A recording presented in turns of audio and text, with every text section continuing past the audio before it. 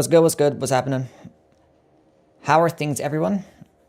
Beanie, Crescents, Inquisitive, Rams, Super, Bear, Chow, Cookie, what's up? What's up? Hope you guys are doing well. Finch, what's up, man? Effect, how are things? Okay, so we're gonna be doing, what do you call it? We're talking about weapons. Gonna be a lot of yapping. It'll just be like 2 hours of just straight yapping.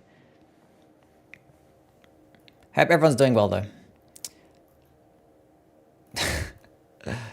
God, I haven't done one of these in a long time. It's been like 2 years since I did my last weapons tier list. But we're gonna just do this, you know, for fun, just before the DLC comes out, so we can look back at this and be like, wow, look how different the meta was back then. Now it's so different.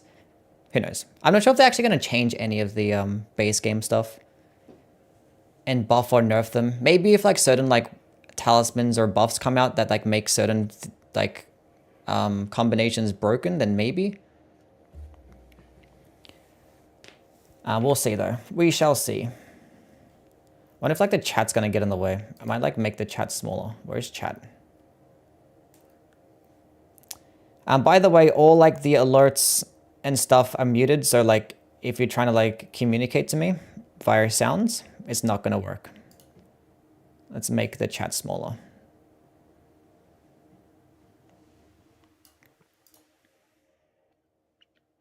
For the Twitch side, at least.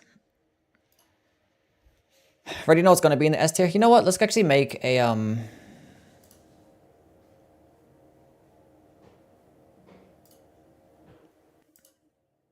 super S tier. S plus tier.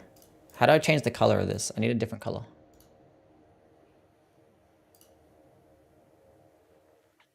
Well, it can't both be red, can it? God damn it. This is fine.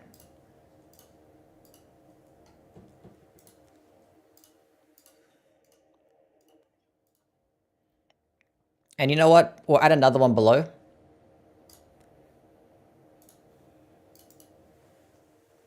Trash. Hell yeah. Fantastic. That could help. Maybe. There'd be like 5 things here and like 5 things here.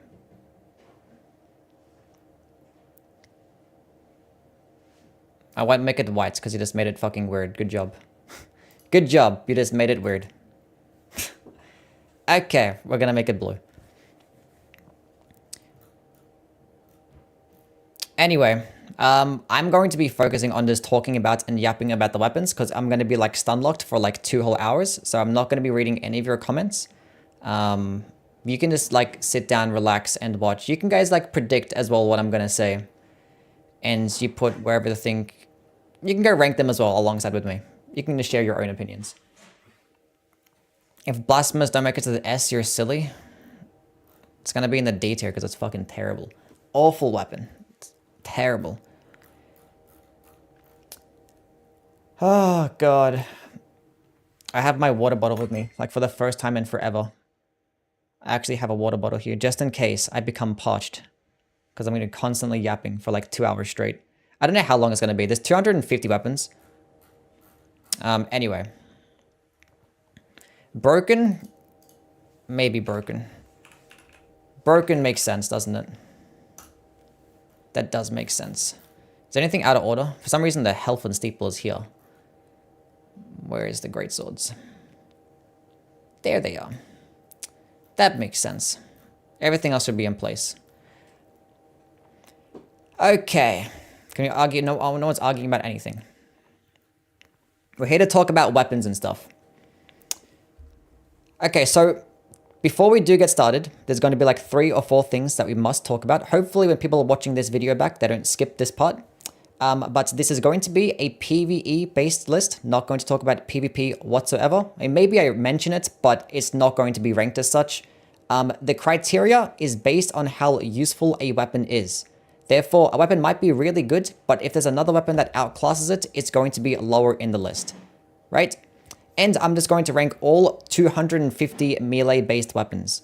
So I'm not going to talk about the crossbows, the bows, the spell catalysts, None of those things. It's just going to be the weapons. It's going to be hard to like try and compare those things together. So just to make it simple, just going to talk about these weapons. And most importantly, everything that I'm going to be talking about is off the dome, off the top of my head. So therefore, take it with a grain of salt. I mean, you can still trust what I'm saying, obviously, because, you know, I've played with all of these weapons very extensively.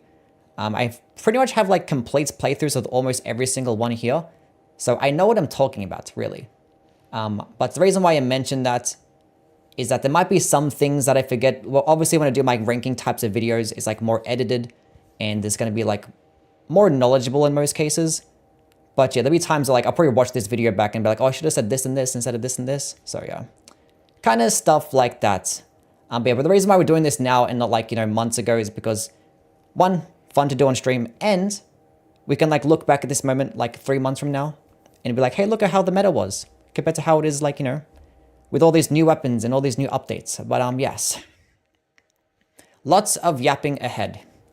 Anyway, with the daggers, before I start about talking every new weapon class, I'm just going to give my overall thoughts and opinions on them, and then I'll just continue to rank them. But yeah, for the daggers, my thoughts on these is that they're good secondary based options.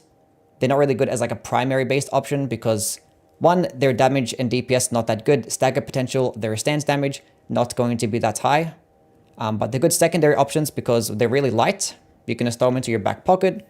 You can put a bunch of different Ashes of War onto them, like Golden Bow, Chilling Mist, Poisonous Mist, Shared Order, all these things. And they get good critical damage. So if you could get like a Poise Break or a Parry, switch to the dagger, high amounts of critical damage. The regular dagger. A tier. Very useful because one, I think it's like the lightest dagger or tied for the lightest dagger. It gets like the lowest requirements. You get it right at the beginning. You could put things like Golden Vow, any other secondary Ashes of War into them. Really useful. Parrying dagger. Probably the C tier. The only use of the parrying dagger is that it is meant to like parry enemies. Because I think when you put parry on the parrying dagger, it gets more parry frames than like all the other types of weapons. But it still doesn't get as much parry frames as things like shields do. So using things like golden parry or counter retaliation will just get you way more.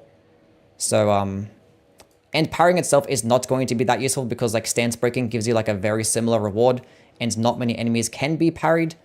I think the parrying dagger does get like one of the highest dexterity scalings, but even then it's going to be outclassed by a lot of other things if you were to use it as a primary option. The mystery cord. Oh, pretty high A tier. It is going to be the best critical weapon in the entire game with 140 crit. Does get a very decent dexterity scaling, but like it gets higher base damage. So like with almost every single type of like infusion, it's going to perform really well. And any single time you get a stance break or a parry, just switching to a mystery cord is just going to benefit in most cases. I'll put it into the S tier. It's really good. Anyway, the Great Knife. And the Great Knife and the Bloodstained Dagger are like very similar. They're both bleed-based daggers. One's for dexterity in the Great Knife, one's for strength in the Bloodstained Dagger. I think the Great Knife I'd probably value more because in most cases, if you're going to be going with a dagger build, you're going to be using dexterity. But even then, as a primary-based option, I wouldn't really value them that much because they're still daggers. Not going to stagger well, not going to be high poise damage. Things like claws and curved swords are just going to outclass these weapon classes or these weapons like by a lot. Like if you want to go with a bleed-based build at close range, just use claws or use like a curved sword. It's going to be so much better. The Earthsteel Dagger though is going to be one of the few or like only one that actually is going to be a very solid like primary-based option. Because one, it does get a unique heavy attack and a cool double swipe, and it actually comes out like almost just as fast as like a regular dagger heavy attack, but it just swings twice, going to be doing more damage. And it's unique in the fact that it gets a faith scaling and can be infused. So when you actually go into a faith infusion, it kind of doubles down into that faith stat. Specifically with like a flame art infusion, it performs really well, get high amounts of damage. So those heavy attack builds can be really nice, but it still is a dagger, so you're going to suffer from like dagger range, but actually is pretty good. Put it into the A tier as well. The Wakizashi, this one actually is going to have the highest amount of base damage compared to all of the other daggers. Unfortunately, it only gets 100 crits, where like most other daggers get at least 110. It does get passive bleed as well, which is pretty cool. So typically it might be better than one of these options. But the crit kind of like makes it lack, and you can't be power stance with other daggers. It can only be power stance with the katanas, which the point of that is because you can use parrying, or you can use dagger types at Asher's War, like parry. But as you mentioned, parrying is not that useful, so I'll probably put it into this C tier. It's going to be one of like the better primary options, maybe, but like it's still a dagger. If you want a blade-based short weapon, just use a claw. Okay. The Celebrant's Sickle. Trash. This thing... all the Celebrant weapons are just beyond dog shit. These things do really bad damage, have like nothing going for them. The only thing that they have unique is that they can get like runes per hit. It's like 10 runes for every single hit, which is beyond terrible. Like, just kill some sheep and you get more runes in this thingy. This is awful. And it gets a 0.5% drop rate. 0.5. Ivory Sickle. Oh my god. Even worse. Thing gets like a magic... it gets like... and with... I think this one can be infused. This one cannot be infused. Gets stuck with Quick Step. Gets like a descaling in magic. Why does this even exist? What is the purpose of this thing? I don't even know. Crystal Knife is like a slight bit less trash version of the Ivory Sickle. It gets more damage. It still gets Quick Step. You can't infuse it. It still gets split magic damage. But I think it's like a B scaling in intelligence compared to like this one getting a D scaling or a C. So it's just going to be better, but it's still a dagger that can't be infused. That just gets very mediocre damage. The Scorpion Stinger. Okay, so Scorpion Stinger, just going to be average damage. It does get Scarlet Rot though. Can't be infused. Does get stuck with Repeating Thrust. The most annoying thing about all these Scarlet Rot type of weapons is that none of them have unique Ashes of War. There's not a single Scarlet Rot Ash of War in the entire game, and that's really annoying. Repeating Thrust is not too bad. It's going to be good at proccing these status effects, like this one has Scarlet Rot, so it's going to be pretty cool. But it would have been much better if it had a unique skill, or like a different type of scaling, maybe for Scaled of Arcane. And if Scarlet Rot Scaled of Arcane would have been cool, but just dexterity based, average damage. And the thing is, Scarlet Rot is pretty cool, so I'm going to put it into the B tier.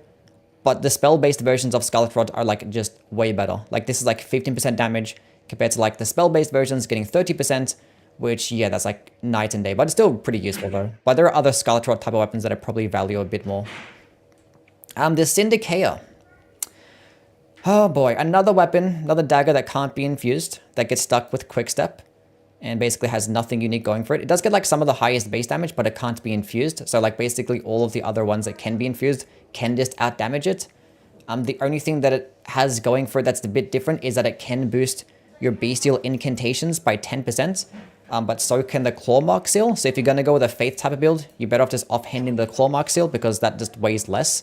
But if you have a Strength type of build that's using the Claw Mark Seal, then you're going to be putting this one in your main hand to use the spells. But this is not going to be a good primary-based option compared to a lot of other strength-based weapons. So you're only going to be switching to this thing if you want to like just use the bestial spell. So it's like very, very niche. So I think a lower C tier for the Syndicator. Anyway, Glintstone Chris. Boom, S tier, best dagger in the game. The best dagger in the game. This thing is really, I kind of put it into broken, but it's not that broken. But its projectile does really stupid damage. I think it's only like 9 or 10. I think it's like 10 FP for the projectile part, and you can fully charge it. Pair that alongside the Godfrey's icon. It just goes stupid distances, does stupid damage. It's really good. You don't even need to use a follow-up attack, and the follow-up is actually still pretty good. I think it's like only like 5 FP. Lunges pretty far, does some decent amount of stance damage too. But you can just literally just spam the projectile the entire time. And for only 10 FP, I don't think there's any other like projectile that hits as hard for that much FP cost. It's really good. But it still suffers from being a dagger, so I don't think I can put it anything higher than the S tier. Reduvia. I'm going to put this one into the lower A tier. Yeah, okay. We talk about the Reduvia so much. Let's talk about it again one more time. So, Reduvia is going to be a really solid early game option because Bloodblade is obviously really good. Or Reduvia Bloodblade at least, the weapon skill. Does some really nice damage, does proc bleed incredibly quickly, but the only reason why I would put it at the A tier and not the S tier is because that the regular Bloodblade Ash of War is just going to be better. It can do more damage with like an occult infusion with an arcane build. You can get more blood loss build up, and with paired alongside things like a katana or a curved sword and using them like at point blank range, it can just destroy everything way faster than the Reduvia ever could. The only downside of the Bloodblade Ash of War is that it does take away your health, but it's only on the first initial cast, whereas Reduvia doesn't take away health at all, hence why it's going to be a better early game type of option. You do get it early game, but yeah, the Bloodblade Ash of War does decrease like half the amount of FP, like half the stamina cost as well. And it can just do more poise damage and more damage depending on what weapon they actually pair it alongside with. So I think Bloodblade just outclasses it because you can just put it on better weapons. But it's still going to serve as a nice early game option. And Bloodblade Ash of War does scale just off Arcane, whereas this one actually does scale off Dexterity and Arcane. So there are some uses. But yeah, I think it's still going to be outclassed for the most part. Anyway, Blade of Calling.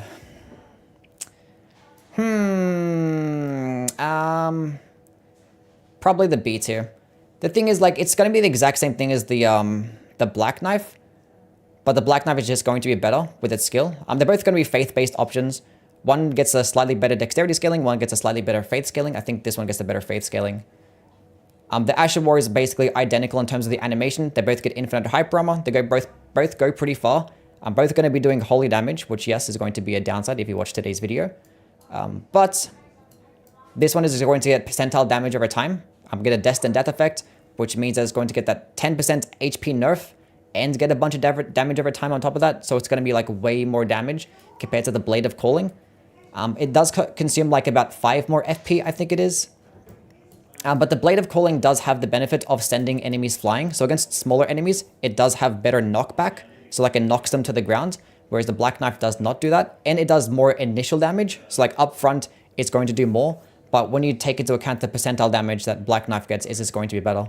And this actually does consume less FP, so I'll probably put it lower B tier, because it still is a projectile attack that is very easy to use. But I think the Black Knife is going to be better. And yeah, Black Knife weapon skill spam is just OP.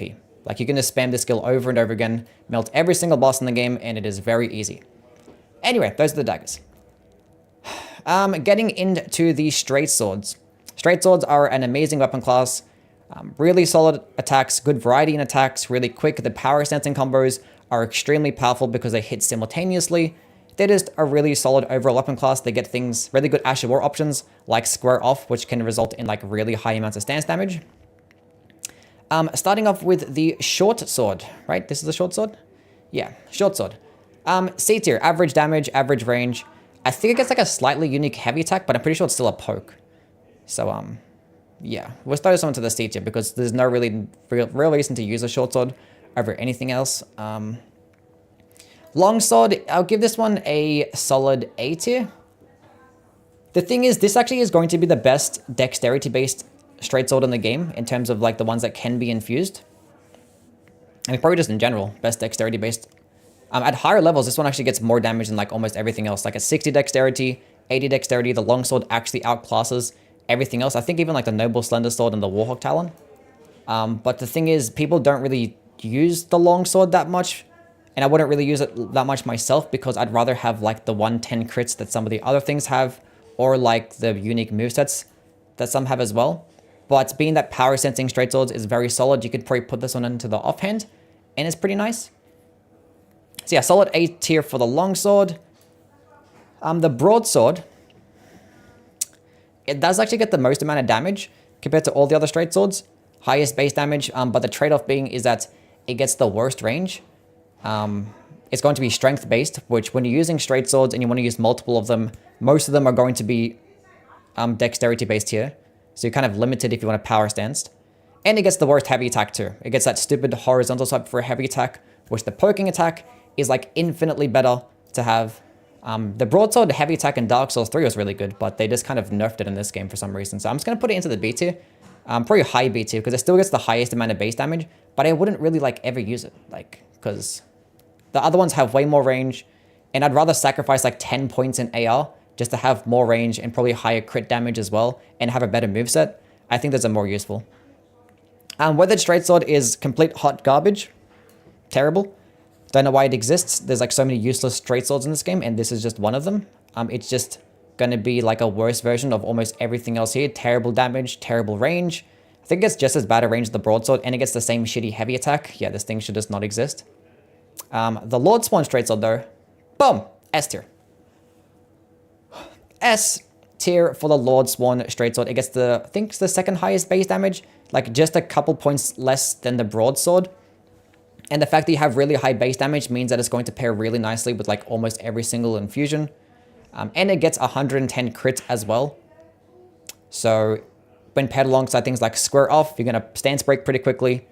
And then he's going to get really high amounts of crit damage. It's just going to be like the best straight sword to have as lower levels with almost every single infusion. I think things like the Longsword and Nobles and Warhawk Talon might outclass it once you get to like 40 plus dexterity. In most cases, the Lord Swan straight sword is going to be really good. Noble Slender Sword. Should I put it at the S tier as well? Because like, there's not really much of a point. Put it high A tier. Actually, no, there's more range. I'll put it as the S tier. Put it at here. I might change this up. There's actually a lot of things in the S tier. Put it in A. Anyway. The Noble Slender Sword is basically the exact same thing as a Longsword straight sword or Lord Swan straight sword. It just gets less damage, gets a bit more range, but it gets better scaling. So once you get to about like 40 or 60 dexterity, then it actually starts to outdamage the Lord Swan straight sword. But with almost every infusion, the Lord Swan straight sword is just going to be better. I'll put it into the S tier because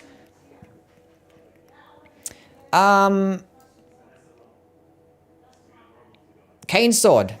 Trash. This is the worst straight sword in the entire game. One of the worst weapons in the entire game.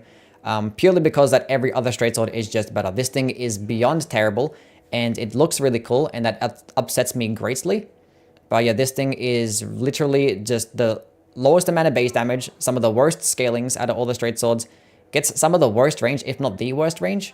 And it gets the shitty ass horizontal swipe for a heavy attack as well. That's kind of cringe. Don't like that. Warhawk Talon. I'll also put it into the A tier. I put it into like a lower A tier. Yeah, so this thing actually does get just as much damage as the Noble Slender Sword. Like basically the exact same damage, same scalings, everything. But the difference being is that this one does get 110 crits and it gets more range. But this one actually does get a unique heavy attack and a cool double swipe. So the heavy attack is actually pretty cool. It is going to like do more damage than a regular heavy attack. It is going to do like, it's going to be a longer animation. So it might be more situational. It does get a nice lunge. But the thing is, when you're speccing into like a heavy attack build, it's probably because you want to stance break more and like Square Off or kind of already does that for you. So I don't know, maybe I'll put it B tier. And I'll put a lower A tier. Lower A tier. Anyway, the Lazuli Glintstone Sword. Oh my god, look at this shit. Look how bad this is.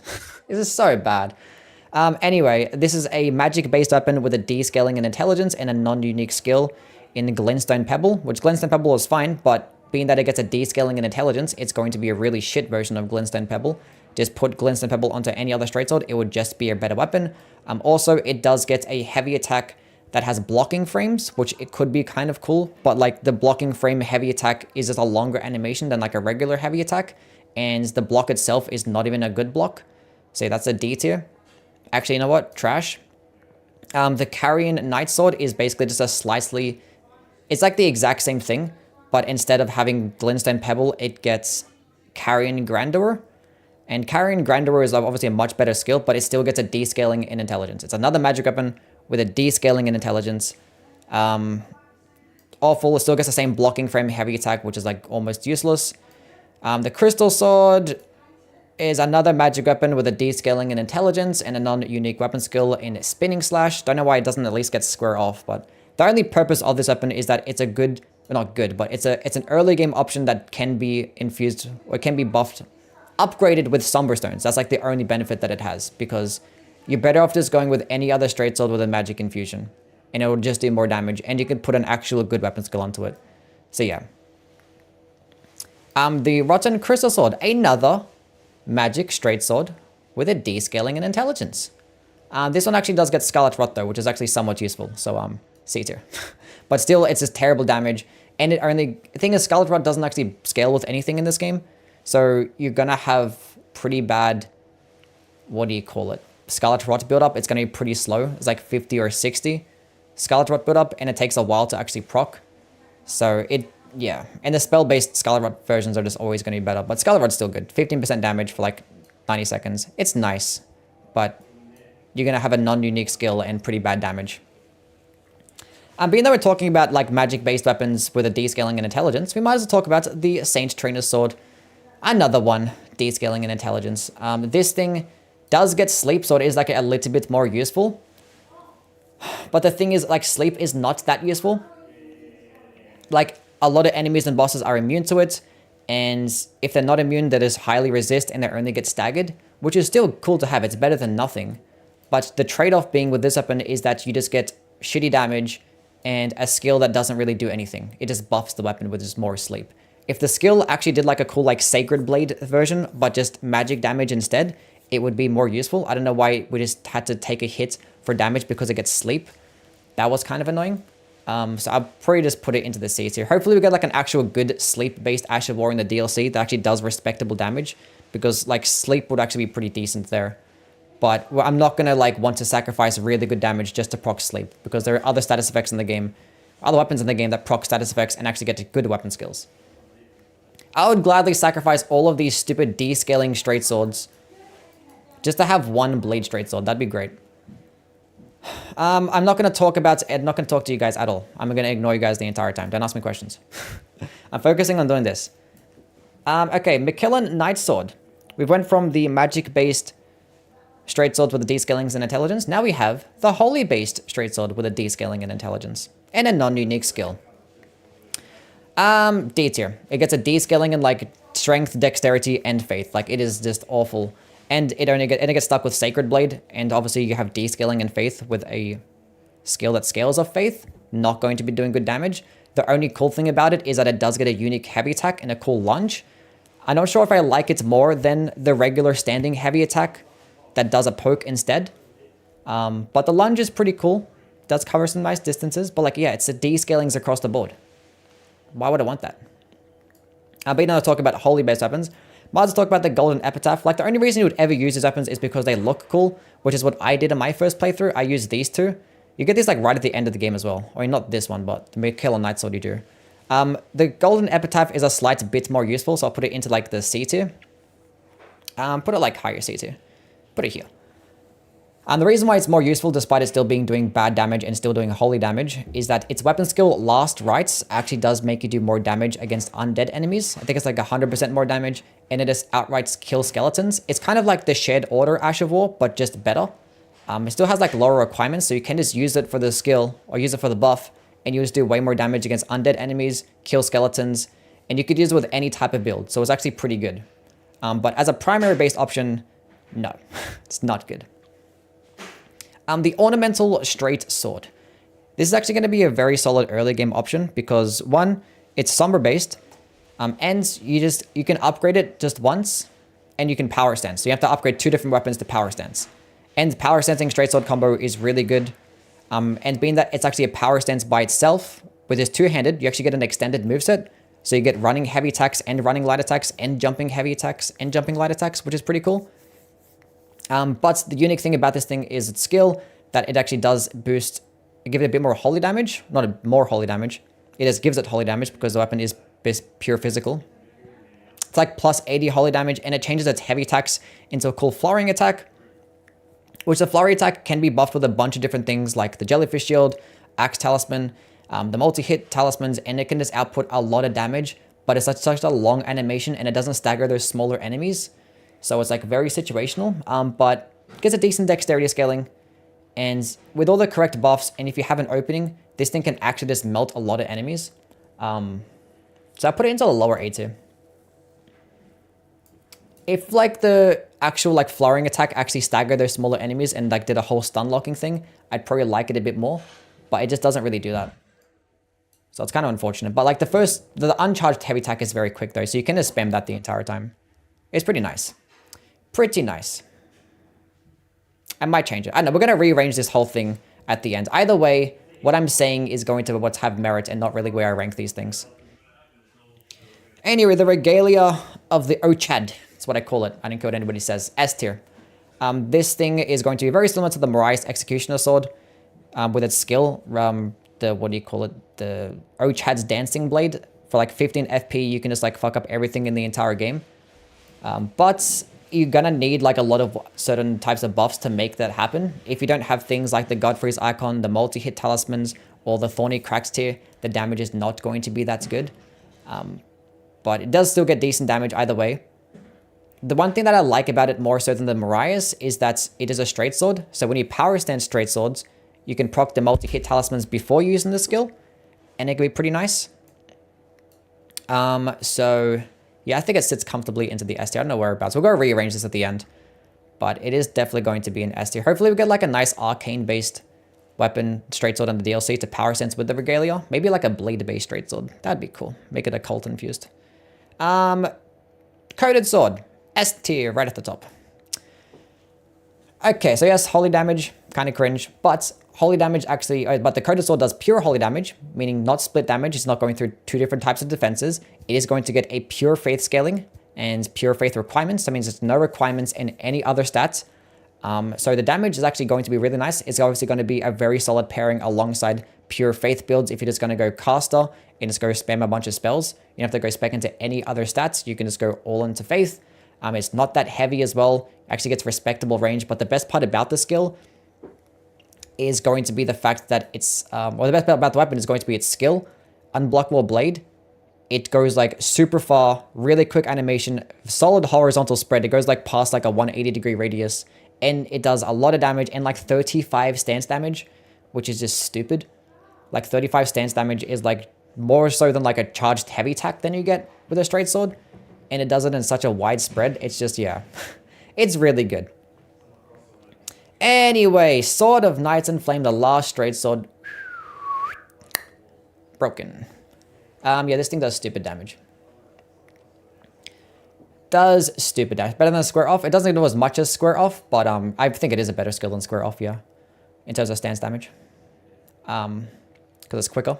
Anyway, yeah, Sword of Knight and Flame is broken. This thing does ridiculous damage. It doesn't matter. You don't even need to spec into much intelligence and faith to really benefit. And there's thousands of buffs to help boost it to make these things like 1 or 2 shot most bosses. The fact that it is faith and intelligence and like your only faith and intelligence weapon in the game, it's going to make it have good synergy with those types of spells or incantations and sorcery. So you can use a bunch of different things across all the spell categories and you can benefit greatly. But yeah, the damage output is just ridiculous. Just ridiculous. I've made plenty of videos talking about it. It's dumb. Anyway, the Great Swords. Okay, so the Great Swords, very solid weapon category. They have good variety in their movesets. The thing is, like, the way I like to talk about Great Swords is that they do everything really good, but they don't do anything the best. So, like, they have good movesets, they have good variation of movesets, but probably not the best in those things. They get good stance damage, but, like, not the best stance damage. Like, even, like, hammers can get more stance damage than this. They have really good Ash of War options, but, like, all of the Ash of War options are probably not best paired with a Great Sword. So things like Lion's Claw, Giant Hunt, maybe things like Flaming Strike, they're always going to be better with other types of weapons, more so than a Greatsword. But like the versatility that Greatswords have is going to be their selling point. But to start off with, the Bastard Sword, there is like almost no reason to use the Bastard Sword. I think it gets like just as much damage as the Claymore. But the Claymore is just always going to be better because heavy attacks are just better. Or the poking heavy attack is just going to be better. So, C tier. Does look cool though, but yeah, C tier. Claymore. S tier. This thing gets like, doesn't get like the most damage out of all the great swords, but it gets some of the most damage. But the poking heavy attack is just insane. Like piercing damage is the best damage type in this game. Counter attack damage is just kind of cracked. And the fact that you can do it with a heavy attack is always going to be really good because heavy attacks typically come out faster, go further. Yeah, and you can pair it alongside the Spear Talisman to just make it do even more damage. Your charged heavy attack Claymore builds are just really good. It does come passively with Lion's Claw as well. So you don't actually have to go grab the actual Ash of War, just the benefit of using Lion's Claw. So that's like another positive that it has. But yeah, like Claymore is going to be one of the best great swords, purely because of that heavy attack. I'd rather sacrifice like a little bit damage just to get a better moveset And this Claymore is just a pure example of this. The Iron Greatsword, which is going to be your highest damaging greatsword in the game. I didn't think I'd ever really use this over the Claymore, because obviously I'd rather have that cool heavy attack, because having piercing damage and having more variation in moveset is what I'm going to like more. Unless I was going with a build that just spammed weapon skills, because if you're going to go with a build that spams weapon skills, then the Iron Greatsword is going to be the best greatsword for that. But as I was saying before, being that greatswords don't actually have the best synergy with those things. Like if you wanted to spam things like Lion's Claw, you're always going to be better than using it with a Colossal Sword, right? Maybe it's probably the best when you pair it alongside things like Impaling Thrust. Not sure if that's better with this or like a Halberd or whatnot. So I put it into like the A tier. So like it does everything well, but like I'm not sure. There's not really many builds of which I would benefit, but like it's just like a solid, reliable weapon that you can't really go wrong with. Yeah. Lord Swan Greatsword. Not as good though. Not as good. Gets like pretty mediocre damage, mediocre range, nothing really unique outside of the fact that it does get 110 crit. I'm probably put into the B tier for that reason. The 110 crit is pretty nice, but like there's not, I don't know. There's other things that can just do more crit. The motion values of the critical attacks with the greatswords aren't going to be that high, but yeah, the 110 crit is still pretty cool, but I still wouldn't really bother using it over a lot of the other greatswords that just get more damage in general and better movesets. So I'm pretty nicely into the B tier. It's pretty cool. The Knight's Greatsword and the Banished Knight's Greatsword are basically identical. They're just the exact same thing. I don't even know why they bother.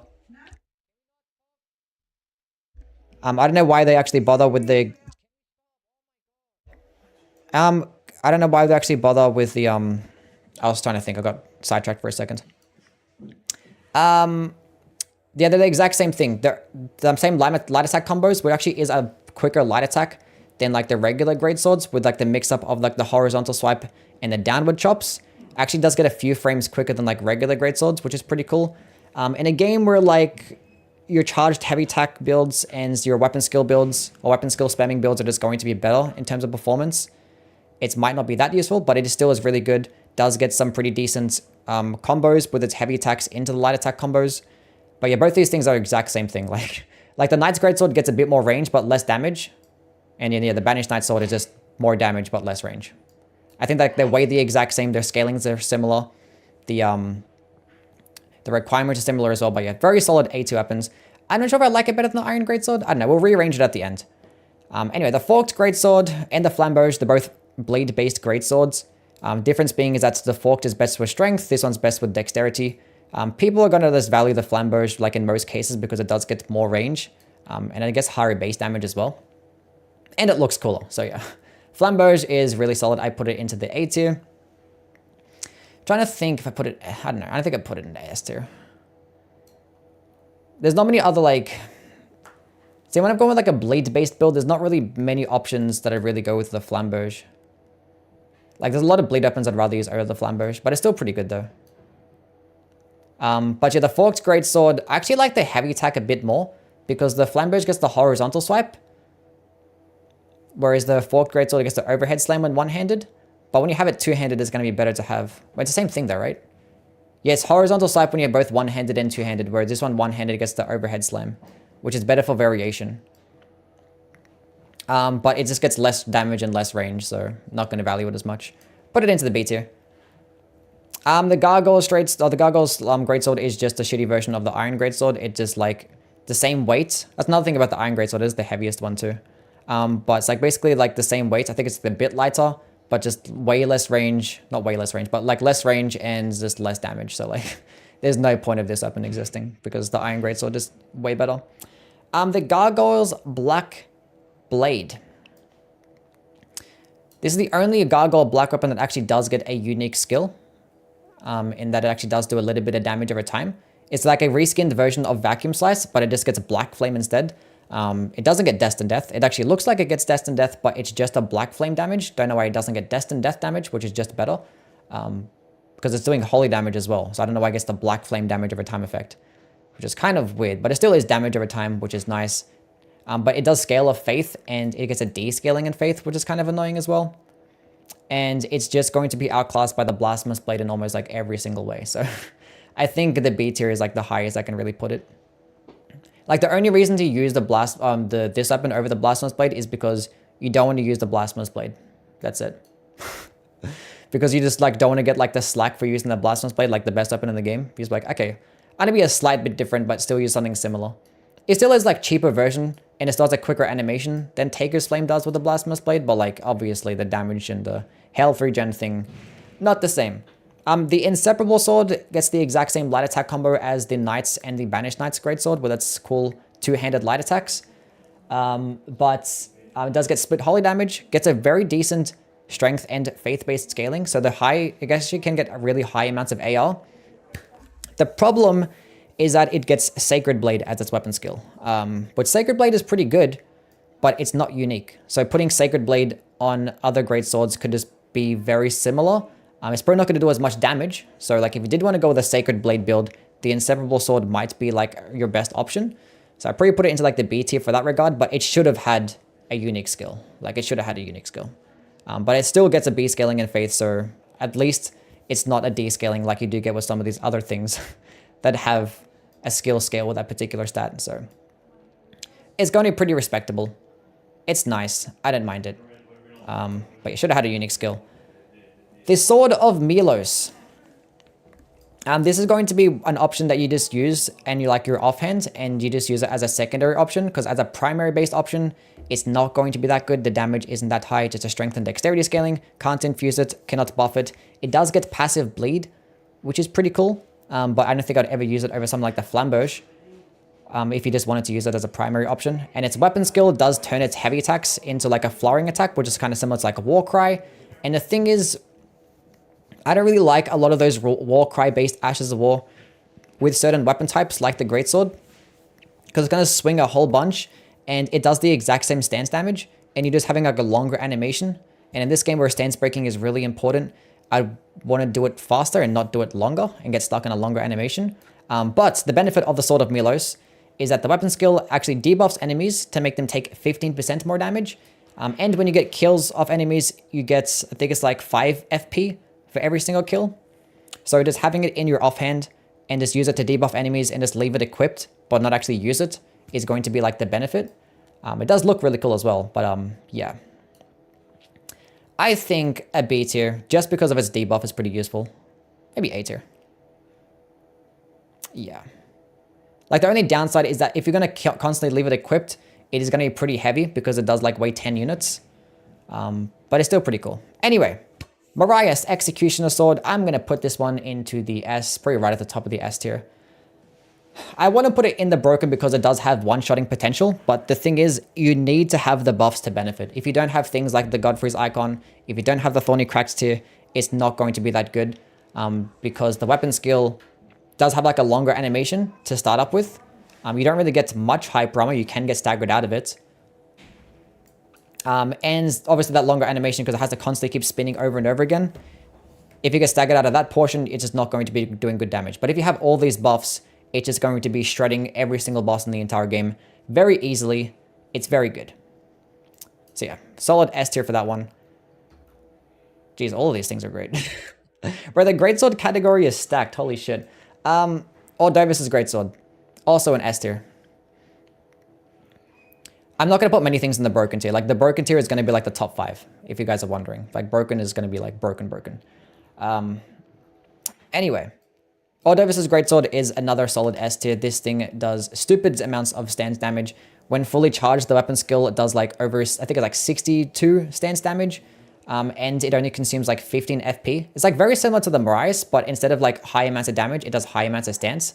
But actually still does really good stance damage as well. And you don't actually need to have a lot of the multi-hits talismans. You just need to have the Godfrey's Icon, and then you could just benefit.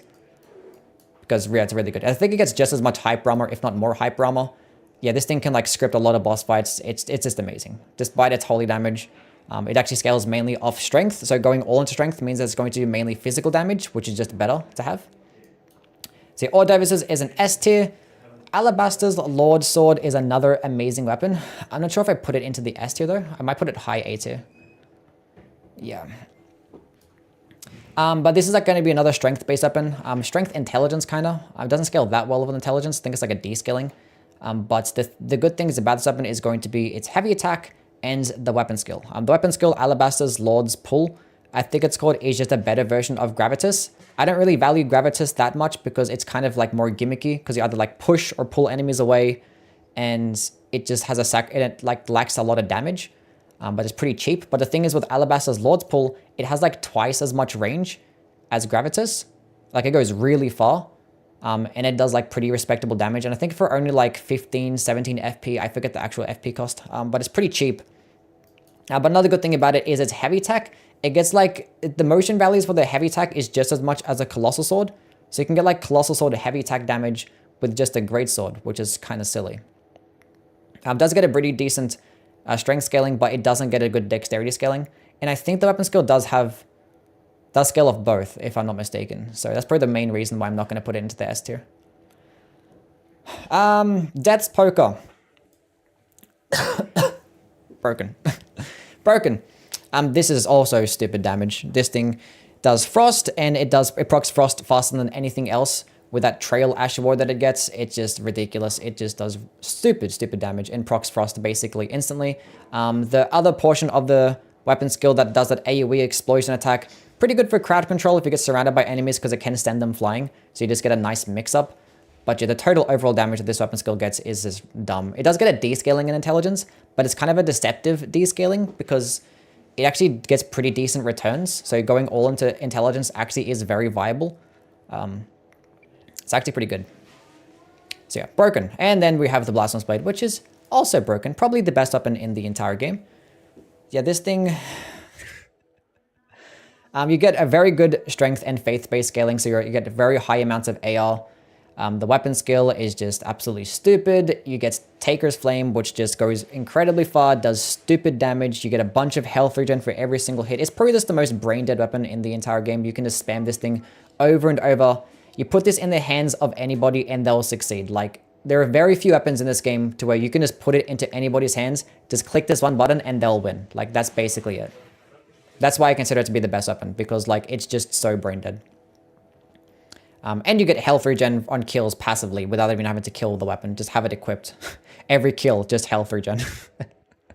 What a funny weapon. Anyway, Golden Order Greatsword, probably the most disappointing weapon in the entire game, because this weapon should have been exactly like the Darkwind Greatsword, but just the holy damaging version. But it wasn't. Anyway. Where do I begin? Okay, so this thing gets very weird requirements as well as its scaling. So it gets like a 20-something dexterity requirement, but gets a descaling in dexterity. That's kind of odd. Does get holy damage, which, yes, holy damage, as we talked about today, not that good. Its weapon skill, Establish Order, is very high damaging, but the best part about the skill is going to be that projectile attack, and it takes like forever to get there, and you consume like 30 FP or 35 FP just to get to that projectile part. Whereas, you know, you look at something like the Darkwind Greatsword, you can just get that projectile part on like every single heavy attack. Should have been the exact same thing. But yeah, the first part of the skill is like a nice AoE, but I wish it was kind of like a stance to where like, you could choose to do the AoE or choose to do the projectile attack. If it just worked like a stance, I would like it so much more. Such a missed opportunity. Damn. So yeah, B tier is like the highest it can go for me. But yeah, anyway, Darkwind Greatsword is broken. Probably the second best weapon in the entire game. Okay, so this weapon gets passive Frost, which Frost is one of the best status effects, if not the best status effect. Just 10% flat damage and just debuffs enemies to make them take 20% more damage for 20 seconds. And the Darkwind Greatsword probably does it just as well as anything else. Because the weapon skill buffs the weapon with even more magic damage and even more Frost damage. Just going like all into intelligence makes this do like stupid amounts of AR. And it turns their heavy attacks into free projectiles. Which these projectiles do 35 or 30 stance damage, I believe it is. I believe it's 30 stance damage, which at a distance is kind of just stupid. And the fact that you're doing amazing frost build up, amazing damage, and not consuming any FP. There's like so many things that can help boost the heavy attack, like the jellyfish shield, all the magic buffs, Godfrey's icon. It's just, yeah, it's broken. It's broken. Sacred Relic Sword. Do I put this one into the broken tier? No. S tier. There is probably nothing in the game that's better at like clearing out entire rooms of enemies more so than the Sacred Relic Sword. If you think this is just a farming tool, you are sorely mistaken. This thing actually is really good damage. And it just like, nothing can dodge it. Like it just clears out an entire room. I think the only downside is that it does consume, was it 40 FP or 42 FP? So every single time that you're going to build around the Sacred Relic Sword, I recommend going into the Carrion Filigree Crest. But actually it can do very nice damage. It can cheese a lot of bosses. It also does consume a lot of stamina as well, so I do recommend speccing into Endurance. Yes, it is going to be doing holy damage, which a lot of enemies are resist to. The weapon actually does get mainly physical damage though. So if you go up against those enemies that are resist to holy damage, just spamming the heavy attacks is going to be pretty viable because it's mainly physical. And if you get a poise break, getting the critical attack is really good because it gets 110 crit. And actually does get the most range out of all the great swords as well. So yeah, this is a very solid S tier. And the Helfen's Steeple. Oh boy. I'm sorry, chat, but this is the most overrated weapon in the entire game. I think people like it because of the way it looks, which it is one of the coolest looking weapons. I'll give you guys that, but like, no. Let's talk about it. There is quite literally no reason to use this over the Darkwind Greatsword in any circumstance, because Darkwind Greatsword gets more damage, you get it earlier in the game, gets more frost build up, and the buff actually turns its heavies into projectile attacks, whereas this thingy doesn't get frost build up until you use the weapon buff, which I'm pretty sure is like 80 frost build up and like 90 magic damage. Which the funny thing is, if you compare it to something like the Dragon Scale Blade or the Dragon Halberd, that weapon buff actually boosts with just as much frost, but just gives it more damage. So like that's just like an even better buff, and actually is a damaging Ash of War, whereas this one doesn't have a damaging Ash of War, it's just a buff. The only purpose that I see of the Helfen's Steeple is to power sense it with the Darkwind Greatsword. That's like its only use. But even then, I wouldn't really power sense it with a Darkwind Greatsword, because if I'm going to use a Darkwind Greatsword, I'm probably using it with a Jellyfish Shield. So I don't know why anyone would really use this outside of the fact that it looks cool. Or like you just don't want to have, I don't know, I guess. Yeah, B tier. The damage is pretty good, but it's still just not as good as the Darkwind Greatsword. If it's going to go based, like objectively speaking, like it's just directly outclassed. Anyway, Colossal Sword time. The Colossal Swords are a very solid weapon category. Get good variation of movesets, quick attacks. They get some pretty decent stance damage, although like not that much stance damage, especially when you compare to like hammers and great hammers. They get very nice range. They get amazing Ash of War options, and some of like the best Ashes of War in the game are just best paired alongside Colossal Swords. Things like maybe Lion's Claw, Giant Hunt, Vacuum Slice. These are just best paired with Colossal Swords. Anyway, Zweihander.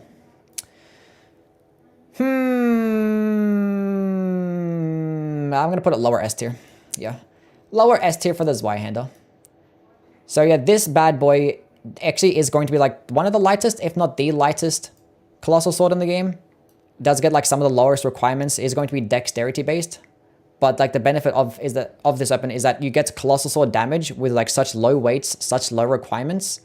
And you get a poking heavy attack. So, and obviously piercing damage is the best damage type. And counterattack damage is just stupid. And pairing this alongside the Spirit Talisman and charged heavy attack builds can be really dumb. Like this is basically going to be a nice alternative to like the Guts' Greatsword, because the Guts' Greatsword is like way heavier, way higher requirements. This thing, you can just get it right at the beginning of the game, slap it on, and you'll just benefit. It's just really good. And it gets like some of the most range as well. I think so. Probably like middle of the pack. Yeah, so S tier for that one. Guts' Greatsword. Broken. It gets the most range and it gets the most damage in a Colossal Sword. You go put on things like Lion's Claw and Giant Hunt onto this thing, and you can just spam L2 and everything will die.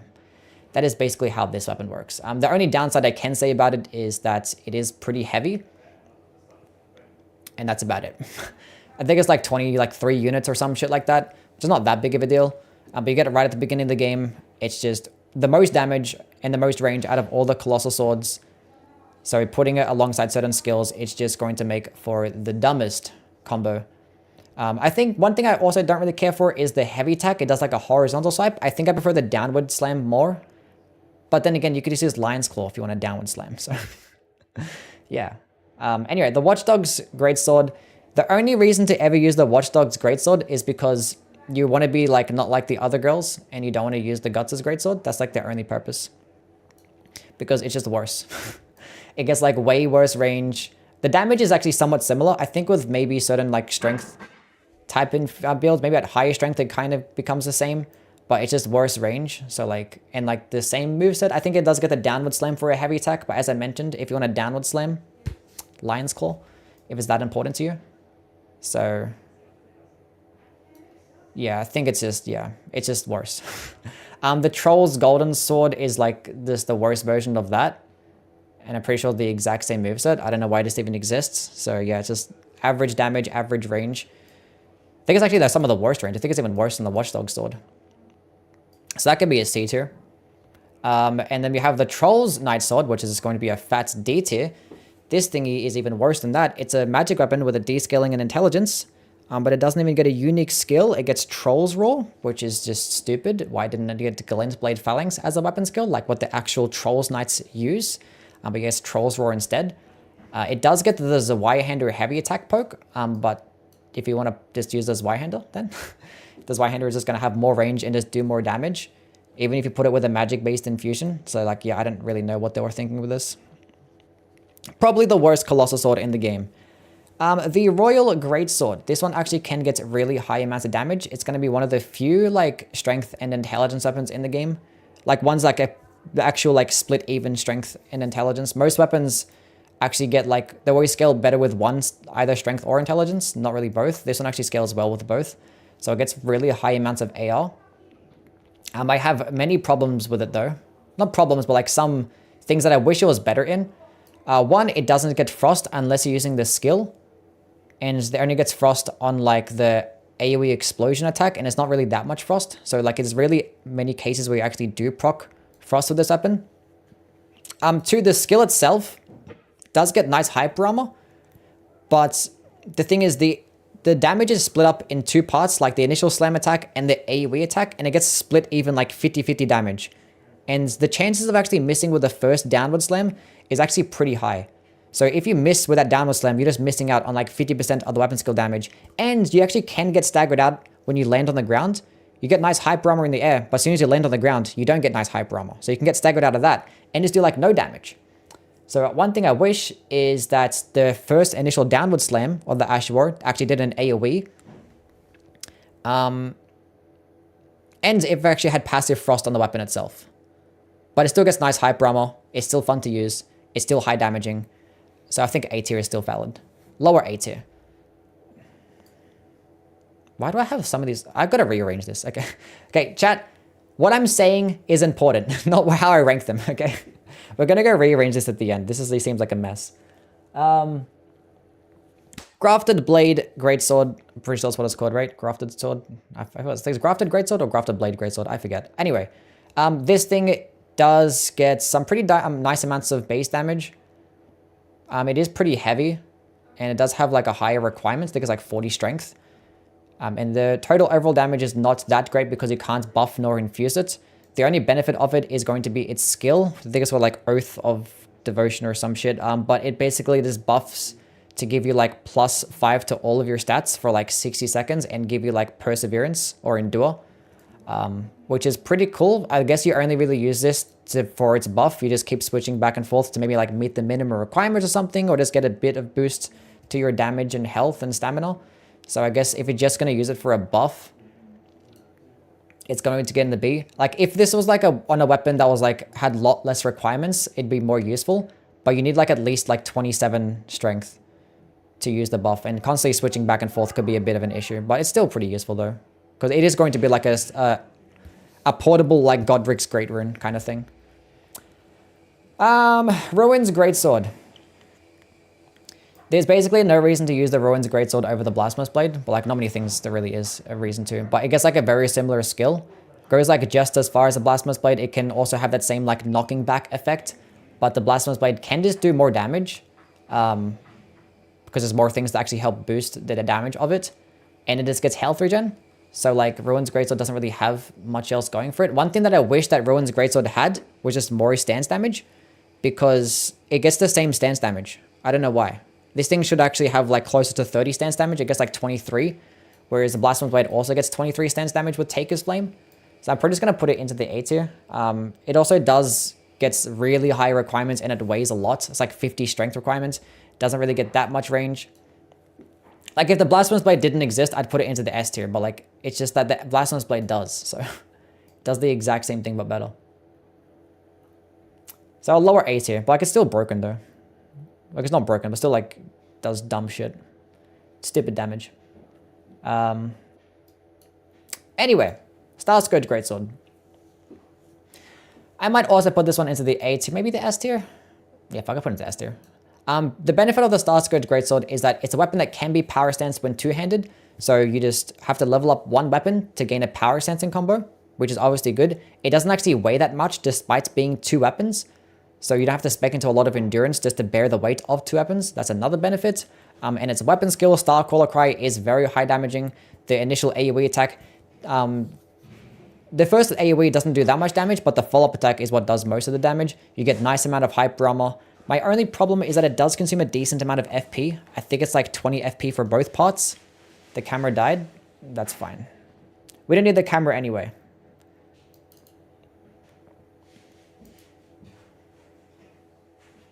It's lagging. Can't even turn it off now.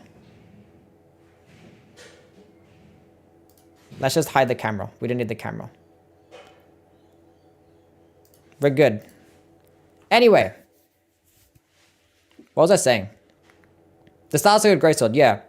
Does nice amounts of damage. The only downside is that it does have pretty poor range. And you don't get the cool, like, crouching attacks. The crouching or rolling attacks like you do with the other Colossal Swords. How it does a cool poking attack. It just gets, like, the downward slam.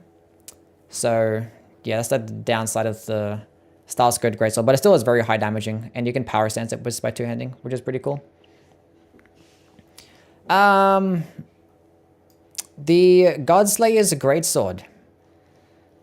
Okay. So Godslayer's Greatsword also gets really high amounts of damage. The weapon skill can just like shred a whole bunch of enemies. For like 30 FP, which is pretty good. But the thing is, it doesn't get hyper armor. Like it's like a longer animation and it's a short range skill. And you don't get hyper armor. It used to have hyper armor and then it got rid of it. I'm not sure if that was a bug or not. But you don't get any, you're going to get staggered out of it like straight away. You need to have like a lot of poise, which is super annoying. The weapon skill, the light attack combos is unique in that it gets a bunch of these diagonal swipes.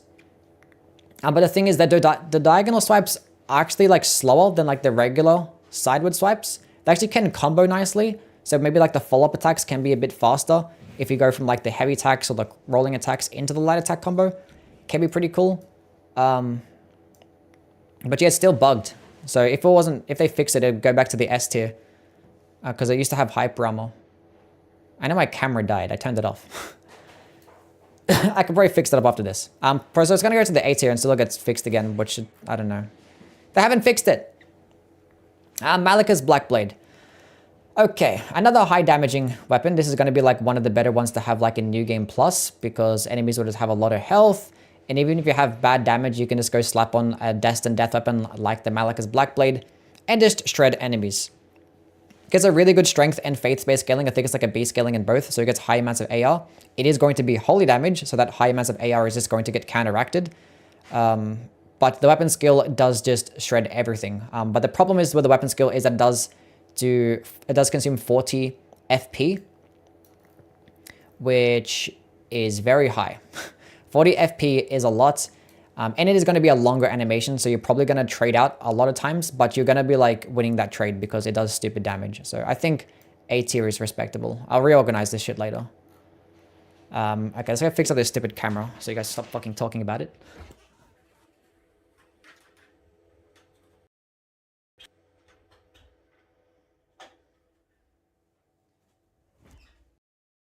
I think everything's broken.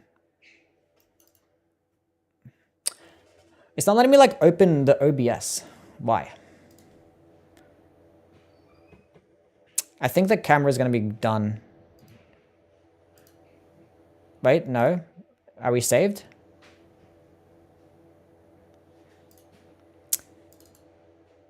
I think we're saved. For some reason, my OBS is like tanking super hard. I'm still live, right? Yeah. Cool. Okay, we're back. Anyway, what am I doing? Anyway, that's the Colossal Swords done. Let's go move on to the Thrusting Swords. Okay, so the Thrusting Swords, I like them. They're really quick. Piercing damage is obviously going to be really good. Their stance damage is like some of the lowest. And in terms of like quicker types of weapons, they're always this best power stance. So things like curved swords, straight swords, when you have them power stance, it's really good. But thrusting swords, I don't really like the power stance combos because they do it like not simultaneously. They swing like one at a time, which is going to be like a longer animation. So if you're going to be using these types of weapons, spears, straight swords, curved swords are just going to do it better. But if you're two-handing a thrusting sword, it's going to be very quick and do high amounts of DPS in some cases. Anyway, starting off with the regular rapier. This one is just going to get some of the worst damage in the class, but it does get 130 crit, which is very nice. I'm not sure what you're going to be using to try and like proc a stance break with this weapon. Maybe like glint blade phalanx. I'm not too sure. If you're going to use that as an offhand option, you're better off just going with like a mystery cord, which that's going to be better.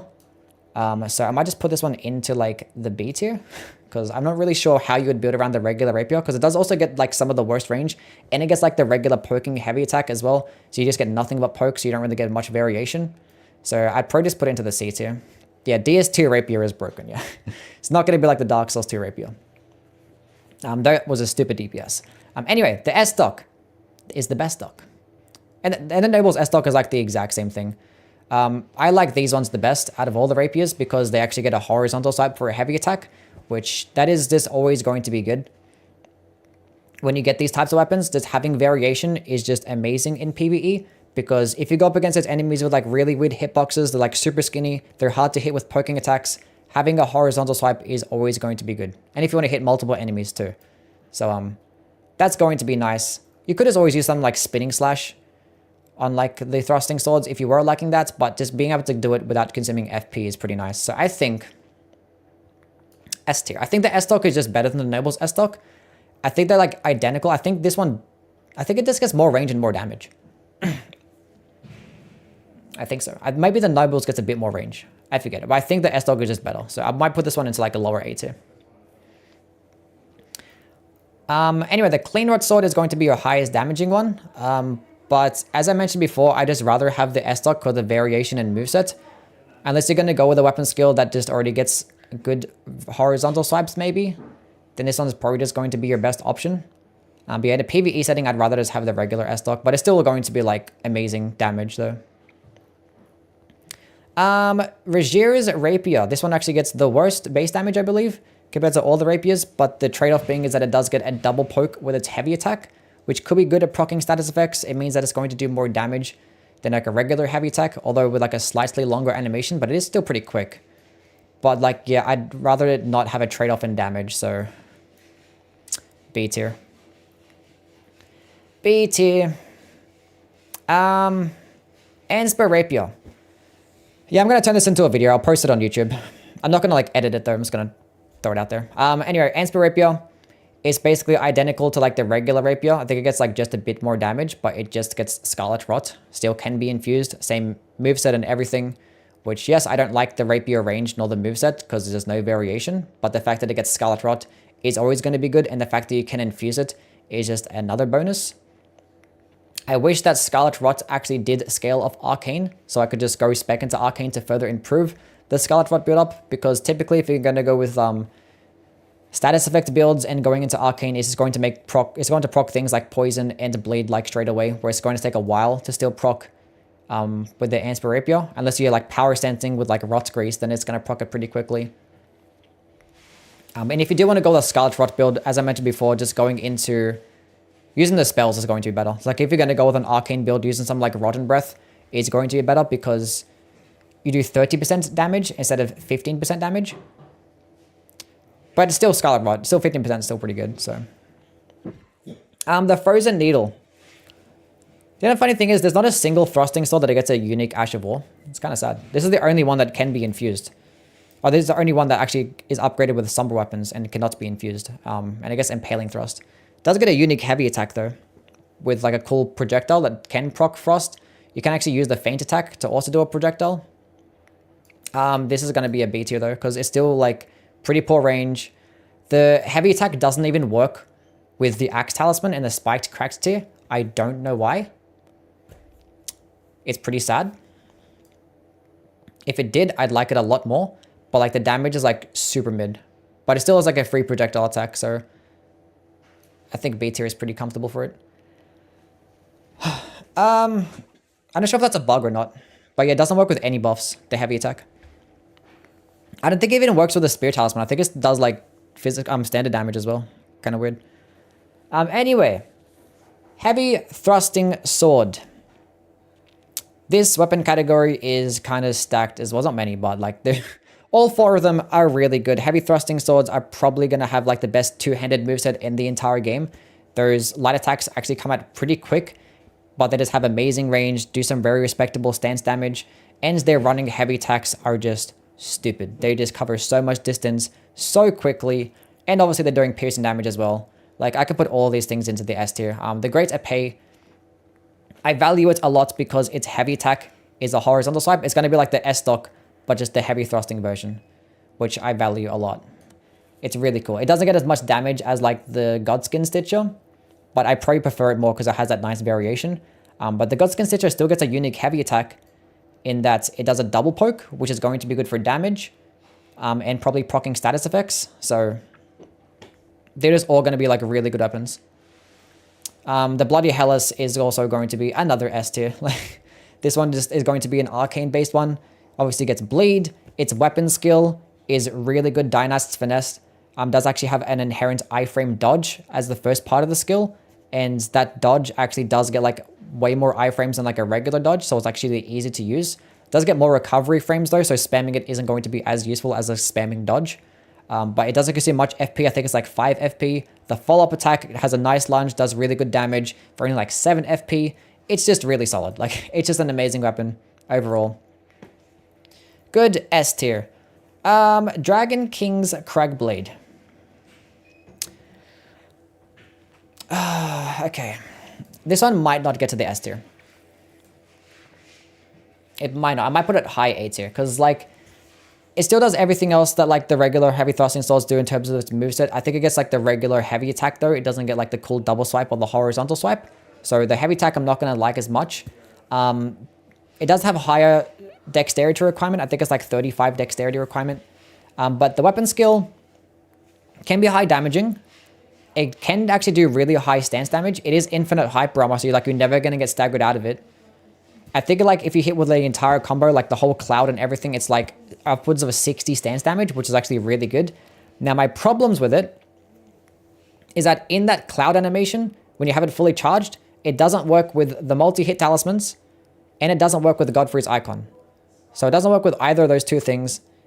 So you're missing out on a whole bunch more damage. The hit detection can be kind of weird. Against those smaller enemies, it can just go like bypass them and just miss. And it does have longer recovery frames. So when you land on the ground, it does have like a longer animation, and you can get hit a whole bunch after you use it. You kind of like just roll out of it straight away. So there's some problems with it, but when it works really well. But there's a few things that I probably would change about it to make it a bit better. But yeah, either way, it's still really good. Still really good. 37 dexterity, thank you. Yes, the curved swords are going to be one of the best weapon classes as well. They probably get the best power stance combo in the entire game because everything from their light attacks to their running attacks to their jumping attacks just hit so many times so quickly. They can proc all these buffs incredibly fast and just do stupid amounts of damage. Only thing they typically lack would be like variation in movesets. They don't really get things like poking attacks, but like, with their like jumping and running attacks, they get power stance. It doesn't really matter.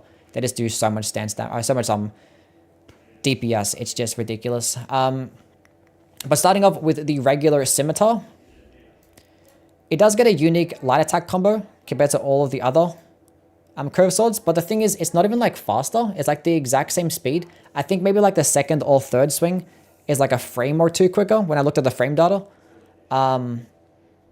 It does actually lunge further, which I guess is cool. But you are going to take like a big hit to like damage in general. And the Shamshir just does the exact same thing but better when compared to the regular scimitar. So I just like throw that one into like the B tier because it's still a curved sword. The falchion is just going to be like your heavy based or your strength based great curved sword, but it is going to be outclassed by like the beastman's in terms of damage, so that can also just go into the B tier. But still is a curved sword, so also good. The Shamshir is just going to be a better version of the scimitar. As I mentioned, does get that cool unique light attack combo. But the thing is, when you're using curved sword, you just want to power sense anyway. So like even if this curved sword light attack combo was like a bit better, power sensing is still going to be the best bet, and just going with a power sensing tool, or going to the best power sensing tool is going to be the best option, of which the Shamshir doesn't get a unique power sensing moveset or anything, so I think B tier is still fine for this. The Grossmesser is going to be this like your best like quality based option. So if you're going to go with a quality build at like really high levels, I think the Grossmesser can actually outdamage all of the other ones, even potentially the Bandit's curved sword. But that's like very, very niche still. So that's another B tier. Anyway, the Bandit's curved sword is broken. Bandits is broken. Like almost all these curved swords are just going to be outclassed by the Bandits, because the Bandits just gets like the most range and the most damage. Like with almost every infusion, the Bandits just outclasses it. Ridiculous amounts of damage. And if you're going to power stance, just getting a couple of Bandits is just going to be better than like everything else. So despite all these curved swords still being like really good because they're still curved swords, Bandits just does it better. Nothing is really as broken as like power sense Bandits curved swords. The shuttle though is a complete garbage. Just garbage. Terrible. I don't know why they decided to make the shuttles this bad in this game, but these things have the worst range, the worst damage, for like no reason. Like the only benefit they have is that they can hit around shields, kind of like a scythe, because it does have like this weird shape. But they thought that was so broken that they had to make the range and the damage like so much worse. There's not many shielded enemies in this game, so I don't know why they decided to have such a stupid downside for this. Scavengers, I'll probably put this one to the S tier. Obviously, Bleed Scavengers is really good, but like it's specifically for a Bleed-based build. So when you go to higher levels of Arcane, it's going to be really good. Whereas Bandits, I'm probably going to find it more useful because it's good for like, it's the best one to use for all builds. But if you're going to go Bleed, then Scavengers is going to be the best one. So, do I put it into the broken tier? I mean, yeah, Power Stance Bandits is broken, yeah. I mean, as is like Power Stance Scavenger, yeah, I don't know. That's fine. That's fine. Please notice me. I noticed you. There you go. You're welcome. The Mantis Blade. Trash. I fucking hate this thing. I really hate this thing. It gets like average damage for a curved sword. But it gets like the worst range out of all the curved swords. And for some reason, it doesn't get bleed, unlike the enemies that actually use it. And it does get a unique heavy attack in that it doubles the range, but like double of like not much is still not going to be much. And I think it's like a longer animation than like a regular heavy attack.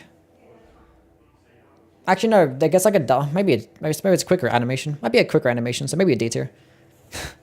Maybe a D tier. I just wish that like it had like a unique skill, kind of like the Mantis Blade, or like maybe when you two-hand it, it does a power sense combo.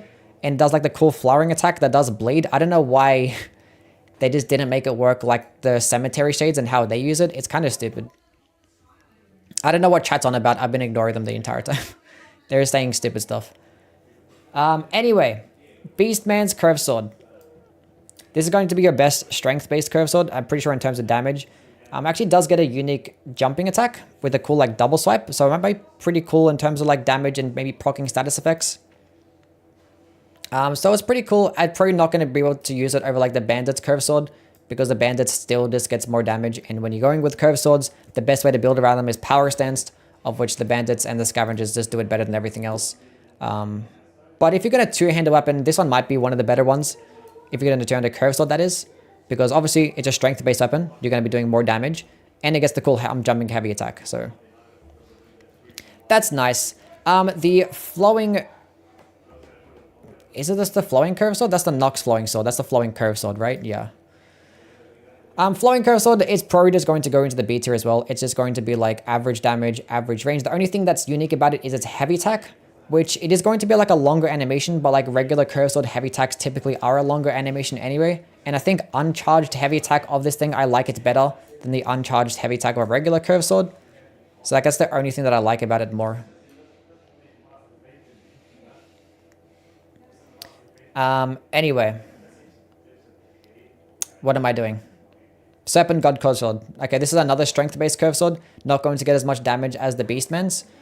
So it's just inherently just going to be worse, I believe. But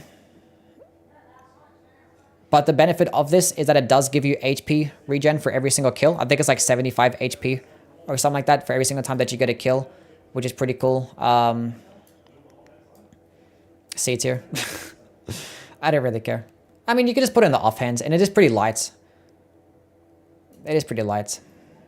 You can probably pair it alongside the Blasphemous Blade and just throw it in your offhand, and just two hands the Blasphemous Blade, and you could just get even more HP regen. You're pretty funny. I guess B tier is fine. The Magma Blade. I want to put it into the S tier, but I might put it high A tier. Like, yes, you have to farm for it. The farm is like terrible and cringe. We get that. But the damage is really good. You get a good strength and faith-based scaling. And the weapon skill is just a reskinned version of Spinning Slash. And maybe like Flame Art infused bandits might get more damage with Spinning Slash, but the lava does take it over the top because the lava can actually hit a lot of times. The one downside that I have with this thing is that compared to Spinning Slash, it gets less stance damage. I don't know why. I don't know why it gets less stance damage. I think it gets like, because I think regular Spinning Slash with a curve sword gets like about 27 or something like that. This gets like 22 from memory, which is kind of annoying. I put it into the S tier. Why not? It still like melts everything. It melts everything really quickly. I wish it had more stance damage though. The Noxus Flowing Sword actually isn't even that bad. It's actually one of the more FP efficient skills in the game. I think it's like literally like 9 FP. Someone confirm for me. Is this like 9 FP or 12 FP? It's either one of those two. And the skill actually does go pretty far. It does like it's either 15 or like 20 stance damage. It can actually like cheat a lot of enemies. This actually did fuck up Millennia pretty easily because you could stay at safer distance and just keep spamming the skill and she like doesn't do anything about it. She doesn't like input read or dodge it at all. And you could use it as a nice projectile attack and it's very cheap. The only downside is that the weapon does not get good damage. If I were to fix it, I would just let it be buffed. If you could buff this weapon, I'd like it a lot more because it's still pure physical damage. It just gets a strength and dexterity scaling. So like if it could be buffed, I'd like it more, but I still think it's pretty solid.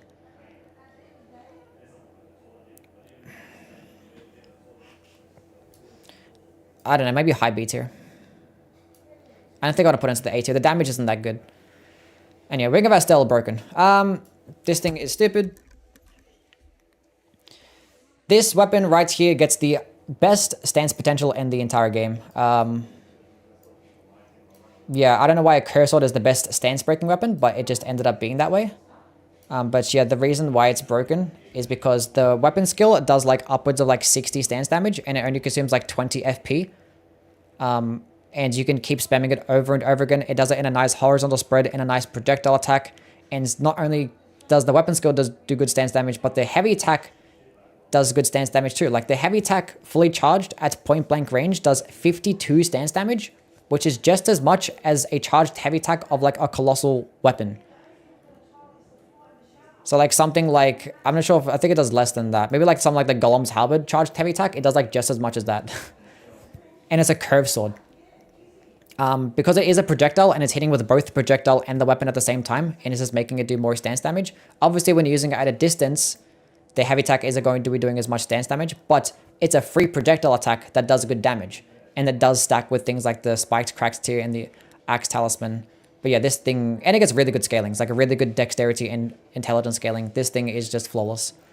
Absolutely flawless. And the opposite of that is the Eclipse Shuttle. Complete trash. This thing is so egregiously bad. It's basically like the regular shuttle, so therefore it has to have terrible range and have terrible damage, but the broken benefit and upside is that it can do more damage around shields. Wow, really cool. Yeah, it does do split holy damage, which is obviously really bad. And its weapon skill is just going to add a bit more holy damage. and more Death Blight, and Death Blight is just useless in this game, even in PvP. It's just fucking useless. I don't know why Death Blight didn't get reworked. It's kind of hard to like balance a mechanic where it just instantly kills things. Like, how do you make that balanced? Like a status effect that just kills stuff. They should have made it like a debuff and make it work in PvE. I probably would have had more value to this weapon. And the weapon skill does get a follow-up attack to where it's like a combustion type of thing or like a catch flame, O-flame type of thing, but just holy damage instead. But it takes way too long to get to that animation, and it consumes a decent amount of FP. You don't get hyper armor, and it doesn't even do good damage. So yeah, this thing is bad. Anyway, I need a drink. I'm dying and suffering here. Yapping too much.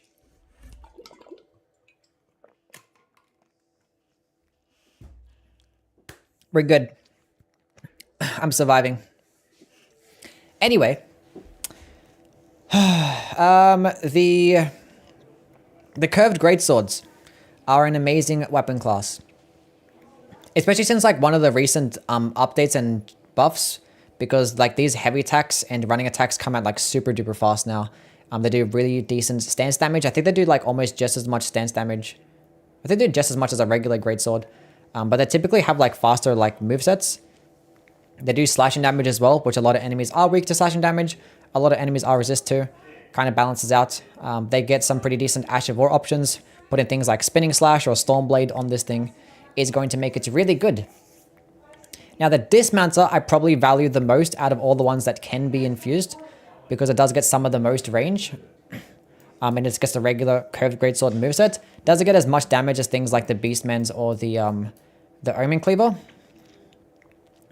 But I'm going to put it into the S tier, because I just value this one the most. It just gets the good heavy attack, good light attack combos, decent damage. It's just great. It's a very solid curved greatsword, and it probably does it the best. The Omen Cleaver does do more damage, but the thing is, the heavy attack is a very short range downward chop, and it does have a slightly faster animation.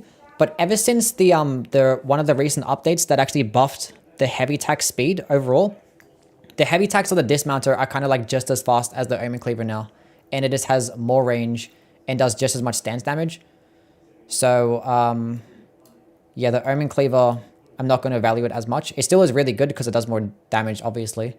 I think the only downside with all of these curved greatswords is that they have to farm for them. Like every single curved greatsword you have to farm for, like, which is like super annoying. You can't really like just buy any of these things.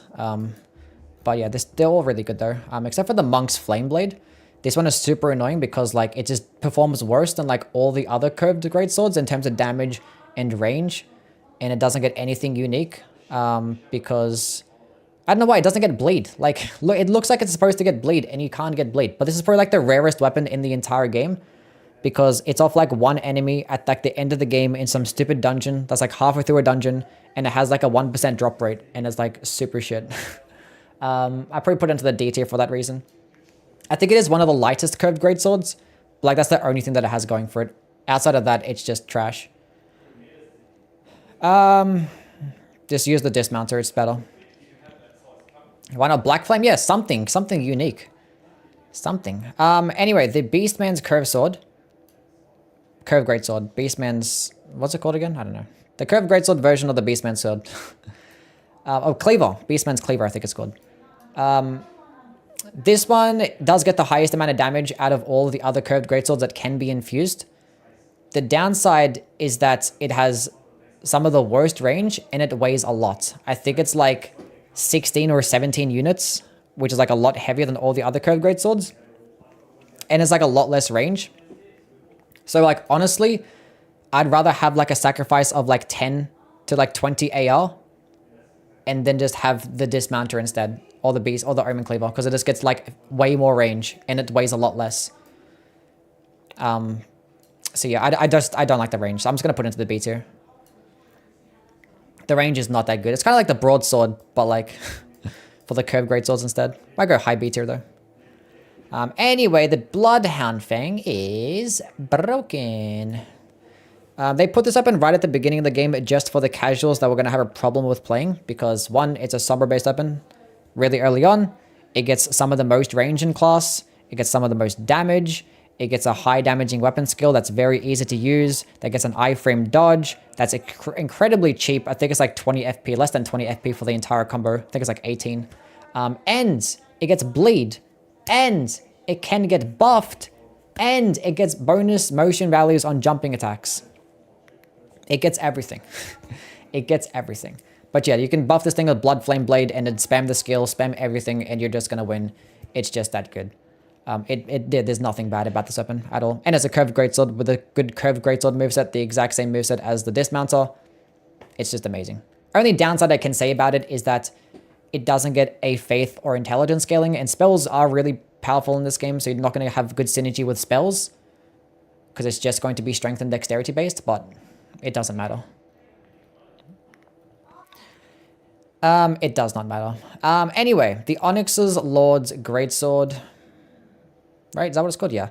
Onyx Lord's Greatsword. This is going to be a C tier. It does get really good scalings. It gets like a B scaling in both intelligence and strength. But its weapon skill is literally just Gravitas. It does do a bit more damage than Gravitas, but it has like twice as long as an animation and does like twice as much, costs like twice as much FP. I think it's like 30 FP or 28 FP. And it just does like a little bit more damage than Gravitas.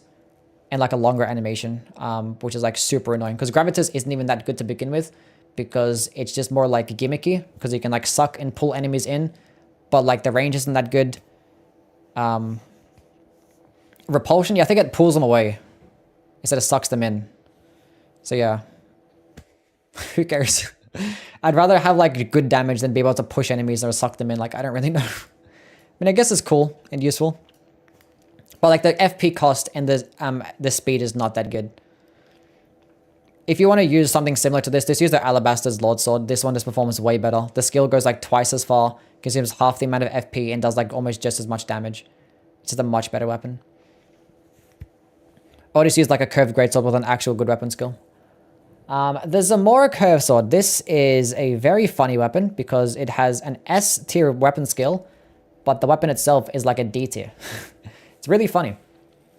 There's like no other weapon that kind of works like this. But yeah, the reason why the weapon itself kind of sucks is that it is just a faith or a strength and dexterity based weapon. So it's not going to have any synergy with anything else. Its light attack combos are beyond horrendous. These things are super slow, get really bad hit detection, get stuck in these stupid animations. They don't lunge very far at all. The Zamora Curved Sword gets the worst range, like terrible range. Like even curved swords can get more range than this thing. But its weapon skill, Zamora Ice Storm, is an absolute machine. Like, it does such a decent magic projectile Ash of War that procs Frost basically instantly and does like almost 40 stance damage. It's just dumb. So I'm gonna like put it into the A tier because like it's an S tier skill. And like in this game, skill spam is going to be like the meta. So like you can just spam the skill the entire time. Honestly, it does get the same heavy attacks as all the other weapons, so you don't have to use a light attack. You can just keep spamming the heavy attack, like uncharged heavies, and it could just work. Or just spam the skill. And I think it's only like 15 FP as well. I'm not going to talk about DLC weapons. We'll talk about those next week, or 2 weeks from now, whenever it comes out. Yeah. The Magma Worm Scale Sword. This is going to be another S tier. This weapon... Pretty sure it gets the highest amount of AR out of all the curved greatswords. It gets like a really good faith and strength based scaling, and its weapon skill Magma Guillotine just stupid damage, dumb damage. This is really the high S tier, dumb damage. You become airborne, you get like infinite hyper armor, you come crashing to the ground. Really high damaging attack. The follow up attack for only like an additional 10 FP does like even more, and like the entire combo can just melt everything, and it leaves lava on the ground for even more damage. It's just really good, and it does like decent stance damage too. The only downside is that it does get to the Omen Cleaver heavy attack, which I don't like because it's like a short range chop, and it's the same thing with like the jumping attack game, and the lightest curved greatsword. I think it's like only like 7.5 units, which like that's the same weight as like some other curved swords in this game maybe. And it gets bleed, which obviously that's going to be an amazing combo. Does get a pretty decent dexterity. And arcane, I think the arcane scaling is at D, which at least it does get an arcane scaling because there is a way to improve the blood loss build-up. And the weapon skill, Morgoth's or Cursed Blood Slice, The stream died. Did it actually?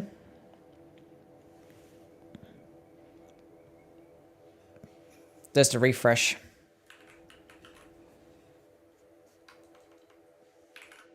It died on... It froze for a second. Don't know why that happened. Are we good now? What was the last thing I was talking about? I'm missing like a lot of follows and stuff, and like a lot of subs. I'll talk about those things later. Anyway, Morgoth's Cursed Sword. You yap too much? I know I do. I'm sorry. Yeah, 7.5 units. Yeah. Yes, the weapon skill Morgoth's Cursed or Cursed Blood Slice is very high damaging. Really good lunge. It covers distance pretty nicely. It does consume like 20 FP for both parts of the skill. So like the entire FP combo is 40 FP, which can be on the higher end, but like it does like amazing damage. But like that's like the only downside I can say is that it's descaling in arcane and like high FP cost. That's like it. But everything else about it is like very good. Very worthy of an S tier. Anyway, time to talk about the Katanas. Probably the most popular weapon category, and I can guarantee when I make this into a YouTube video, the most replayed is probably going to be the Katanas. But yeah, the Katanas are going to be a really good weapon class like they are in every single game. Really quick attacks, solid range, they all get a passive status effect, mostly being bleed. They get good Ash of War options like Unsheath, which is unique to the Katanas, that just does amazing damage really quickly for not much FP. The power stance combos are also pretty good. I don't really care much for the light attack power stance combos, but the jumping attacks and the rolling attacks are very solid. Overall, just amazing weapons, and all their options are pretty good too. Starting off with the Uchigatana. I probably throw this one into the A tier. There's not really many circumstances of which I would use this over the Nagakiba, because the Nagakiba gets like almost just as much damage, but just way more range and the better moveset in my opinion with the heavy attacks. The Uchigatana is still going to be really good because it does get more damage than the Nagakiba. In some cases, actually in most cases, I think there might be a specific circumstance with like a quality build or maybe like a higher dexterity level build that the Nagakiba might perform better. So I'll probably still put this on like high A tier. But yeah, the Nagakiba is going to be an S tier. Broken? I'll put it high S tier maybe. I don't know if I put it broken. If I put the Bandit's Curved Sword in broken, maybe I'll put the Nagakiba in broken too. Thing is, if you put the Nagakiba with something like Bloodblade, it can just like destroy everything. A Bloodblade Nagakiba is going to be like what everyone thinks the Reduvia is like, but just better. Broadsword is not a bad take in the B tier. I talked about it. You can go scroll back and you can listen to what I said about the Broadsword. Yeah, the Nagakiba just gets absolutely stupid range. And it gets those heavy attack pokes, which poking attacks are obviously going to be really good. The fact that you can get poking attacks with like a standstill katana is just kind of this ridiculous, but yeah. It's like so much more range than all the other katanas, it's not even funny. And it doesn't even get that much less damage than all the other katanas. And with certain weapon skill combos like Unsheath or like Bloodblade, it could just cheese the entire game like really quickly. It's like, it's that good. The Serpent's Bone Blade could be an S tier weapon if you could just infuse it. But unfortunately, you cannot infuse it, so it's just a B tier. It literally would be an S if you could infuse it. It should be infused. They were going to let it be infused, and they probably changed it last second because it requires smithing stones, and it can't be infused, which is really weird. But it should have just been like the Venomous Fang, but there's the Katana version. But yeah, it gets Deadly Poison, which Deadly Poison is going to be like a better version of Poison because it just takes for like twice as much. But if it could be infused, you could just go spec into Arcane and you could proc Poison really quickly, and you can just keep procking it over and over again because it only lasts 30 seconds. But yeah, the annoying thing about it as well is that it gets Double Slash as its weapon skill, which Double Slash is fine, but it's not unique. And its heavy attack is also a double swipe. So it's like the exact same thing, but it's arguably even better because the heavy attack can do more damage with like things like the Spiked Cracks tier and the Axe Talisman, and just do more stance damage too. So it's like, it's very unfortunate. Would have been cool if it also kept bleed as well, but what can you do? The Meteoric Ore Blade is a C tier. This is going to be the worst katana in the game because, one, it's going to be a magic-based katana, so therefore it has to compete with the Moonveil, and it's not going to be as good. It is going to be like a strength-based version compared to like the dexterity version that the Moonveil is. What weapon skill is Gravitas, which is 1, not that good, 2, not unique. So putting Gravitas on like an Uchi-Katana or Nagakiba is just going to be better. And its heavy attack is just going to be a worse version of like a regular heavy attack. Because, 1, they do the exact same stance damage, and poking attacks are just going to be better. Because like the heavy attack is a downward chop. That's 1 is a vertical swipe, and your light attacks already get vertical swipes. So why would I want my heavy attack to be the exact same swing? I want to have variation in my moveset, hence me preferring Nagakiba a lot more with its heavy attack moveset. One thing it should have had was the downward slam, the Ichimonji attack from Sekiro. If that heavy attack was the weapon skill instead, and it did like some cool like downward slam gravity attack, that'd have been so cool. Why couldn't they just do that? And it's like leave the regular katana moveset, just make the downward slam a cool like gravity weapon skill, and then we would have had like an S tier weapon. But we didn't. We have a Gravitas and then an average heavy attack. That's really sad. Anyway, the Moonveil's an S tier though. Moonveil is S tier. S tier. It's basically just like Unsheath, but just it turns it into a projectile instead with the weapon. But yeah, it gets like a really good dexterity and intelligence-based scaling. Still retains bleed, because why not? And yeah, the weapon skill is Transient's Moonlight, which is like a reskinned version of Unsheath. It is going to be like a lot more expensive than regular Unsheath, but like it turns it into a projectile, so it's like really quick. I don't think I like it as much as the Wing of Estelle or Death's Poker in PvE, because these things can just do way more damage and way more stance damage. And they both have like very similar scalings. Like they're both, like all three are dexterity, intelligence based. So like this is still going to be outclassed in my opinion in terms of these two, but like it's still really good. Like you can get all of these three things early on as well. Rivers of Blood, the infamous Rivers of Blood. Yeah, it's overrated, I guess, but it's still pretty decent. I'll probably put it into the B tier. High B tier. Like, if you could get it early in the game, I'd probably value it more. But like, you get it after like every katana in the game, and it performs like worse than like most of them too. Like the weapon skill Corpse Piler is just a reskinned version of Double Slash, but Double Slash can just be better in like almost every instance. Moonveil can bleed, I said that. But yeah, the Nagakiba with Double Slash is just going to be better, because the weapon part actually does get, obviously like the weapon model is longer than the Rivers of Blood, and the Rivers of Blood got nerfed to the point where only the weapon part actually does the good damage. And if the weapon part is where most of the damage is going to be coming from, then you might as well go with the weapon that has longer range. But the benefit of Rivers of Blood is that it does get that projectile part that kind of like doubles or triples the range. And it doesn't do like amazing damage anymore, but it still does like chip damage, some nice blood loss build up.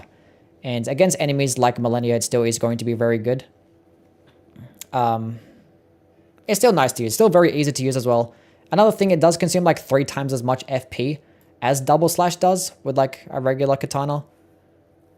So yeah, I feel like if they were going to nerf it, they should have probably like nerfed, or should have like made the FP cost a bit cheaper. But it's still going to get heavy use because it looks really cool. The Dragon Scale Blade. Probably also going to be a B tier, probably a high B tier as well.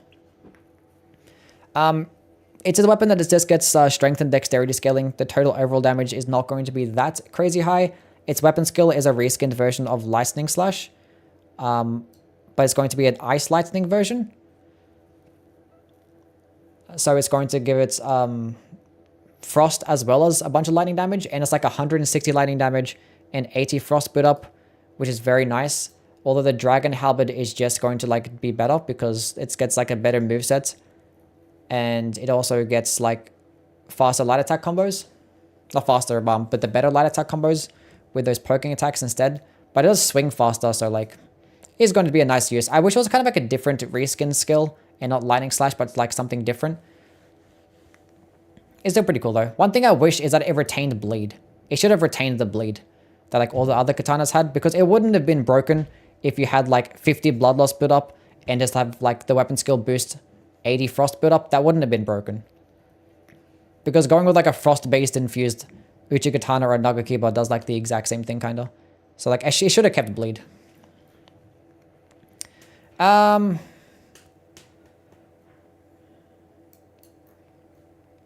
Yeah, I might put maybe A tier. Anyway, Hand of Millennium.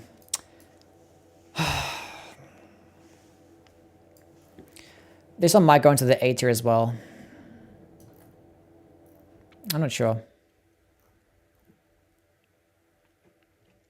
Maybe B tier. I don't know, we'll see. Okay, I'll talk about it and then I'll decide. But yeah, the Hand of Millennium does get some of the most range. Out of all the katanas, it gets the second most range. Does get a very decent dexterity scaling, does get very high requirements, but by the time you get it in the game, you're going to be at that level anyway.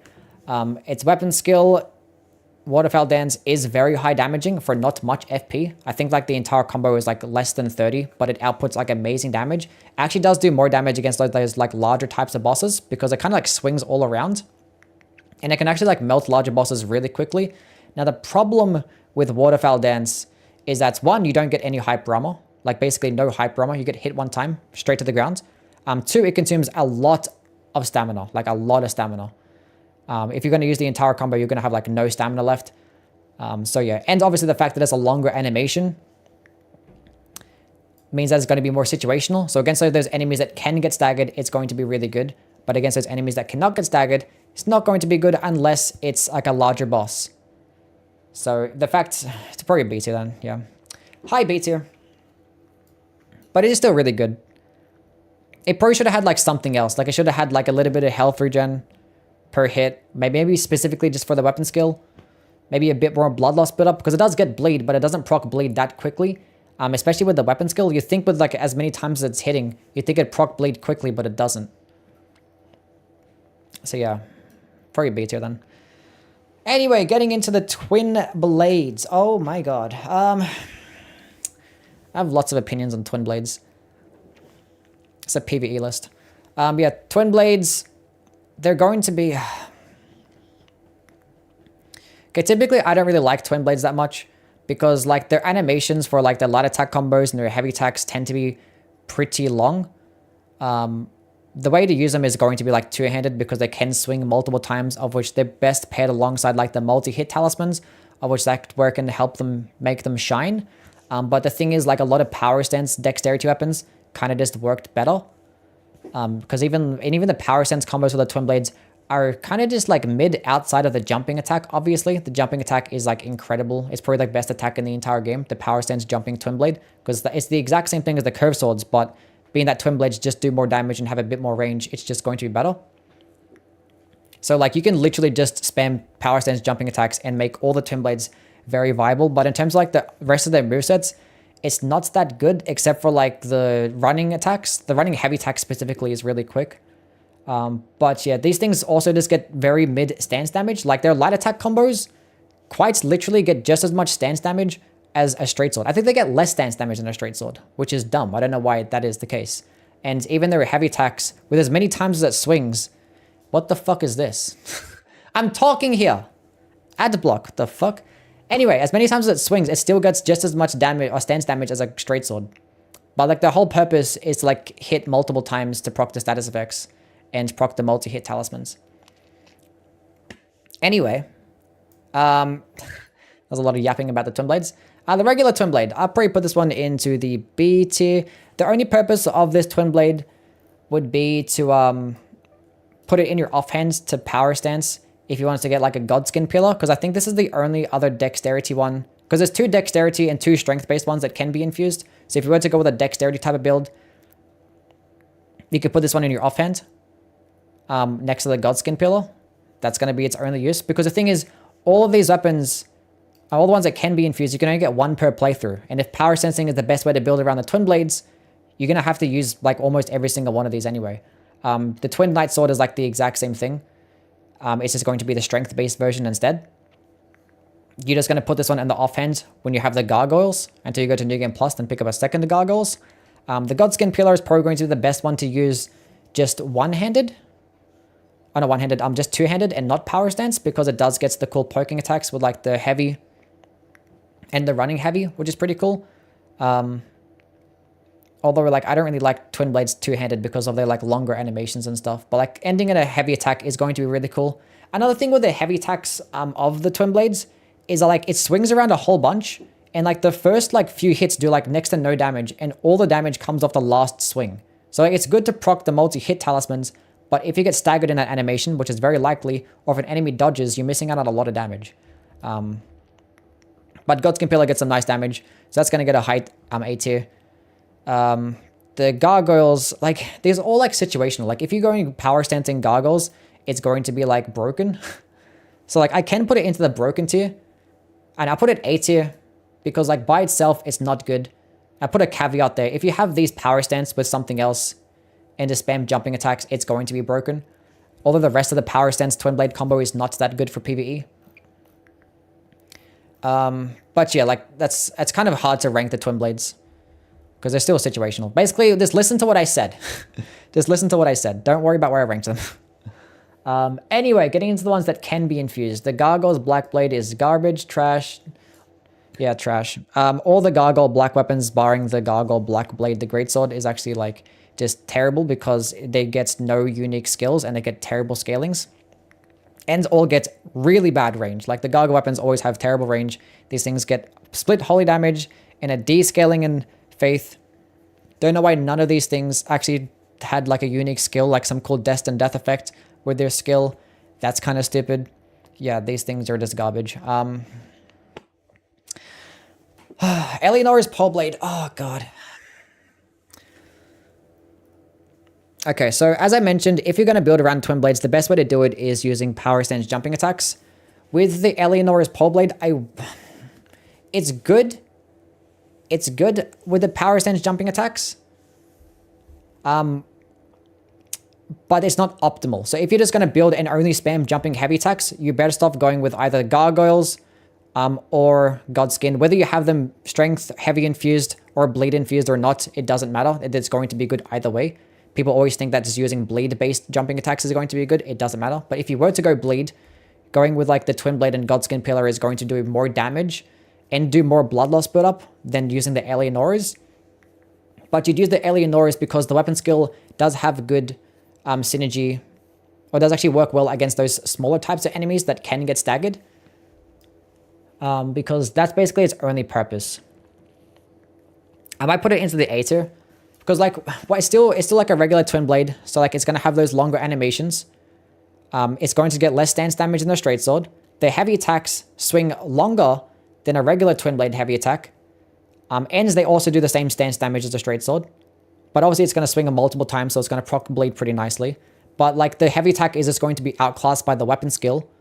Which the weapon skill is like really high damaging for not much not high damaging. It's really high stance damaging for not much FP. It does have like a longer animation, and it doesn't really get much hyper armor. But like the major problem with the weapon skill is that it doesn't get good stance damage. Or it doesn't get good damage. It gets good stance damage, I mean. It does like upwards of 60 stance damage for the entire combo. But the damage output is not that good. Like it really isn't. Like if you're fighting Millennia, obviously because she's weaker to fire damage, it's going to melt her and it's going to stun lock her. But against those enemies that can't get staggered, you're going to really notice, hey, look, this one is not going to be melting the enemies the same way. That's what I noticed, at least when I did my runs with the Eleanor's Pole Blade. I've used it like plenty of times, and the damage output is not that good in terms of its skill, but it does do high stance damage, which I guess is going to be its only use. Anyway, Twin Blades are a very like weird category. Weird category. Anyway, so it does seem like this list is pretty like top heavy, but that doesn't matter because we're coming up to a bunch of mediocre trash soon, so the list is going to balance out. I keep hearing this weapon uses smithing stones, so can be infused, but I infused my Bloodhound, which uses... No, you're confusing infused with buffed. When you buff a weapon, that means you add a buff onto it. Infused means that you can change the scalings and change the affinity. Anyway. Axes. Probably one of the worst weapon types in the entire game for PvE. Because they get pretty poor range. They get pretty poor movesets. They just get standard damage. Yeah. It's mainly because of their movesets and their speed. Like at this range, you could use things like straight swords, curved swords, basically all like the smaller types of weapons, and those output way more DPS and probably even like just as much stance damage because like some of the weapon skill options aren't going to be that good. So yeah, axes are kind of mediocre in that regard.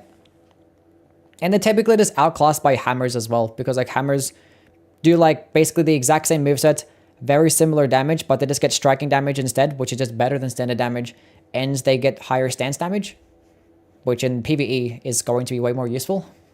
But for the hand axe, this actually does get a faster moveset than most of the other axes.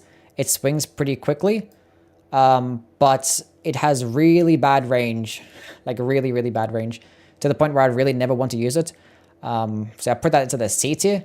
The forked hatchet is basically the exact same thing, but just even worse range, but it gets bleed, which obviously that's really cool if you can swing faster and get bleed.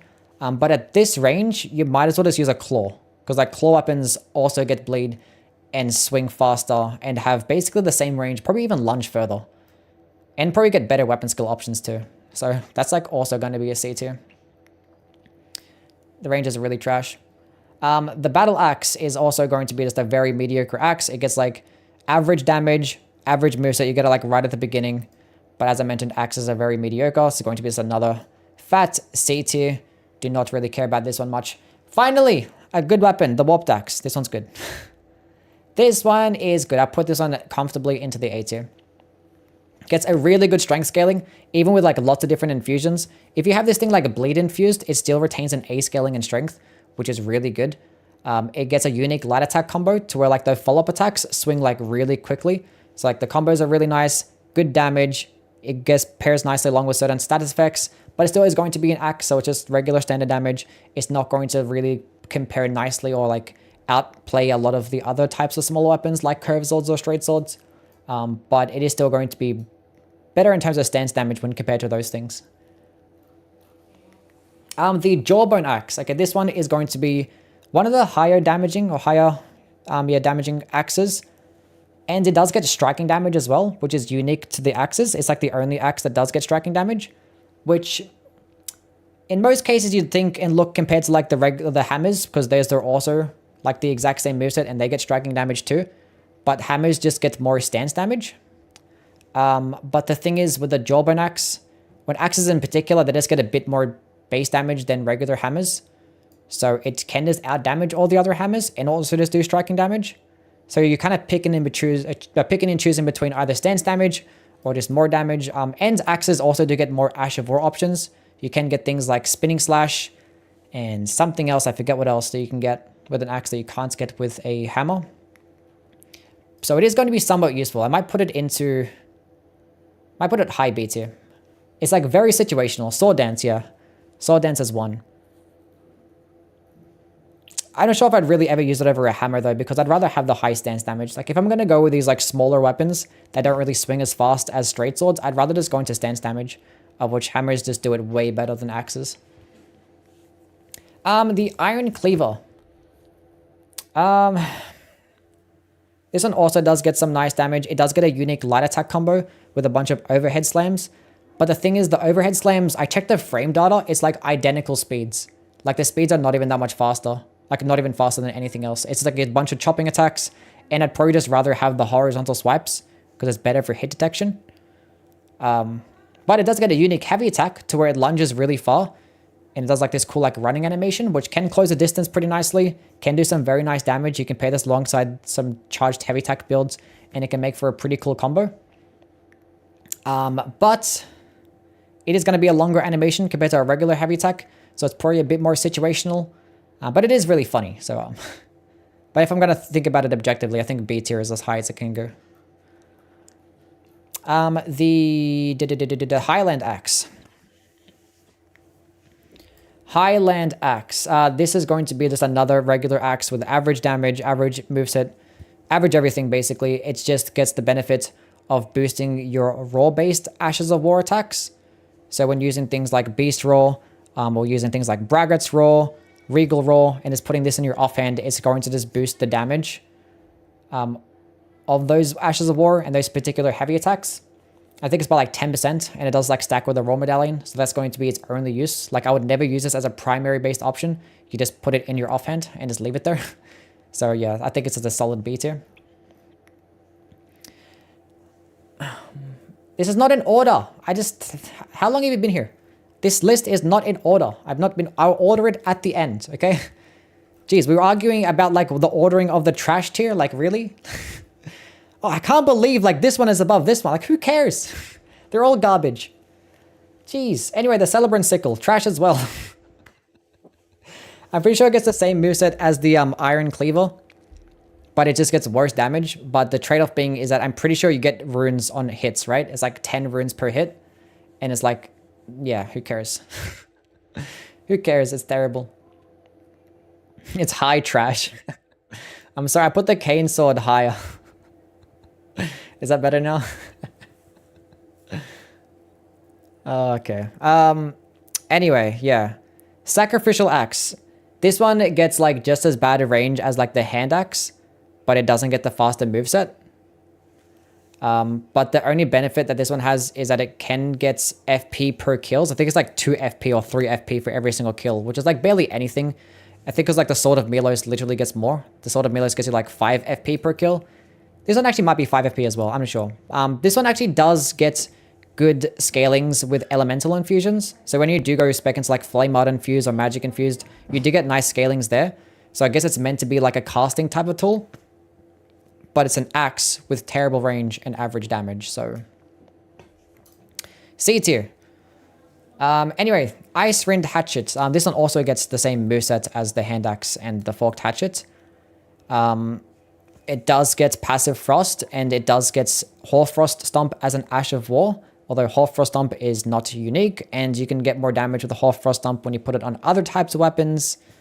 I'm pretty sure you just put like Hoarfrost Stomp on the Hand Axe, and it can just perform better than the Ice Rind Hatchet. But it is an early Somber-based weapon, so I don't know, just C tier as well, I guess. Hoarfrost Stomp ain't what it used to be, so it can't be that useful anymore. Anyway, the Ripple Blade. This weapon is going to be an Arcane-based weapon that can be infused. It's just pure Arcane scaling. So going all into Arcane is going to be beneficial because you can actually pair this alongside like the Dragon Communion Seal and get a nice damaging option, as well as like spamming a bunch of really cool spells. Although like occult-based bleed weapons are typically just going to be better. But the thing is, with a weapon that can be buffed and that it gets an Arcane scaling, you can pair it alongside greases, and actually can help proc those status effects quickly, like Bleed Grease, Sleep Grease, Poison Grease. It can proc them really fast. So you have some nice synergy in status effects. It is going to mainly be for like PvP with its like sleep-based benefits. But the thing is, the Ripple Halberd does like the exact same thing but better because it's a Halberd, which is a better weapon class. So I think I'm going to put it into the C tier because the Halberd is just going to do it better. Anyway. Very situational because you have to like farm a bunch of greases to do it. So it's like super annoying. The Stormhawk Axe. Oh, God. Stormhawk Axe. Okay, I might... Look, it's very popular in like a lot of challenge runs and stuff because it's a Somber-based weapon that you can get very early on. And it gets like Thunderstorm, which is like a reskinned version of Stormcaller.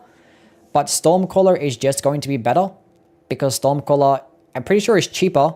It can do more damage and it gets more stance damage. Especially if you pair it alongside larger types of weapons. You could put Stormcaller on something like a Great Hammer, a Scythe, a Halberd, and it will just be a better version than this. So I think I'm going to put it into the B tier. It does buff the weapon with more lightning damage. I think it's like 120 more lightning damage, which obviously is also going to be good pretty early on. Because obviously it's a flat damage buff. But the thing is, like the Dragon Scale Blade that I talked about and the Dragon Halberd, the weapon skill is also a damaging skill, but boosted with 160 lightning damage, which is a higher number than 120, and boosted with 80 frost. So it's like that's going to be a better version of a lightning buff. And Stormcaller is going to be a better version than the damaging skill. So like, but it is going to be like a buff that does have Stormcaller. I don't know. It's like it does two things kind of well, but like both things that it does is kind of outclassed by something else. Anyway, so I think B tier is like comfortable for it. The Rose's Axe is actually pretty good though. Rose is actually pretty good. I put this one solid into the A tier. It's actually a pretty decent strength-based weapon. Does get split intelligence scaling.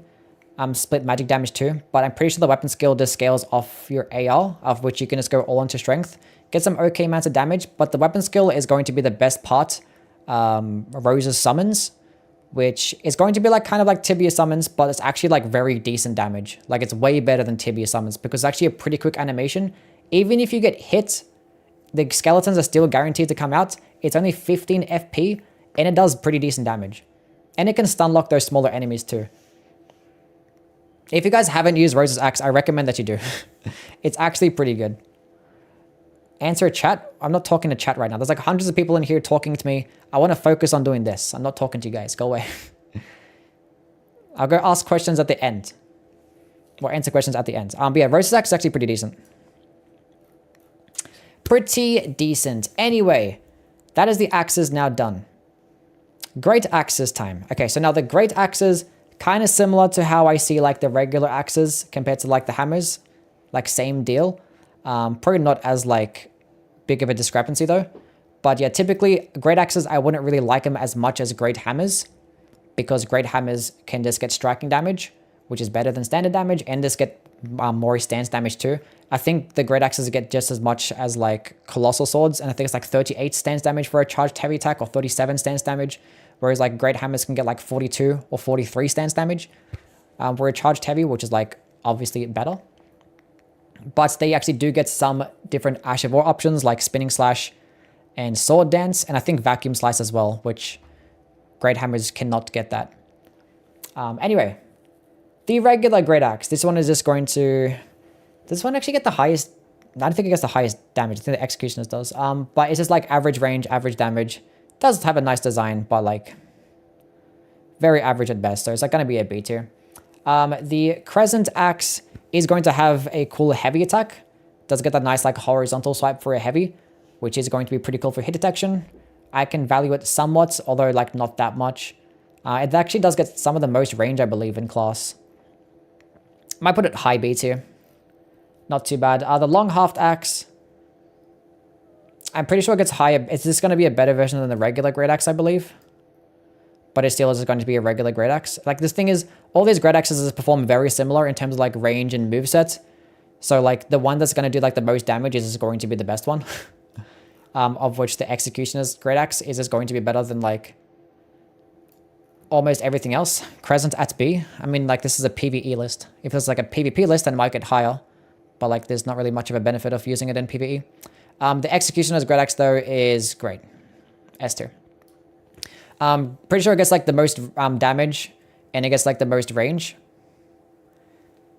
And it gets 115 crits, which that's obviously really good. So I think it gets... yeah, S tier is nice for it. I'm pretty sure it's the most range. I haven't really played with the great axes in a while, clearly. The Omen Killer Cleaver... I probably also put it into the B. Like, it's a great axe that gets bleed, which obviously is really good. But the thing is, long haft is the best range. Yeah, it's probably still going to get a B, though. Farming it is annoying. Anyway, why am I talking to you guys? Distracting me. Yes, the Great Omen Killer Cleaver is just going to be outclassed by the Great Stars. Like, the Great Stars does everything this does, but just better. Because Great Stars can just do basically just as much damage, have, like, just as much range, also gets bleed, but it gets striking damage, and it gets health regen per hit.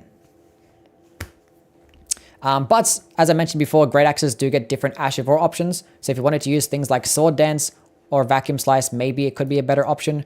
But if I'm going to use these large weapons, I'm going to use something like Wild Strikes, which I guess is like better to have than a Wild Strikes or Stormcaller, which I think is better to have than Sword Dance in my opinion. So, Rusted Anchor though is an S tier. Hell yeah, boy! This is going to be like your highest damaging, one of the highest damaging weapons in the entire game, because it's a very big boy with high AR and it gets piercing damage, which not only is piercing damage the best damage type based on enemies' defenses, because a lot of enemies are weak to that damage type, but obviously counter-attack damage, and when enemies are in the middle of like attack combo, it's just going to get like this boosted damage. You can pair it alongside the Spear Talisman, and it could just make for stupid amounts of damage. Yeah, I'm going to turn this into a YouTube video. I'm just going to condense it, not condense it, but like just cut it and just paste it. Basically, what's it called? The Sacred Butchering Knife, right? this is yet another weapon that is outclassed by the, what do you call it, the Great Stars. It's just going to be a Great Axe with health regen, whereas the Great Stars is a Great Hammer, which is better, that gets health regen and gets bleed. So this thing should have got slashing damage. It doesn't get slashing damage. That would have been actually unique because it gets regular standard damage, which I don't really understand. So yeah, B tier. B tier. It's a dex weapon there. That makes it even worse. Because they have like what do you call it? Higher strength requirements with these great axes. So you have to spec into like a decent amount of strength. It's probably not that high. It's probably like 18 or 19. But like you have to spec into a decent amount of strength just to use a dexterity weapon. Is kind of stupid. Yeah, there's no reason to use it. Anyway, the gargle axes. Oh god. Right. Okay. Why am I reading chat? I need to stop. Okay. The gargle great axe gets terrible range. Very mediocre. I think it's like some of the highest damage, but like the range is so bad that like I would never really want to use it under any circumstance. It's just like awful. And then the gargle black axe is even worse. I'd probably put this one into the trash tier. This one can go into the fucking D tier. Fuck you. Yeah, the gargle black axe is just another one with this a descaling in faith. Can't infuse it. Non-unique skill. Awful range. Split holy damage. These things are terrible. The winged great horn. You'd only want to use this weapon as for its buff, which is very similar to like the sword of Milos. Where did I put the sword of Milos? I'm gonna put it right next to it. I'll put it into the A tier. Put this onto the B tier. I think I value the sword of Milos debuff a little bit more because the weapon has like lower requirements and it does get the benefit of giving you FP regen per kill. So like leaving this one in the offhand is going to be better. This debuff might be easier to pull off because it's like an AoE and enemies can just like walk into it. And I think it like lasts longer. But the weapon is going to have higher requirements and it's going to weigh more. So maybe like it's going to be more situational in terms of what build that you pair it alongside with.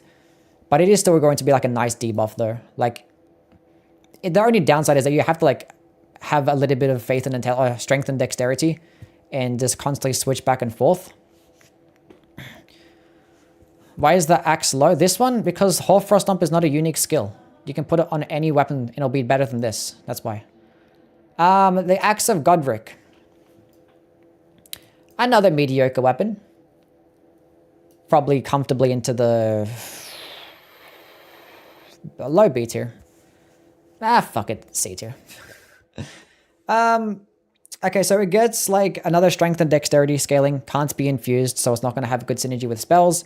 Its heavy attack is going to be the same thing as the Crescent Axe, which is a good heavy attack. It's pretty decent. Nice horizontal swipe. But the thing is, the skill I Commands Thee Kneel doesn't really do that good of damage. The weapon and the range isn't that good either. The hyper armor can be somewhat okay. The whole animation is like very long. And most of the damage comes off that third swing. Like it does like more damage than like the first two parts combined. And if you do the entire combo, it's actually really good damage for not much FP. But like no enemy is going to be staying around long enough to let you get the entire combo off. It's just like not going to happen. It's not that bad. It's pretty B tier though. Pretty what B tier. It's not that bad. You can get staggered out of it pretty quickly. You get like a little bit of hyper armor, not much. But if you did get the entire combo off, it does feel pretty nice.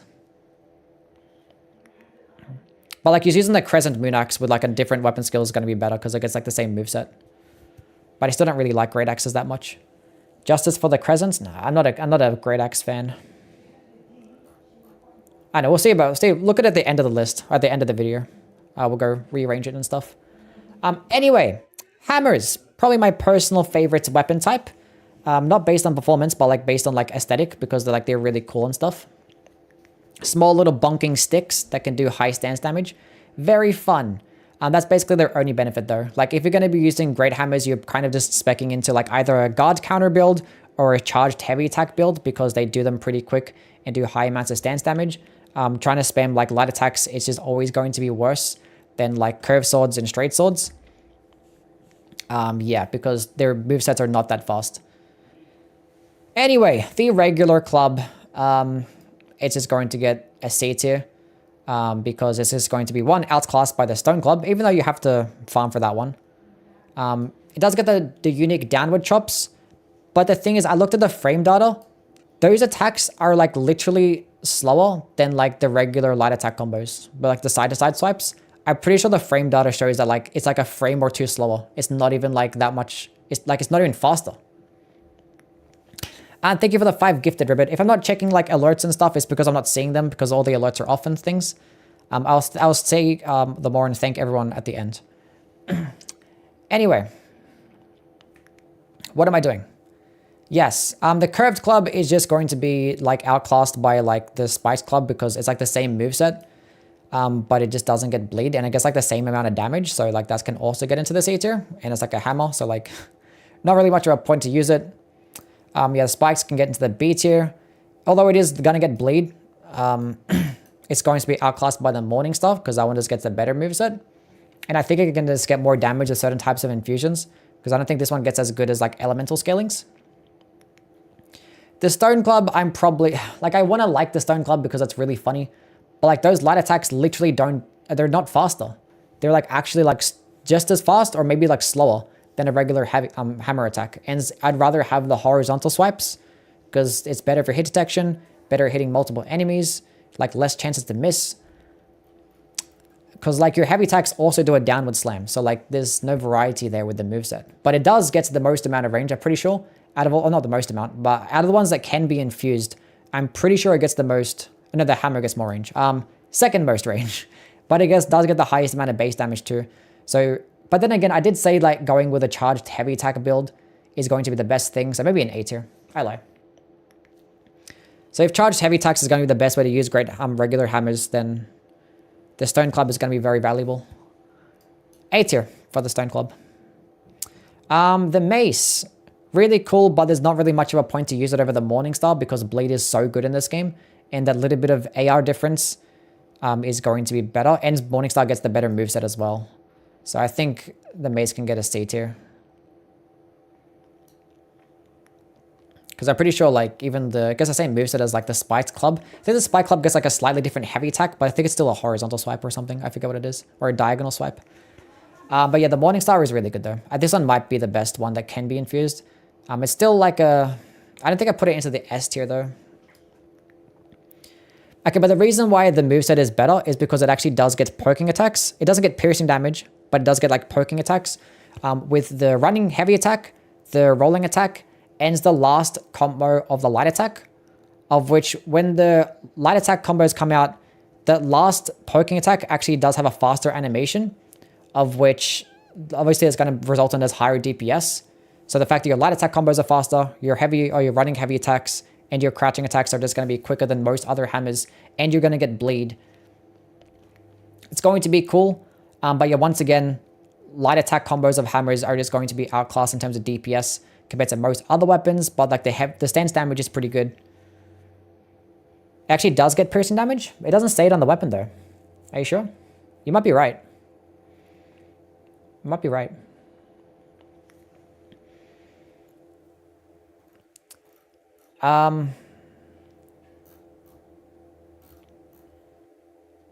Anyway, moving on. The wall pick. Not good. Not good, not good. I'm pretty sure this one does get piercing damage despite what it says. What was I saying? Yes, but the damage is not that good, and the range is like horrendous. Like it's like the worst range in class by a lot, which sucks because like it looks really cool. It should have had like a unique moveset or something as well. So I probably put it like, it still gets piercing damage. I probably put it into like the B tier or something. Like the range is like super bad though. Whatever, I put it into the B tier. It is really light. I think it's like 2.5 units. If I had like a couple more inches. Can relate. Moving on. The regular hammer. This one gets the most range compared to all of the other ones that can be infused. It gets like average damage there for the most parts, but I might still prefer it more so than like all the other hammers due to its like a little bit more range. So that's cool. I probably put it nicely into the B tier. I'm putting a lot of things into like the C tier for no reason. I don't know. What I'm saying is what really matters. The Monk Flame Mace gets a very funny heavy attack. Don't know why it doesn't get bleed though. It's kind of odd. The heavy attack, I think it does more damage than like a regular heavy attack than most other hammers get. But like the animation is like longer for like no reason. I know it's funny and all, but like it's still like going to be a C tier because if you're like a hammer, the best thing is going to be your charged heavy attack, and if it's just going to do it longer, then no. Yeah, I don't know why it doesn't get bleed. One thing that does get bleed is the Vari's Bouquet, which is quite literally the worst weapon in the entire game. There is nothing that gets as bad damage as this. This thing is beyond horrendous. Like, the base damage of this thing at plus 10 is like 108 or 109 or something like that. A maxed out dagger literally gets more damage. It's like super, super trash. Like, it does get bleed and it can be buffed. But like, that's where all of your damage is going to be coming from, bleed. And if all your damage is coming from bleed, that's not a good thing. Like, I promise you. If you think I'm lying, go use this weapon and do a complete playthrough with it, and you will understand. I don't know why this thing doesn't get a unique skill as well. It could have had some like cool like flower-based projectile attack or something, but it gets a blood tax. Why does a hammer get blood tax? Don't know. But this is literally the worst weapon in the game. It just gets really bad damage. Really bad damage. Remember when everyone cried that was an online-only weapon? So trash. The Envoy's Horn, though, is actually not trash. It's actually pretty decent. I like the Envoy's Horn. I'm going to put this one into the A tier. Because one, it gets projectile attacks that can be spammed pretty quickly. And that are very cheap. I think it's like 6 FP for every single holy bubble. Which, yes, the bubble isn't going to be like the most or highest damaging thing in the world. But it gets very good tracking. And it's a quick animation for very cheap. And with like a lot of buffs, it actually can do some nice damage. Like, it's just a very easy to use weapon that has like a high amount of upside. Obviously, it's split holy damage, and the bubble is going to do pure holy damage, which is not that good. And I think the weapon does get pretty average scalings as well. But like the bubbles are unironically not even that bad. Unless you're using it against like Radagon and stuff, then they're terrible. But in that case, it's doing striking damage. Radagon's wicked striking damage. Just spam heavy attacks. You'll be fine. The Nox's Flowing Hammer. The Nox's Flowing Sword is just like a better version. Like, the funny thing is, the Nox's Flowing Sword, like the curved sword, where did I put it? I forget where I put it. The weapon skill literally gets more stance damage than this. I don't know why the curved sword weapon gets more stance damage than the hammer that's like swinging twice and slamming to the ground. That makes no sense. It does like stagger enemies nicely because it does like flatten them to the ground, but like the stance damage is like really bad. I don't know what it is exactly. I think it's like 15 to 16 stance damage, and I think the curved sword does like close to 20 stance damage. No idea what's going on there, and it does it in like a longer animation, but it still suffers from the same thing as the Nox Flowing Curved Sword does. There it is. And that's, it just gets strength and dexterity scaling and gets pretty mid overall damage. Like, if it could be buffed, I'd probably like it more, because it definitely does lack damage. It gets a decent strength scaling though, but I think it's just like a worse version of the Nox's Flowing Sword, honestly. It's limp as well. It's limping over. The Ringed Finger. It should have had piercing damage. Like, that fingernail looks like it's pretty sharp. But it still gets striking damage though. But yeah, the weapon skill does like, you know, extend the thing and like it flicks enemies. The thing is, the weapon skill is probably just going to be outclassed by like the heavy attack in most cases. Because I'm pretty sure like a charged heavy attack build is going to probably do more damage in a faster animation and do more stance damage. But the benefit of the weapon skill is that it can send enemies flying and it can stun lock them. So again, specifically like the smaller enemies. So when they're up against you, you can like use the skill and they can flick them to the ground, and then you can just pro combo the heavy attack afterwards, or just infinitely stun lock them with the weapon skill. So it is going to be more situational, because obviously that is not going to work against larger enemies. There's like no point of using it. And it does give it a lot of hyper armor as well. So like it is a lot easier to use. So if you go up against enemies that are pretty quick, that can be nice. But like if you have an opening, the charged heavy attack is going to be better. But the skill does give it nice utility. So I guess B tier is nice. Probably a high B tier. The Scepter of the All-Knowing. This should have been so much more than what it was. Should have either had like be a weapon catalyst or like, I don't know, something different. Be a faith intelligence weapon. That'd have been cool. But as it stands right now, it's just like a mediocre intelligence weapon that gets like average magic damage. Does get the most amount of range in class, and it actually does get the same moveset as the Morningstar, which is pretty nice. But yeah, the weapon skill is just going to be a debuff that debuffs enemies holy and magic damage, makes them take 10% more holy and magic damage. Which 10% is not that much, especially because like, you know, you have to spec into a decent amount of like stats just to wield this thing. And it also debuffs you as well. Like you take 10% more magic and holy damage, which is kind of stupid, but I'm just going to put this into the C tier. Yeah, C tier is comfortable. Because like the debuff is pretty useful, I guess. Wait, wait, I forget now. I'm pretty sure like the debuffs that you get with the Sword of Milos and the Winged Greathorn, I'm pretty sure that's just all damage, right? That debuffs all damage?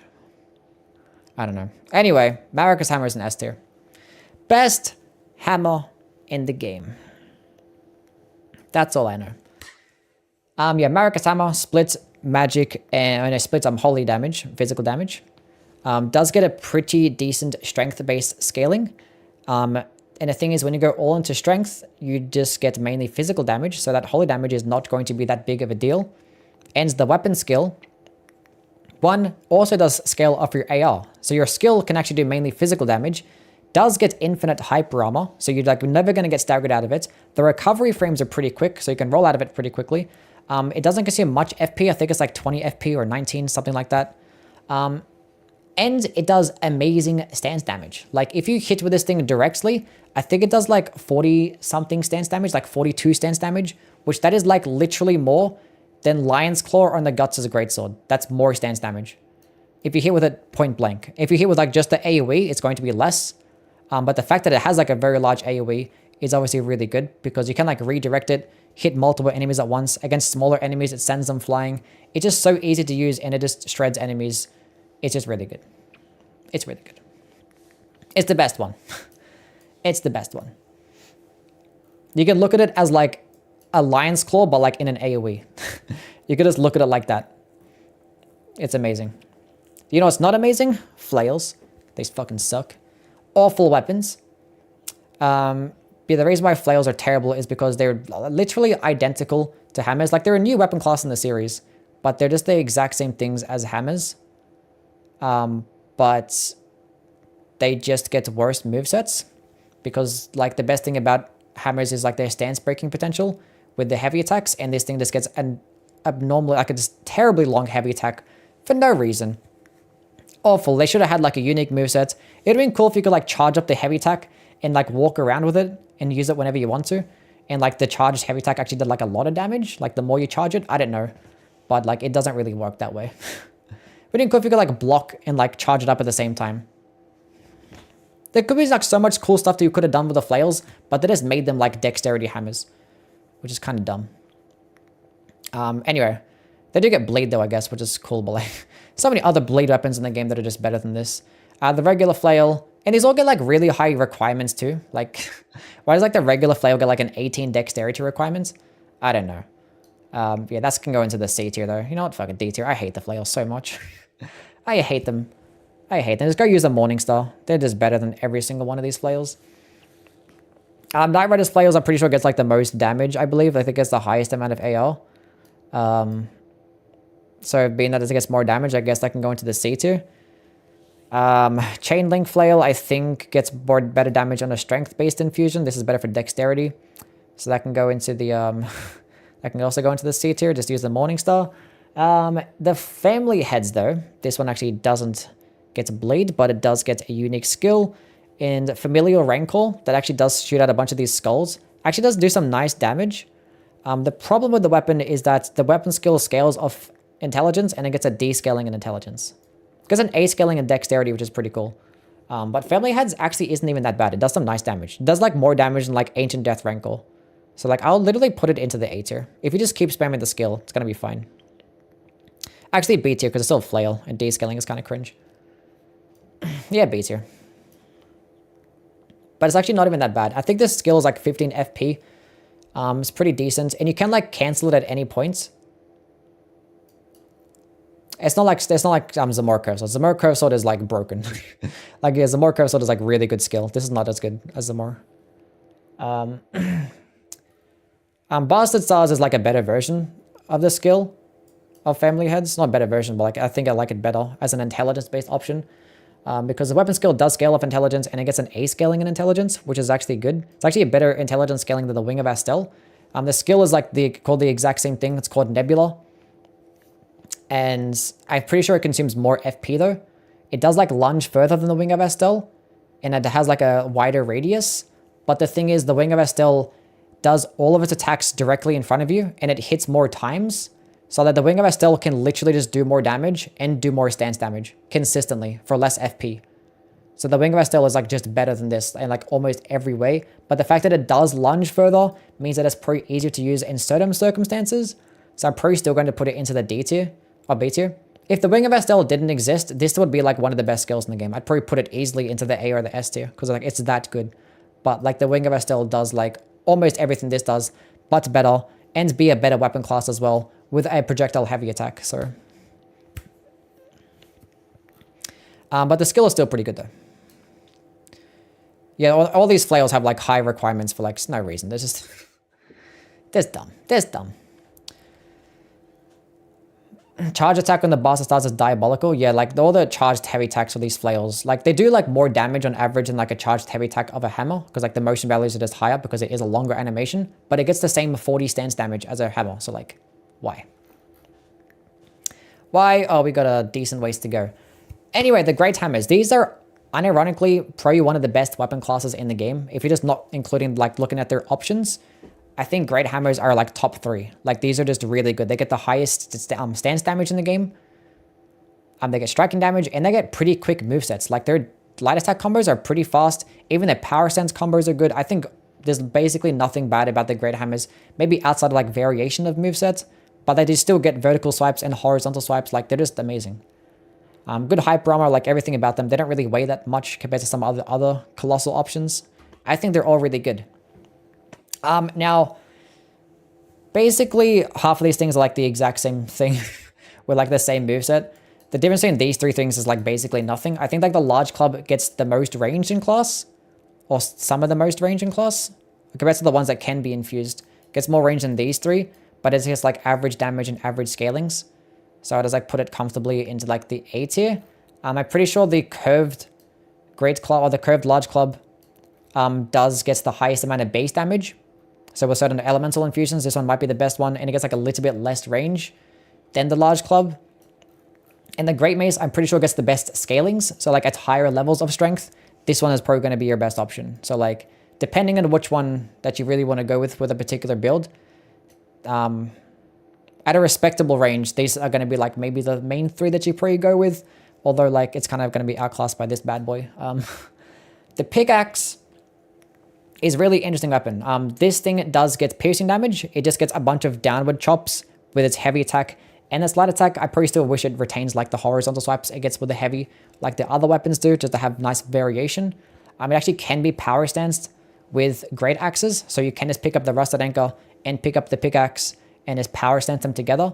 Because they're both going to get piercing damage, and the jumping attack builds are just going to be broken and amazing. But the pickaxe cannot actually be better than the rusted anchor. Rusted anchor can get more damage, but the pickaxe does get higher stance damage. So like depending on what you really want in a weapon, this might be better than the rusted anchor. But rusted anchor does get some more weapon skill options too. So I know they're both going to be S tier either way. Both S tier. Where is the rusted anchor? Put it like right next to it. Put them together. They're cute. Very good stuff. The brick hammer does get not that high a base damage. I think it gets like some of the best scalings though. So maybe like at really high levels of strength, it could outperform even things like the Great Mace, but the range is like that bad to the point where I wouldn't ever really use it. Like the range is like that much worse that like I'd gladly sacrifice maybe like 5 to 10 points in AR just to have more range. And I think it's like on the heavier side too, maybe. I might be wrong on that one. But the base damage isn't that high. It's only like at really high levels that it can outperform some of the other options. Because at most levels, things like the curved great club is going to be better. It is heavier? Okay, cool. Oh god. Oh, I hate these weapons. The gladiator... Oh, these weapons could have been so much better. Like, do you know that gladiator weapons? How, like, when they use it, they get this cool, like, power stancing combo. And then when we use it, it's just the one stupid-ass weapon. Like, this could have been some, like, cool, like, unique power stancing hammer. But for some reason, it's a great hammer with, like, the range of a regular hammer. Yeah, no chains. It could have had the cool chains and throw the weapon and have it return to us. Like, come on. With, like, a unique, like, skill. And, like, the fact that we don't utilize this back part of the weapon and do some, like, cool, like, backward swing that can get some piercing damage as well. It's like, why? But yeah, the state of it right now is that these weapons get, like, some of the worst base damage and, like, the worst range in class. Actually, not some of the worst base damage. I think it's, like, average damage, but, like, just really bad range. To the point I just never really use them. And I don't think they're even, like, lighter or have, like, lower requirements than some of the other stuff. Like, it's just... There's such bad range. The Rotten Battle Hammer is going to be better because it does get Scarlet Rot, despite it getting a little bit less damage. But yeah, I'd rather use this one because Scarlet Rot is still pretty decent. But you trying to proc Scarlet Rot with a Great Hammer is not going to be like the best course of action. Because you still only get like 60 Rot build up and it's going to take a while. The Celebrant Skull. Does this have anything good? Like, I honestly forget. This is the same shit as all the other Celebrant weapons. They just get, like, runes per hit. You can pair this alongside Prelate's Charge for some really cool rune farming, I think, right? Maybe not. I think it's still, like, time-based, so it probably doesn't even work that way. I don't know. This get, like, dog shit range, dog shit damage, and... Stupid. Anyway, finally, a good weapon. The Great Stars. I wouldn't put broken. I'll put S tier though. High S. High S tier. This weapon is incredible. It gets some of the most base damage, average range, but like this thing gets bleed and it gets health regen, so it just makes it amazing. You can pair this thing alongside so many different types of weapon skills like Wild Strikes, Stormcaller. You can proc bleed really quickly. Obviously paired alongside Blood Flame Blade for some like stupid ass builds. It just makes for a really solid combination. It's like 1% HP per hit, which is pretty decent because you can pair it alongside certain skills to make it give yourself health back really quickly, like Prelate's Charge as well, although Prelate's Charge damage is not good, so... But you can do that if you wanted to get some health back pretty quickly. So yeah. Great Stars is amazing. I'd honestly rather use like Great Stars over like most other Great Hammers. It's not going to get as much like damage, but like the damage difference is not that much to where it's worth passing up for like the bleed and the health regen benefits. Sacred Relic should be unbroken. Now I talked about why it shouldn't be. I will look at it at the end. Anyway, what's this called again? The Great Horn. Is something Great Horn. I forget the name. It's garbage anyway. So C tier. This thing is like an average. I don't know why it doesn't get piercing damage. It looks like it should get piercing damage. It just gets striking damage though. It's just average range. I think it's like some of the worst range. Average damage. And it does get health regen on kills. Health regen? I think it's health regen, right? On kills? Not FP, right? I think it's health regen on kills. I think it's like 3 HP or 3% HP per kill. But like, that gives you 1% per hit. 1% per hit. 3% per kill. And it's the like exact same class. And this one can get more damage as well. And have more range. This thing sucks. You know what doesn't suck though? This bad boy.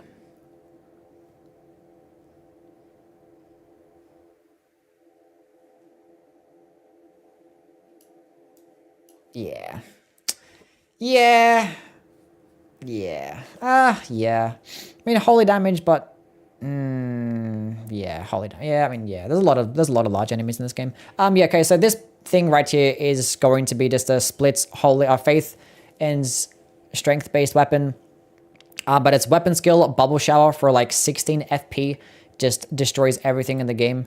especially larger enemies, because those bubbles can like phase through the enemy and just do amazing damage and hit them multiple times. But even against smaller enemies, it still performs very nicely. You get an okay amount of hyper armor. You get incredible stance damage. I think if every single one of those bubbles hit, you could do like upwards of like 60 or 70 stance damage. From my testing, it's just like really good. Yeah, if you go against those larger bosses and it can hit them multiple times, it's probably doing like upwards of 100 stance damage. It's just kind of silly.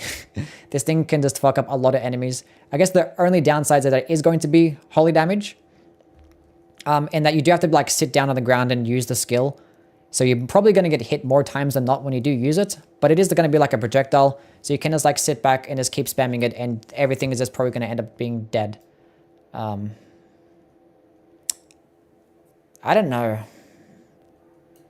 I kind of wanted to preserve the, I don't know about broken. I might put it at S tier. Because I don't think it fucks up everything. There might be some bosses that like it's not going to be good against. Whereas like this can fuck up like everything. I don't know. Anyway, moving on. Cranial Vessel Candlestand. This weapon actually does get some of the most range in class. I think it's like second or third most range. Does get a very good strength and faith-based scaling, split fire damage. I think it can get like some of the highest AR, honestly, out of all the great hammers. This weapon skill can be very high damaging. Like it can just melt a lot of enemies. The problem with the weapon skill is that the animation is like super long. Like you stay there for like a long time after like every single time that you use it, you got to stay there for like an extra like 3 seconds waiting for like these little fireballs to come out, which I hate that. I do not like that at all. If that part of it was removed, this would honestly be like an S tier weapon, probably even a broken weapon. But that animation is a bit too long. But if you do use the entire combo, it can just destroy everything. So I'm still going to put it into the A tier because it is still going to be like some of the highest damage, some of the most range. And it's still a great hammer with like really high damaging skill. So, pretty cool, pretty cool. Can you zoom out? Yeah, at the end we'll zoom out and we'll go look at it all and rearrange it and stuff. We're almost there, kind of. I'm dying. Beast Claw Great Hammer. Another holy based weapon. Also strength and faith. I think it's actually like somewhat quality as well. I might be wrong. Its weapon skill is going to be pretty decent. I think it scales mainly off strength though. I don't think it's putting points to faith benefits at all because I think it's physical damage. Does do like a nice horizontal spread with the weapon skill. It can do some nice damage. Doesn't really go that far. I think something like the Blasphemous Blade, it does like a same thing but better. I think I like it similar to how I like the Gargoyle's Black Blade. Might be a bit better than that though. Might like it a bit more. Does do a nice horizontal spread. I know, it's pretty cool. I put it into like the probably high B tier. Charged attacks have much higher motion values for this weapon right here. This weapon. Ash deals slashing damage? Oh, it does, doesn't it? A tier it is. A tier. But it doesn't scale a faith though, right? But it doesn't get that good of a faith scaling. I think it just actually gets a better strength and dexterity scaling compared to its faith scaling. So you probably don't even need to go into faith at all. You could just use it as like a quality-based AoE. Kind of like vacuum slice, but like it just goes in a horizontally. That's kind of cool. This thing is trash though. Garbage. Yeah, Devour Scepter is one of the worst weapons in the game. Actually, I put it into the D tier. Because like the weapon itself is okay because it's still a great hammer. I think it gets the most range compared to all the other great hammers. And it gets like okay scalings. I don't think it gets as much damage as like the Cranial Vessel Candlestand. And that's going to be like a better fire-based weapon. But this thing has like one of the worst Ashes of War in the game. Like the weapon skill is so unbelievably bad. Devour of the Worlds for like 35 FP. You get like this stupidly long animation with this like no hyper armor. And it does like some like nice AoE that goes all the way around you. But it gets like such bad damage that it's like laughable. And it's like the only benefit is that you get some health regen. But the health regen sucks too. Like you get more health regen just by hitting one enemy with a Blasphemous Blade than you do by hitting 3 enemies with the stupid Devourer's Scepter. Yeah, and it's a legendary weapon. Yeah, true. It's so ass. And it's like one of the coolest looking weapons in the game. has such an awesome design. And it's so ass. Makes me so upset.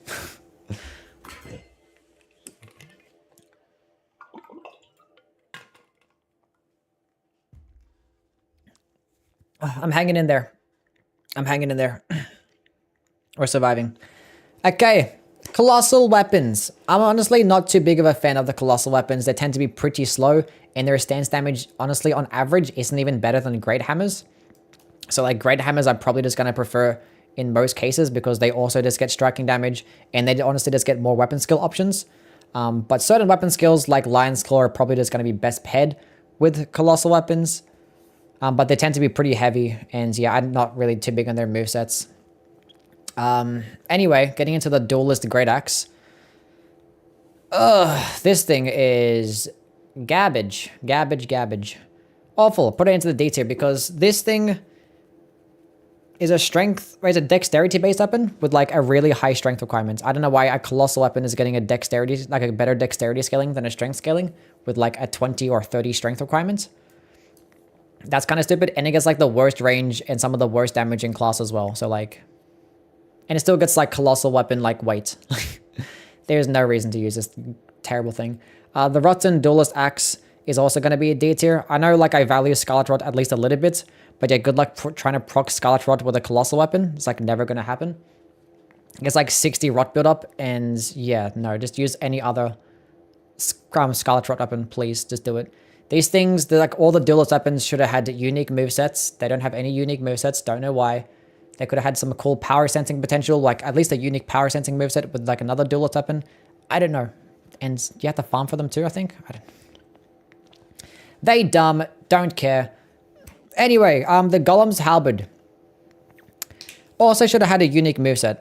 A unique light attack combo. It does get like the unique horizontal swipe for the heavy, I believe, right? Does get some of the most range in class. It does come passively with Charge Forth, but you can't infuse it with Charge Forth because that's the way the game works. I'll probably still put it into the B tier though, because it still gets some nice range. Some of the most range in class and some like nice damage. So with certain weapon skills, like maybe Prayerful Strike, maybe Lion's Claw, it can be pretty cool.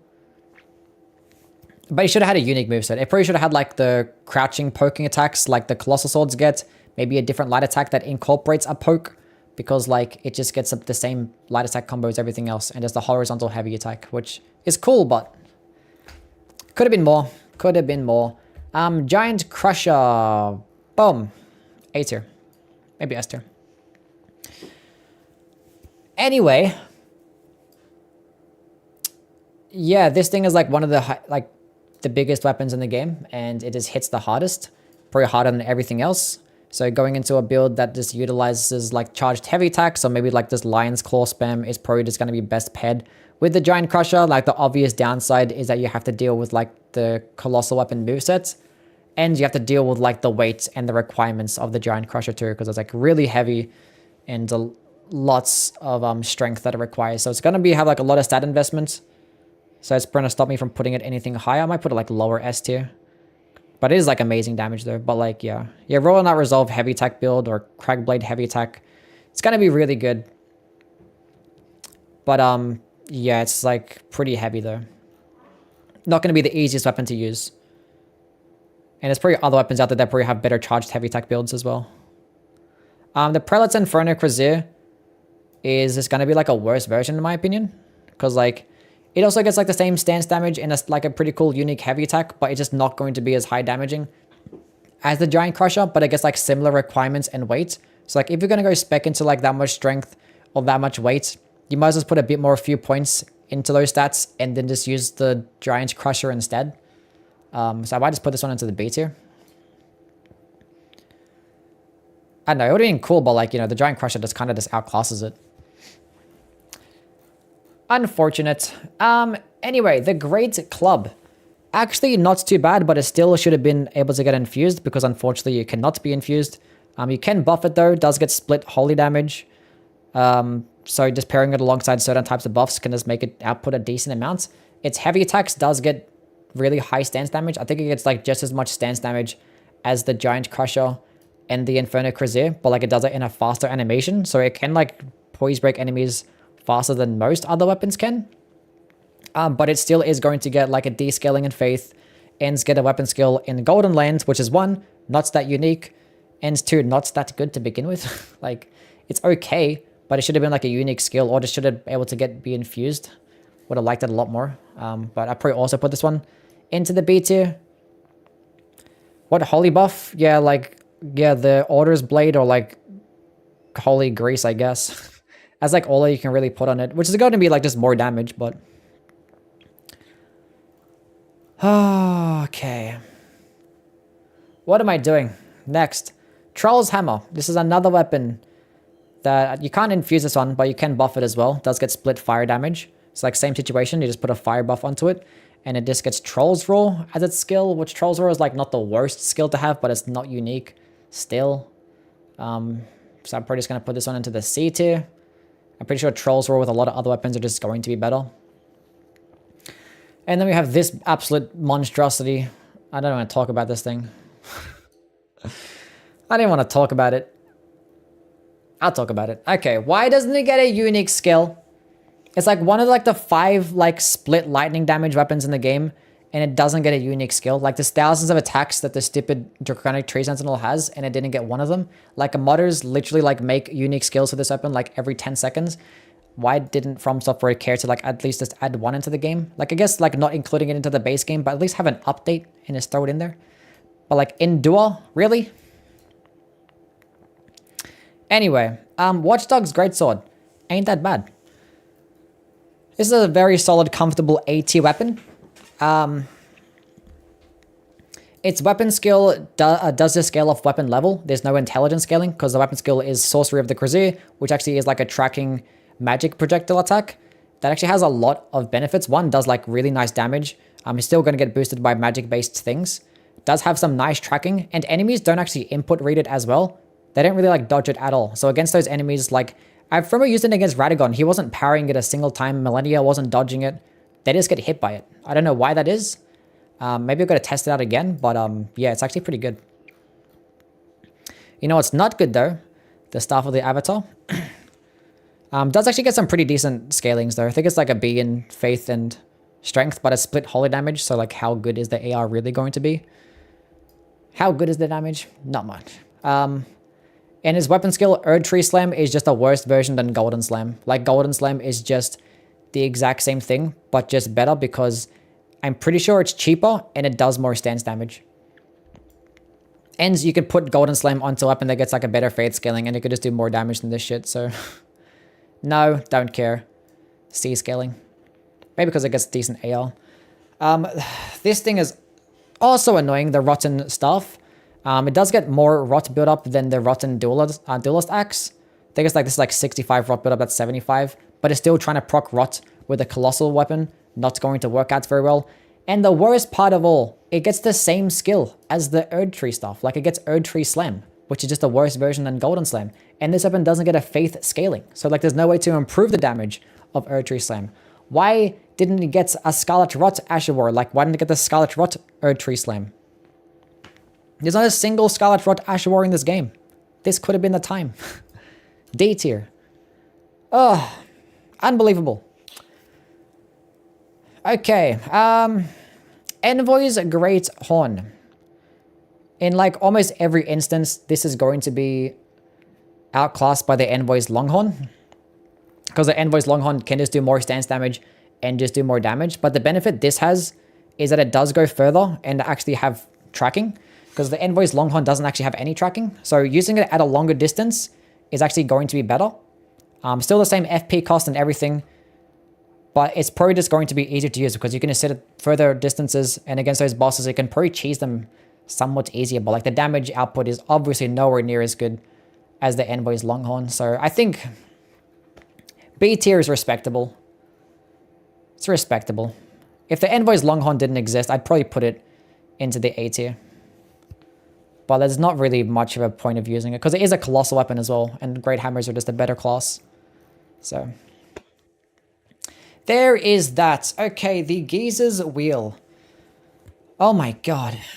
I play this game too much. Yes, the Geezer's Wheel. Gonna be a strength, dexterity-based weapon. Its heavy attacks and its weapon skill does spin around a whole bunch. With the one-handed heavy attacks, it makes for an incredible pairing because it spins in the same location. And those things can actually proc the multi-hit talismans. And obviously you can pair it alongside the charged heavy attack things. And it can output a lot of damage.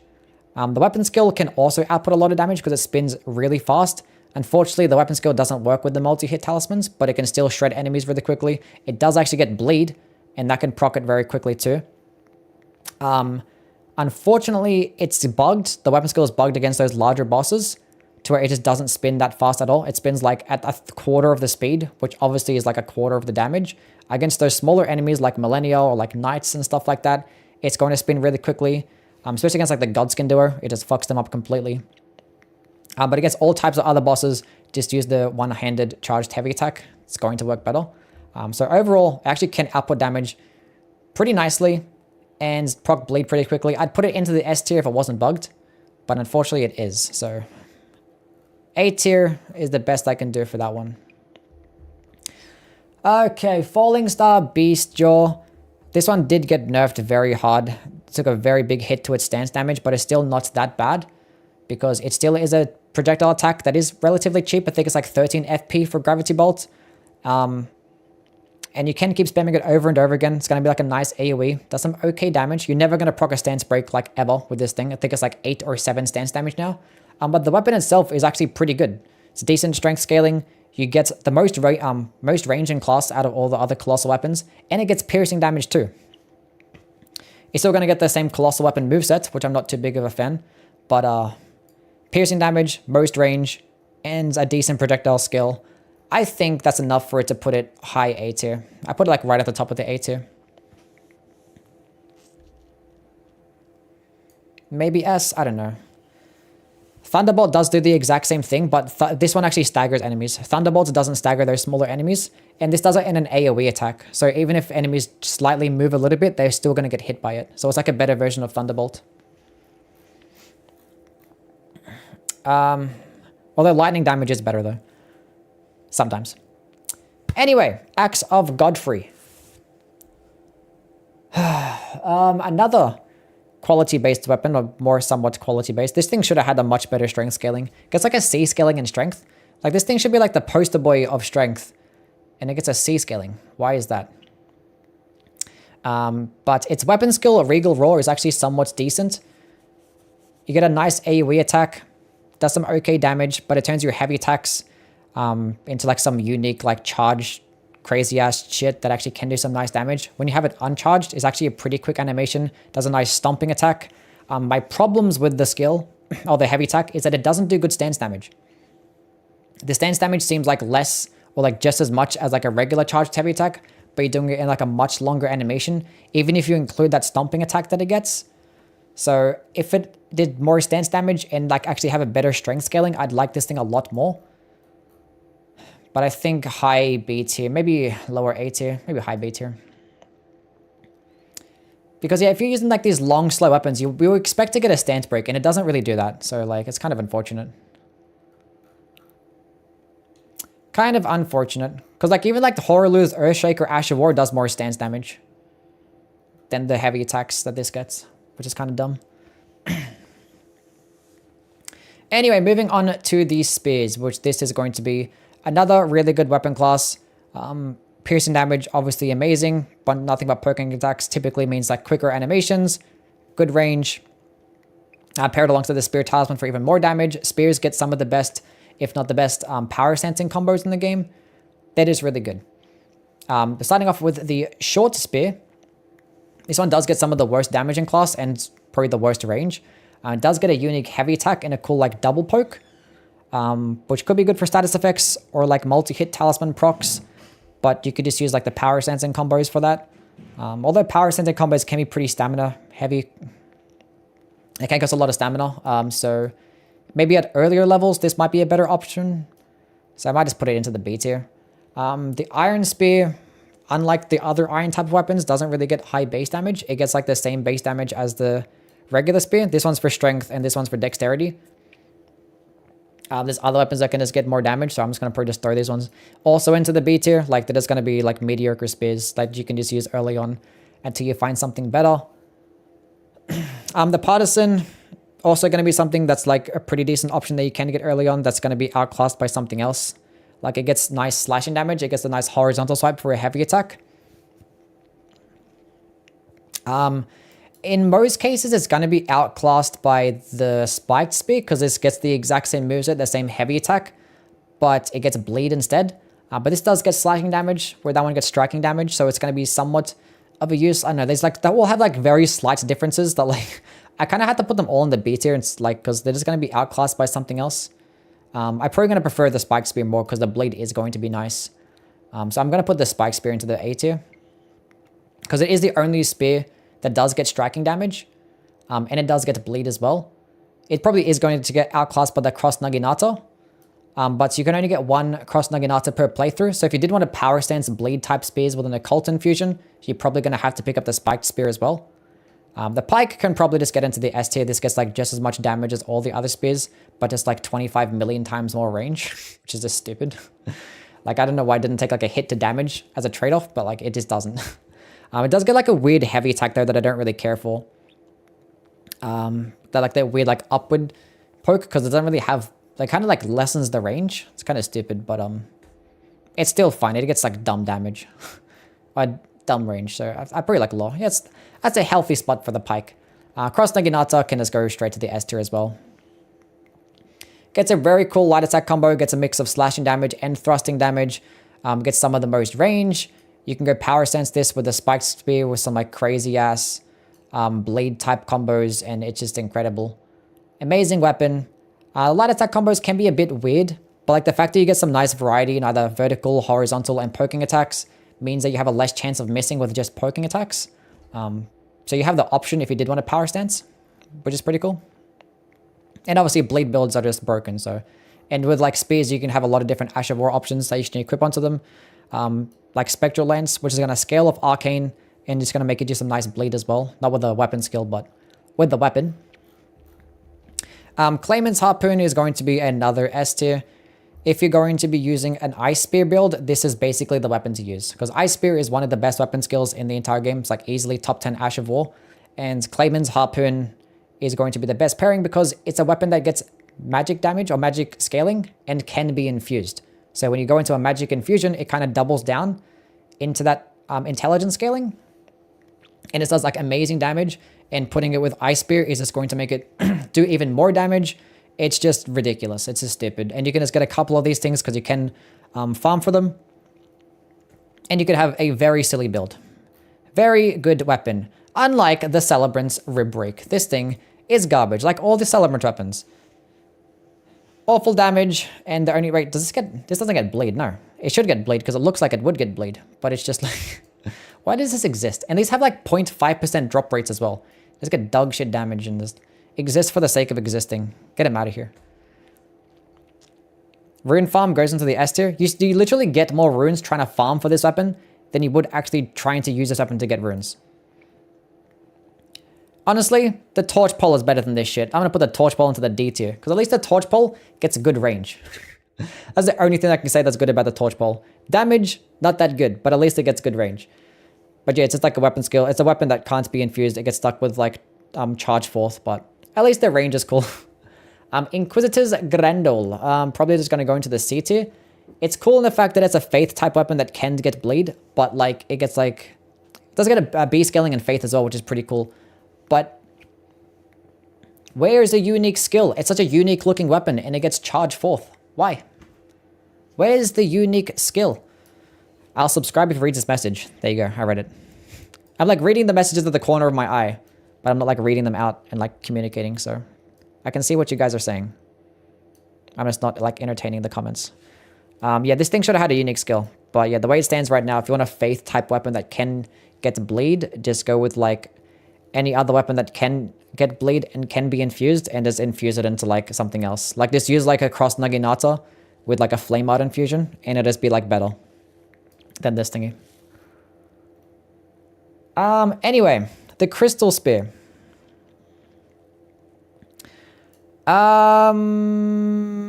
Probably C tier. Not D tier, it's a crystal weapon, who cares? I think these get like an okay magic scaling, and it gets like impaling thrust, so it's like it's pretty decent. Like if you just want to get like a regular magic type of spear, but like I'm not gonna be favorable to any somber weapon that doesn't get a unique skill. Like if you're a somber weapon that doesn't get a unique skill, why do you exist? Like literally, like why? Like what is the purpose? I don't know. The Rod and Crystal Spear is cool because it gets Scarlet Rot and it's a spear, so it can proc it nicely. My problem is that this one gets Impaling Thrust and this one gets Charge Forth, which I guess I could proc the status effect better, but I like Impaling Thrust more in average. But I guess it might be better for status effect procs. I'll put it to the B tier, why not? Out of all like the Scarlet Rot crystal weapons, this one's probably the best one.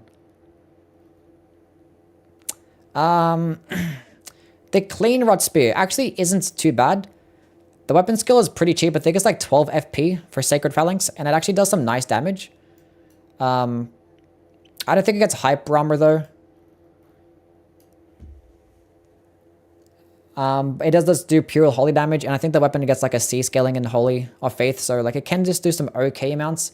My problem with it is that it's always forced to do it in a horizontal spread. It would have been nice if you could like pick and choose like the Clean Rot weapons, like the Clean Rot Knights do, and you can go either vertical or horizontal. That would have been cool. Another thing that would have been nice is if you could like power stance this with other Clean Rot weapons. So like if you pair this alongside like Clean Rot's like Thrusting Sword or some shit, and you could do some like unique power stancing combo, that would have been nice. But it doesn't work that way, so that's unfortunate. I think this one does get a unique heavy attack too, but I might be wrong. I thought it did get like the short spear heavy attack. I might be wrong on that one. It's been a while since I played with this thing, but I remember that like the weapon skill is pretty decent for how much FP that it actually does cost. And I think like the skill comes out in 2 parts.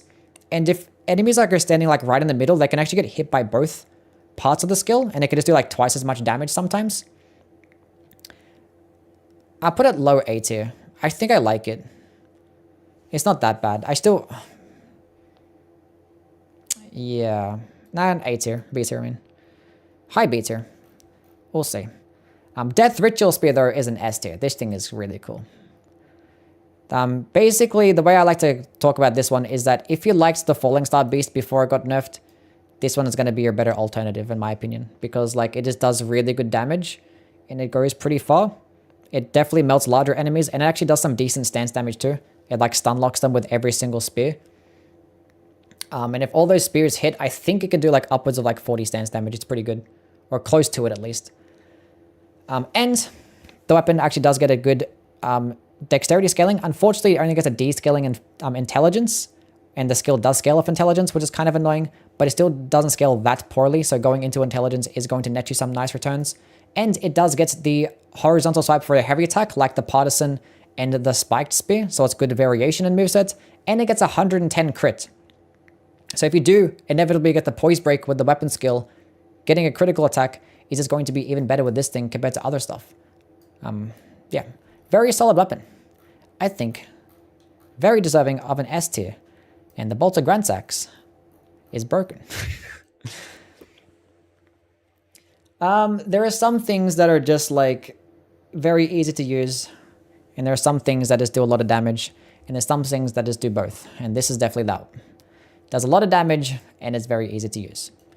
There is probably like no other sniper in this game that just works better. You can just sit at very far distances, fully charge this bitch, and just cross-map enemies. And even if they try to dodge it, they're probably still going to get hit because the projectile just travels that quickly.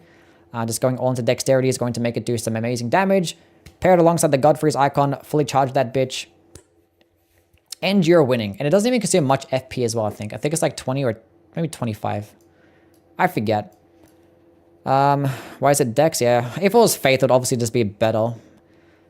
I don't know, like I talked about it in today's video with like the damage type situation. Anyway, that's the spears. We're almost there. How long have I been yapping for? An hour and a half. That's not, actually no, that's been, I'm wrong, 3 hours. What the f... I talk too much. Anyway, great spear time. Oh, why do I yap so much? I have so many opinions. I need to stop. I'm dying here. Okay, Great Spears are a really solid weapon class. Piercing damage, once again, going to be really good. The movesets They cover nice range. They do some good stance damage. The poise potential is really good. The power stancing combos are also very good. I just think that it's very solid overall. The lance is the only one that can be infused out of all the great spears. Hopefully we get more in the DLC. But yeah, this one's going to go into the S tier purely for that reason alone. Like the reason that it is going to be the only one is going to make it unique. Because there's so many weapon skills that you can put onto the great spear that's going to be best with the great spear. Things like maybe impaling thrust, spectral lance. These things are going to pair very nicely with the great spear. And the great spear and the lance actually does get really nice elemental scalings. So going into things like magic infusions or even a cold infusion, you still retain some very good scalings in all your stats. So I think this is just a very, very solid S tier weapon. One of the best that can be infused. The tree spear gets a cool heavy attack, and that is about it because it's a weapon that cannot be infused. Does require smithing stones, I believe, which is kind of stupid. Because you can buff it. But the thing is, its weapon skill is Sacred Order, which is a weapon buff. If it just had a cool skill, it would have been like one of the coolest weapons. But it has a weapon skill that is a buff, and the weapon can be buffed. But it does get a cool like double poking heavy attack, which is fun. Probably put into the B tier still. Is Bolt actually broken? Yes, it's like very easy to use. You don't have to engage with an enemy at all when using the Bolt of Grand Sax. Serpent Hunter. Probably has the best moveset in the entire game. S tier. There's probably nothing that has a better moveset than the Serpent Hunter. Like you get poking attacks, obviously. Another one thing I didn't mention as well is that you can like block and poke at the same time with these weapons. Like you can with regular spears and thrusting swords. But yeah, the reason why the Serpent Hunter has the best moveset is because typically poking weapons lack in variation. But this thing has the heavy attack, which is a nice horizontal swipe. You get a jumping attack that's better than all the other great spears because it actually extends the weapon and like flings it pretty far. And then it gets the rolling and crouching attack pokes, which is the same thing as like the Colossal swords. So like it just gets like everything. It's just really good. But yeah, the obvious downside is that it can't be infused or buffed. So like you're just going to get stuck with that strength scaling, and the weapon skill is probably just going to be outclassed by the heavy attack in most cases, but the weapon skill actually does do like really good amounts of stance damage. Like I think it does like over 80 stance damage for like the entire combo, and you get some nice hype armor. The obvious problem is that it's a really long animation, like really long, and it doesn't like get that cool projectile part like it does when you're fighting Rykard. I wish it did retain like at least a little bit of a projectile. It would have been cool, would have given it more of a use, but like if you have an opening, just use the charged heavy attack. Unless you're going up against an enemy that's weaker to piercing damage, then maybe. Anyway, Siluria's Tree. S tier. Basically, anything that gets like a projectile attack that can do some nice damage is like the recipe for success in like almost every single Souls game. Because like projectile attacks make the game easy because you don't have to engage with an enemy. You can just like sit back and just spam. You don't have to read an enemy's moveset. You don't have to dodge. You just spam. And the Siluria's Tree can do that really well. I think it's for like 20, 25 FP for its skill. You can fully charge it, pair it alongside the Godfrey's icon, cross-map enemies. It can go through enemies, do amazing damage. The uncharged version isn't that crazy cool. It doesn't do that much damage, but it is going to be like a quick attack that can stagger enemies nicely. It does actually get the cool heavy attack like the Serpent Hunter. Does that nice horizontal swipe. So if you're just missing enemies with like the constant poking attacks, you can just use the heavy. So it's good versatility there. It does get a good strength and faith scaling. So depending on which one that you go into will be dependent on which one does more damage. So going into strength do more physical damage, even though with the weapon skill. Going into more faith makes it do more holy damage. So if you wanted to go with a more spell-based build and use spells, going into faith is going to be good. If you didn't care about the faith, then just going all into strength is probably going to make it just do more damage in general, like a little bit more damage. And you're going to be doing physical damage, which is better than faith. So, but you do have that versatility to go either way. But if you just cared about the weapon, just go into strength. Anyway, the Vikes War Spear. C. There's not much I can say positive about this weapon. It does get some of the worst range out of all the great spears. It does get some of like I guess like very average damage. It gets like an average dexterity and average faith scaling. Doesn't really do that much. It does get a unique heavy, or not the unique heavy attack, but does it get the horizontal heavy attack? Same thing as a Serpent Hunter and the Silurius Tree.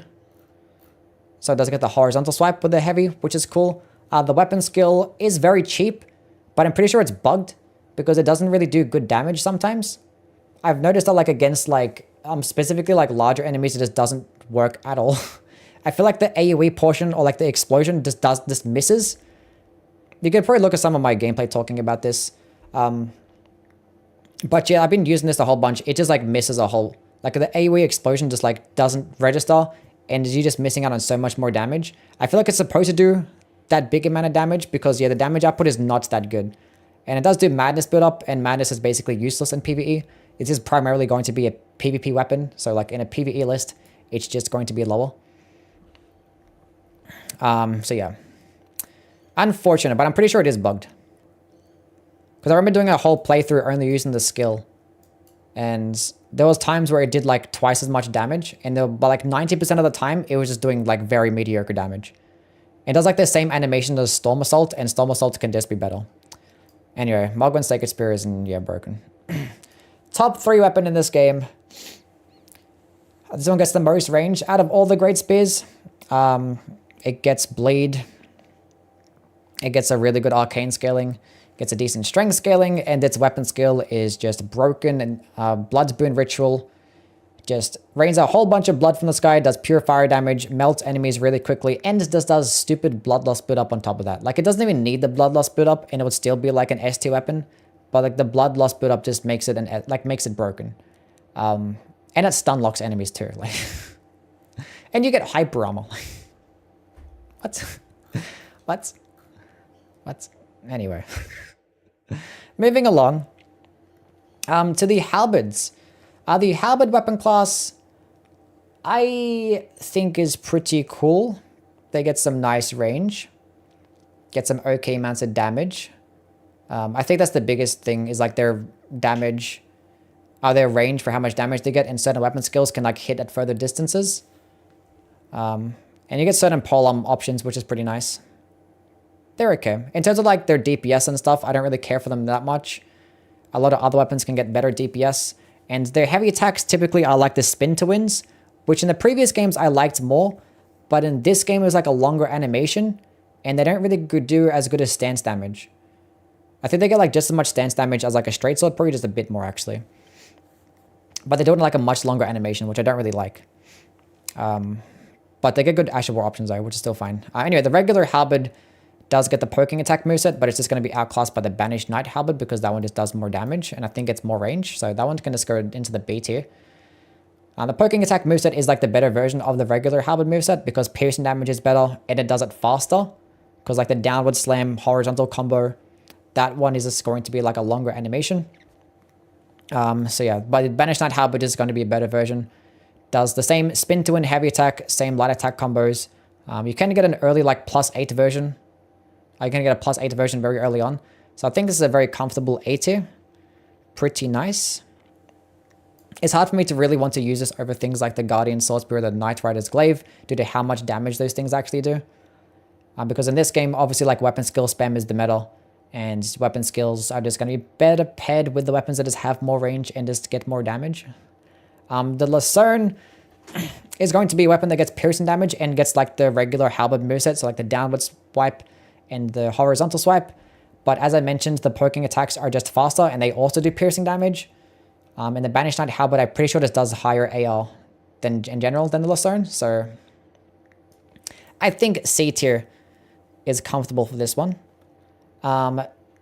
This one is called the Glaive, right? It's called the Glaive, I believe, pretty sure. There's no reason to use this over the Knight Rider's Glaive. Like, honestly. I think it's like going to be like a dexterity version of that. Because it does get the same like slashing damage. Does have like it's lighter weights, lower requirements, but the damage is not that good. It's the same moveset as all the other Halberds, so it could probably just go lower B tier, I guess.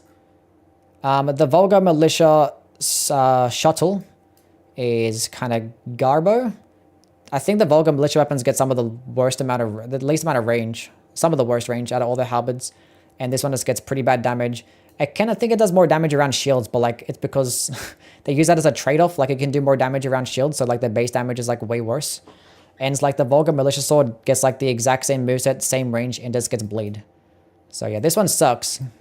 This one's not too bad.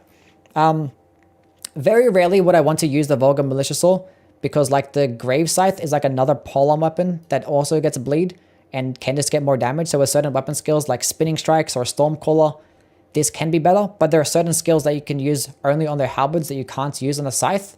So what am I thinking of? Things like Spectral Lance, for instance. There's a couple other ones that I'm not thinking of. But Spectral Lance is one. If you're going to go with like an occult type of build and you want to benefit off like a good projectile. So I think Impaling Thrust, thank you. Yeah, the poking type ones, yeah.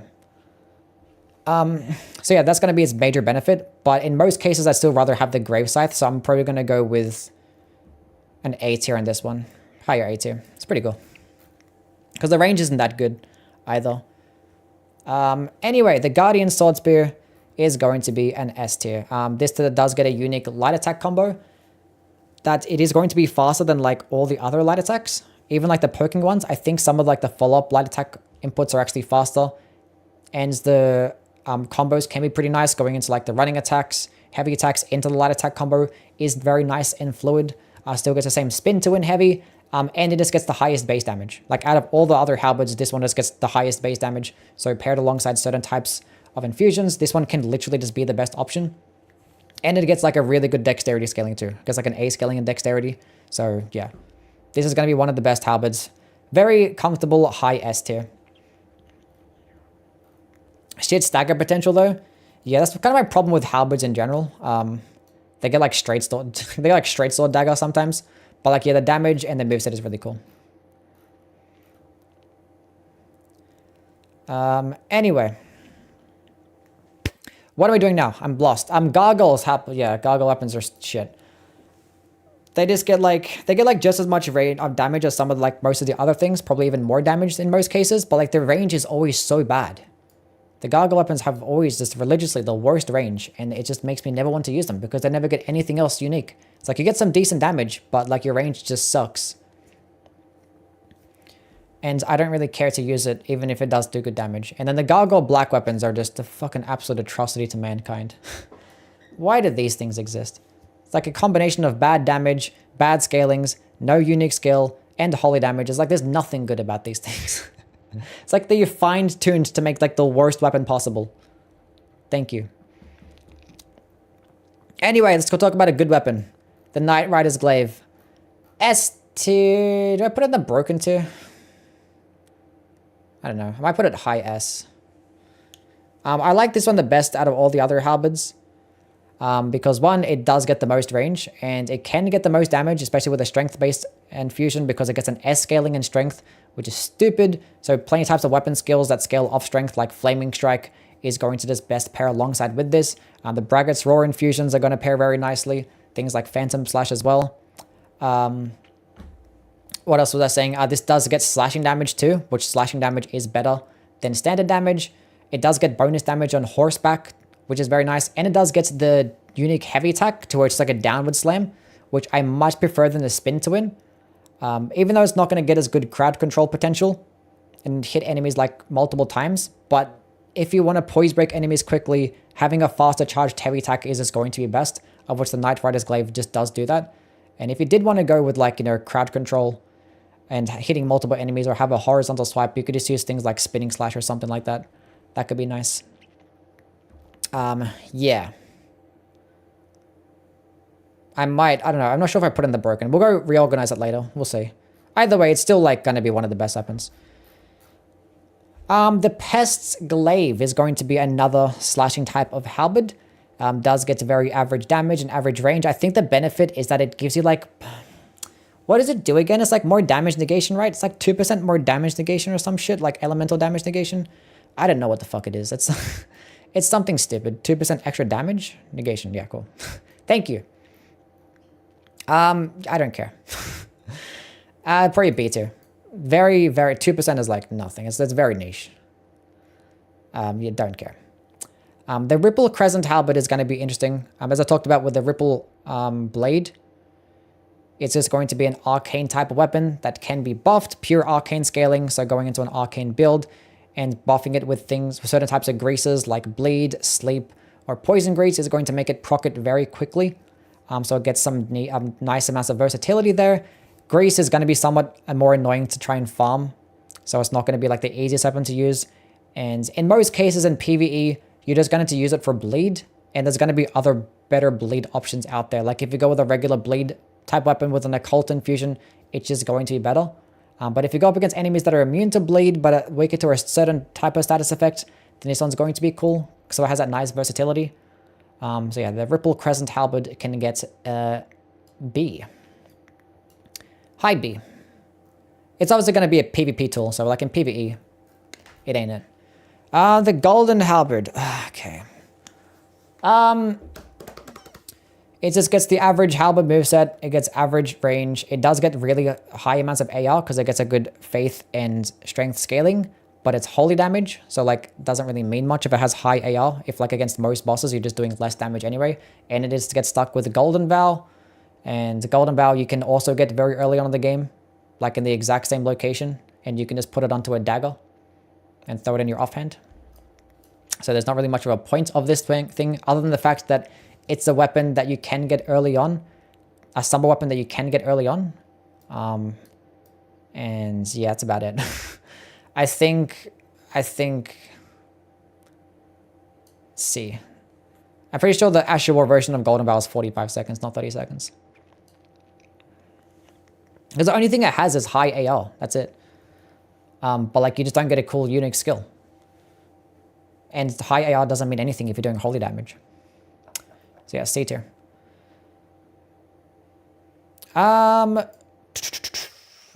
Dragon Halberd. S tier. So the Dragon Halberd gets the poking attack halberd moveset, like the Banished Knight Halberd and stuff. So it's going to be like quicker than like a regular halberd moveset. Still gets the same spin to and heavy attack. Its weapon skill is a reskinned version of Spinning Slash. But it just does buff the weapon with Lightning and Frost. It's like 160 lightning damage and 80 frost buildup. Actually does buff it on the first part of the skill, so you don't actually have to use the full combo just to buff it. And the first part of the skill, I'm pretty sure is just like 11 FP or something like that, so you can buff it for very cheap, and just spam R1 if you wanted to, and it could just do some nice amounts of damage that way. If you do the entire combo, it's going to be very high damaging because it does a nice like Frost Lightning AoE. I think it's a very comfortable S tier. Loretta's War Sickle. It gets the same moveset as the Guardian Sword Spear, but it just gets a non-unique skill in Loretta's Slash. And you could just put like Loretta's Slash on the Guardian Sword Spear with like a magic or like a frost infusion, and it could just work better. Like honestly. Or like do the exact same thing. Or just use like a better skill. You could just put like Ice Spear or something like that on the Guardian Sword Spear, and you got yourself a better weapon. I don't know why some weapons with non-unique skills even exist. Does get some nice range though, I believe. I think it gets more range than the Guardian Sword Spear. But it does get like okay skillings. I think it gets like a C skilling in strength, dexterity, and intelligence. So your total AR is nice, but it just gets Loretta's Slash. So like, why would I use this thing? C tier as well. Sorry. The Commander Standard. This actually does also get the poking attack halberd moveset, and it gets the most range in class. And its weapon skill is going to be like one of the best buffs in the game, Rallying Standard, which just gives you like 20% more damage and 20% damage negation. And an Aura buff, which is like a better version than Golden Vow, but it does only last 30 seconds. So if you did want to maximize your damage, this is going to be the best buff to use, although it is going to require like a little bit of strength and dexterity and then constant switching back and forth. Just using it as a primary option can be okay and viable, but in a game where like weapon skills are like super powerful, and you want to be able to use certain types of damaging skills, it's probably not going to be like the best option. So like I probably put it into the B tier just to use it for its buff. It does still work if you hard swap weapons, yeah, because it's an aura buff. It's going to be like Golden Vow. So it buffs you and your allies. Just how like the boss uses it. Anyway, scythes. Okay, moving along. Scythes, more polearm weapons. I kind of see these as like just very solid. They do everything pretty good in terms of like range, moveset, stance damage, Asher War options, but they just don't do anything like that good, you know? Then it's going to be like overall like just decent. That is decent. The regular scythe, they're like somewhat useful as well. The regular scythe is going to be like your dexterity based one that can be infused. It's not going to get as much damage as the grave scythe. It does get a unique heavy attack and a cool double swipe, and that can be good at proccing status effects and maybe like the multi-hit talismans. The heavy attack is actually pretty fun to use as well. It is pretty good because all these weapons do get bleed, so it's going to be nice. But if you are going to go use the regular scythe, going into a charged heavy attack build might be the best thing. Is pretty cool. This is a PVE list, yes. The regular grey scythe I'm just going to like more, because it just gets the most damage, and in this game having the higher damaging weapon, especially if it has like the similar types of range, is going to be better because, you know, weapon skill spam exists. And with the grave scythe, using things like Stormcaller or spinning strikes is just stupid. Like, this thing could output so much damage. If you haven't seen my spinning strikes grave scythe build, go check it out. This thing is just broken. Just pairing this alongside strength build and blood flame blade, it just destroys everything. It is just amazing, but it is still going to suffer from being like a scythe with its like average moveset and not that crazy good stance damage. And spinning strike still doesn't really get hyper armor, so against some bosses it might not be the most broken thing, but it still is enough for it to be an S tier. Yeah. It kind of just makes it like a better version of the Vulgar Militia Saw in that regard. The Halo Scythe is going to be one of the better holy type weapons in the game as well, because its weapon skill is a very solid projectile. It is very similar to the Rings of Light or Sacred Ring of Light Ash of War and Miquella's Ring of Light, but it's going to be a better version because it goes further, it staggers enemies better, and just does more damage for like 2 more FP. So it's just going to be really good. It's going to be a nice solid projectile attack that you can constantly spam. And the good thing about the projectile is that every single time that you swing it, it has like a little delayed effect. So when enemies try to dodge it, they actually won't dodge it, and they'll just still end up getting hit by it. So it's pretty good. The only downside is that you have to farm for it, which is kind of cringe, but it's nice. It's nice. This is not an order, by the way. We're just putting it anywhere. We're going to reorganize it later, but yeah. The Wing Scythe, unfortunately, cannot say the same thing. It gets like the same animation as Loretta's Slash with its skill in Angel Wings. And Loretta's Slash I might just prefer more because it's a Ash of War that you can infuse. So you can put something like, you can put like a Frost infused or a Cold infused Loretta's Slash on the regular Scythe or like the Grave Scythe, and it just ends up being like a better version, honestly. But yeah, the whole purpose of this is to stop NPCs or enemies from healing, which is mainly meant for PvP, and it can stun lock enemies in PvP as well. But once again, this is a PvE list. It does do more stance damage than Loretta's Slash, so that could be like its specific use, but it's not really worth using over anything else, so I don't think the stance damage is that good to where I'd want to use it. So I put it here in the C tier. Because it still is split holy damage as well. One like annoying thing is that this one actually gets like a B scaling in Faith, and like the Halo Scythe gets like a C scaling. And like that one scales off Faith, the skill, and that one scales off AR. Wish it was switched around with the scalings, that would have been cool, but that's okay. Okay, reaching towards the end. Oh god. Whips are the worst damage or weapon type in the entire game. Whips are beyond awful. These things are very slow, like slower than like, just as slow as like Colossal, not Colossal, but as great swords, but they do just as much damage as straight swords, probably even less damage than straight swords. Obviously they have good range, but like if you want a good weapon with a good range, just use like a spear or something like that. They get some of the worst stance damage, like even daggers can get higher stance damage than whips. They can't get critical attacks. They get the least amount of Ash of War options. They get like basically no Ashes of War. None of which hit with the weapon directly. So these things are just awful. Awful. So every single whip can just go, no, not every single whip, but the regular whip can just go into the trash tier. It's a fucking terrible weapon. Never use the whips. The Thorned Whip is just going to be outclassed by the Hoslow's Whip, I believe, because this one just gets more base damage and higher bleed. I forget which way it is, but like, I don't know.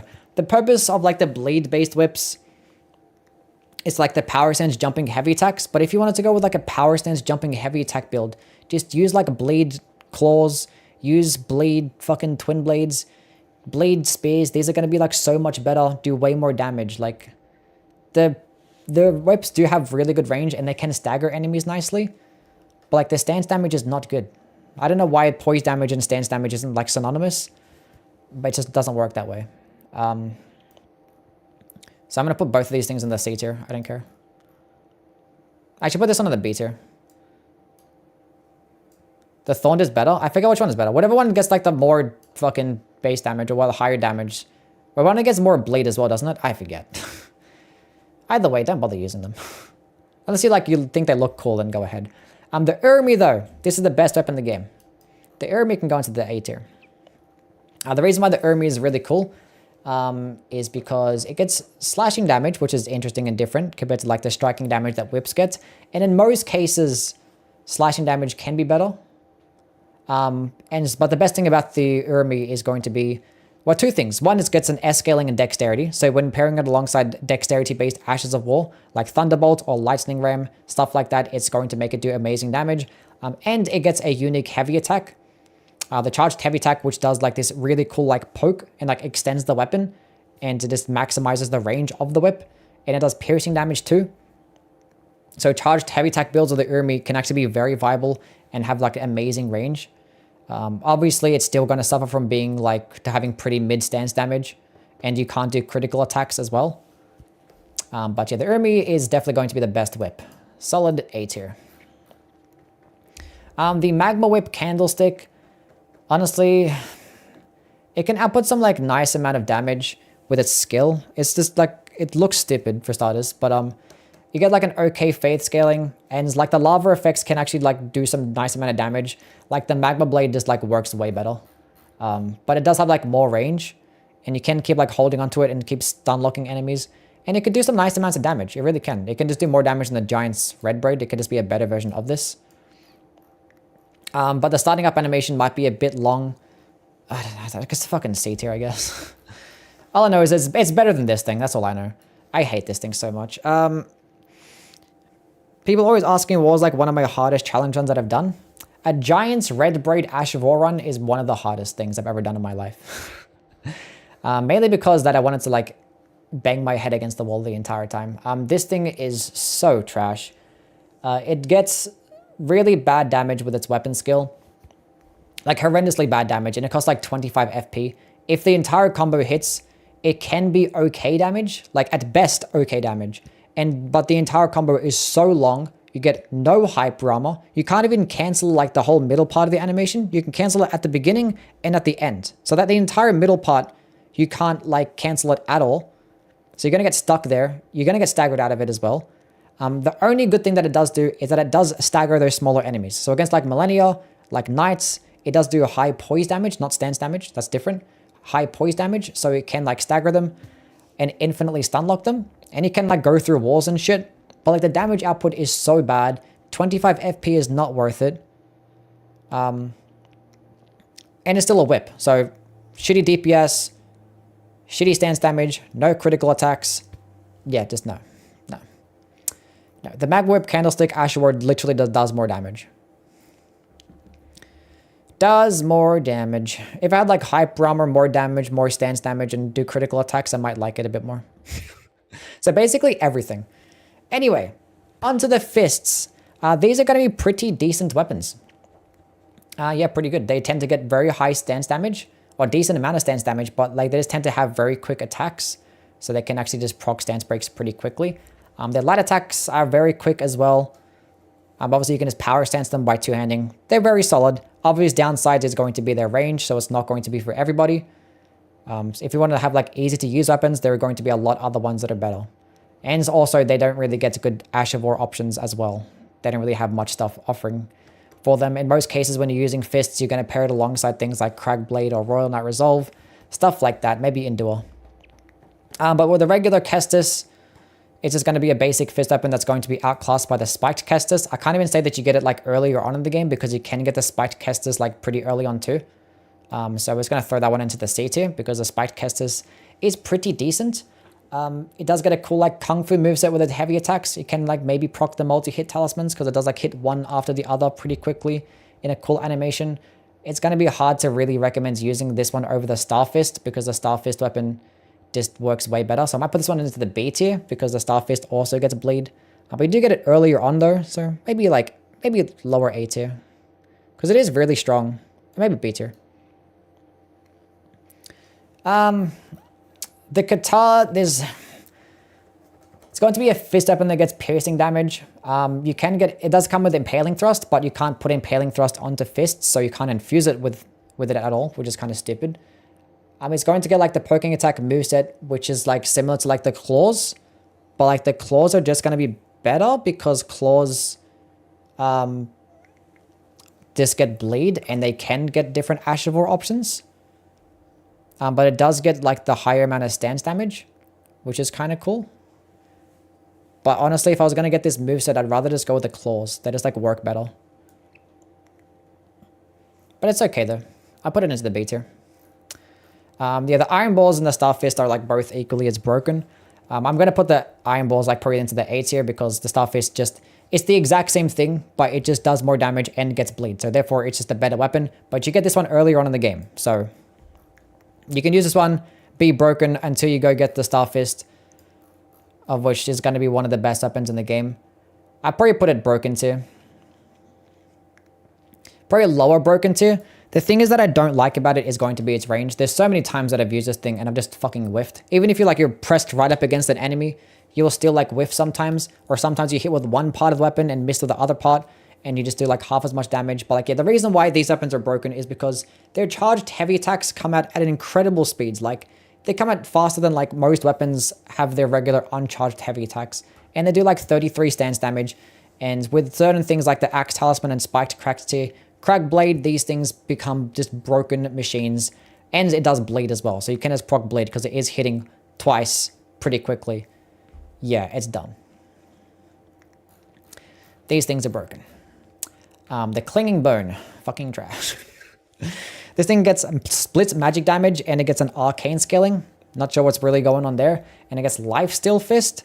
Which Lifesteal Fist is basically useless against 90% of the things in the game. And if you wanted to use Lifesteal Fist, you could just put that on any other fist weapon and it could just do more damage. Because it scales off your AR. And there are a lot of other weapons that just get higher AR. This thing does get some of the most range in class though. And it does get the poking attack moveset, which is pretty cool. Like the Kata. But you can just use the Kata with Lifesteal Fist and it just works better.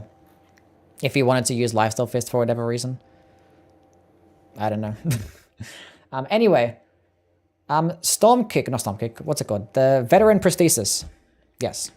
It's actually worse called Storm Kick, but yeah. Veteran Prosthesis is also going to get the Poking Attack Fist moveset. Actually does get the most range in class. Does get Split Strength and Dexterity scaling. Can't infuse it. Cannot buff it. Damage is okay. Split Lightning damage as well. The weapon skill Storm Kick is incredibly cheap. It's like 10 FP. You do this whole like stumping AoE attack and it's like this lightning follow-up and it can get some nice damage. Now, there are plenty of problems I have with this. Obviously, it's Storm Kick and you have it on your fist. You don't kick. That's one thing. But why doesn't it get like Frost? Like, if like the first initial AoE attack got Frost, I would like it so much more. But the thing is, a lightning follow-up attack doesn't actually consume any FP. So that whole lightning AoE is pretty nice, but it is actually harder to control. And if you don't hit with it at point blank range, you're like missing out on so much damage. So like there's so many things about this weapon that I'd like for it to be changed. It's never going to get changed, but it would be nice. I'm going to put it into like the C tier. It is like good damage to FP ratio for the skill, but it's like harder to use. And it should have had Frost. And then, I don't know, it would be a much better weapon. But it is like a fist weapon with decent range. It gets like more range than some of the claws. The Cypher Pata is going to be outclassed by the Coated Sword in almost every single instance. I think it does get the poking attack moveset as well, I believe. Pure holy damage, pure faith scaling, no requirements in anything else, so you can just go all into that one stat. It's going to pair it together nicely, but if you're going all into that one particular stat, you're most likely using spells, of which you're going to have a seal in your offhand, and to use fists, you're going to have them two-handed, so you're going to have to keep switching back and forth every time. It doesn't weigh anything? Yeah, true, but like, who cares? I'd rather like, it's like 2 units of weight to use the Coated Sword. Just go spec into like 1 point into endurance, then just go use the Coated Sword. It's just like way better. Put it into the B tier, I guess. The Grafted Dragon. Oh, God. If it could just be two-handed, I would have just liked it a bit more, but there's so many things about this weapon. One, it actually gets the worst range in class. It looks like it should have the most range, but like that entire like dragon mouth model doesn't actually have a hitbox. So it has like just as much range as like a Kestis. That's one thing. 2, you can't two-hand it, so you're just gonna have to one-hand it the entire time. And people always tell me that like it gets like really good stance damage. I don't know who told them that it gets like amazing stance damage, but it gets just as much stance damage as all the other fist weapons. So if you have like a one-handed Kestis, it's going to get the same stance damage. So if you could just two-hand it, even if you didn't power stance, it's like two-handed like you can in Dark Souls 2, and it's like do that shit. That looks weird. But anyway, it sucks. The weapon skill though. Weapon skill is not too bad. It's kind of like Cranial Vessel Candle Stand. You can just use it at short range, fire-based AoE. You can roll out of it basically instantly. So it's very like risk-free. Does a nice crouching animation. The AoE itself is not that large. I don't know, I'll probably just put it into like a low B tier. Because like the weapon skill is pretty decent. Pretty cheap. Like it works. That's all I can say. It works. Anyway, we're at the end. The claws. Claws are one of the underrated weapons classes types in the game. They can hit multiple times very quickly. They get blade, decent Ashevore options. Being that the light attack combos swing at the same time, you can use like the multi-hit talismans and stuff, and you can make for very solid builds. The hook claws. They're just going to be outclassed by like the Raptor Talons, because I'm pretty sure these are going to get more damage as well. Especially with those jumping attacks. So this is going to go like nicely into like the B tier, because they're just going to be outclassed. The Bloodhound claws, I'm pretty sure these get like the most amount of damage. They're going to be more for strength, and they can do bonus damage around shields and stuff, which is very nice. So I probably put these nicely into the A tier, although I wouldn't really use, if I was going to spec into a build with the claws, I'd probably just go into the Raptor Talons if I wanted to use bleed, because the jumping attacks are really nice, and the heavy attacks are just amazing, which I'll probably talk about that right now. Yeah, the Raptor Talons is a high S tier. High S tier. Those heavy attacks lunge very far, do really good damage. It does get bonus damage in jumping attacks, so you can go into a jumping attack build. There's so much versatility around the Raptor Talons that you can go any which way. Go into bleed, all into damage, jumping attacks, just spam R1. It doesn't really matter what you do. It's just going to work because they're just really good. Not broken. I'll think about it. I don't know. Like, there's so many good stuff here. Like, it doesn't really matter. It's still going to be one of the best infusible weapons in the game. Venomous Fang. This is like one of my personal favorite weapons. I love this thing. Oh, one thing I forgot to mention is that all the claws do get 110 crit as well, which is pretty cool. Venomous Fang is actually the only one that doesn't get 110 crits, doesn't get bleed, but it does get deadly poison, and it can be infused. And with poison, it scales with arcane, and you can just go all into, you can go into the occult infusion, go all into arcane, proc bleed or proc poison incredibly quickly, and being that this deadly poison is going to be ticking for more, only lasts 30 seconds. You can use things like the Kindred of Rot Exaltation, the Mushroom Crown, and by the time that those buffs wear off, your poison is about to wear off, and you can just proc it again and just keep going over and over. You could probably pair it alongside a bleed build as well if you wanted to. Also has great versatility. The downsides of the Venomous Fang is that it gets the worst range and it doesn't get that 110 crit. But it still gets the same amazing light attack combos, the cool piercing damage, the cool slashing damage, great DPS. They're just amazing weapons overall. And that is that. How long did we yap for? I thought it was going to be like a 2-hour thing. I was like, I can just talk about this for 2 hours, then just leave. Thank God I didn't talk about the staffs and stuff. That would have been forever. 3 hours and 40 minutes that we yapped for. Okay, let's go reorganize this bitch. That's gonna be the top 3. That's 4. That's probably 5, 6, 7, 8. That's probably about right. I'm not too big on that. Maybe I put Raptor Talons can be kind of broken. They can output a lot of damage. Fuck it, we'll put that in the broken tier as well. Have some nice variety in terms of broken with like somber weapons and unique weapons. I mean, non-unique weapons. Night Rider's Glaive, Envoy's Horn. Yeah, these are all like high S tier. These are amazing. Yeah. Yeah. Probably the Ordovises, I like this one more than most.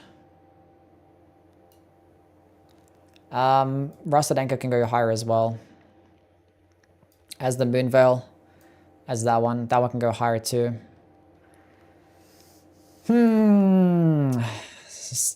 Death Ritual Spear can go higher. Maybe about here. That's good there. I like that there. Yep, that's good. That can go a bit higher. Yeah. Scavengers can go higher too. Yeah, I'm gonna post this thing on YouTube probably like sometime soon. This is gonna be 3 hours. I'm not gonna edit it. I'm just gonna fucking post it. I don't care. We just did this to like have, you know, something to look back on after the DLC comes out. It'd be cool. I'm honestly not bothered to reorganize this. Either way, this looks about right. I could probably do this like list tomorrow and it's gonna like look somewhat different. I mean, Killer Cleaver broken. I mean, Killer Cleaver is just outclassed by the Great Stars. There's like not really much of a point to use it over the Great Stars. Anyway, that is that. That's done. That's the list. That's the definitive list. Michael Zaki said so. He said, whatever list that you make is now the definitive tier list of the game. It's gonna be different in about 1 week's time. What's next? That's it. That's it. We peaked. We peaked. I was gonna like do a start like the Curve Sword Marathon, but like I'm super tired and my like throat is like suffering and dying. It was just constant yapping. Constant yapping. Cane Sword CT? Nah. You doing this tier list again tomorrow? Nah. Saying if I did do it again tomorrow. Water? Yeah, I'll have some water and chill and relax and stuff. And yeah, sorry that I should just say thank you to all the people that donated and stuff. Shit, I wasn't paying attention. All the subs. Hellspawn, thank you for the sub. Oh, there's so much stuff. There's so much stuff. Riley, thank you for the sub. Okay, I'm gonna... So much stuff. Anyway, we're done. We're done for today.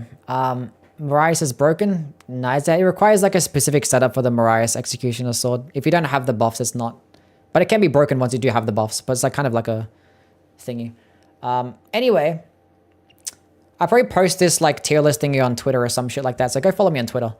Anyway, I'll catch you guys around. I'll probably be on, I don't know when. We'll see. I'll figure it out. Maybe not tomorrow. Tomorrow I have a day off. But yes, you guys stay safe and be cool. And I'll talk to you guys later. I'm just going to go like drink water and stuff and relax. Bye. See yous.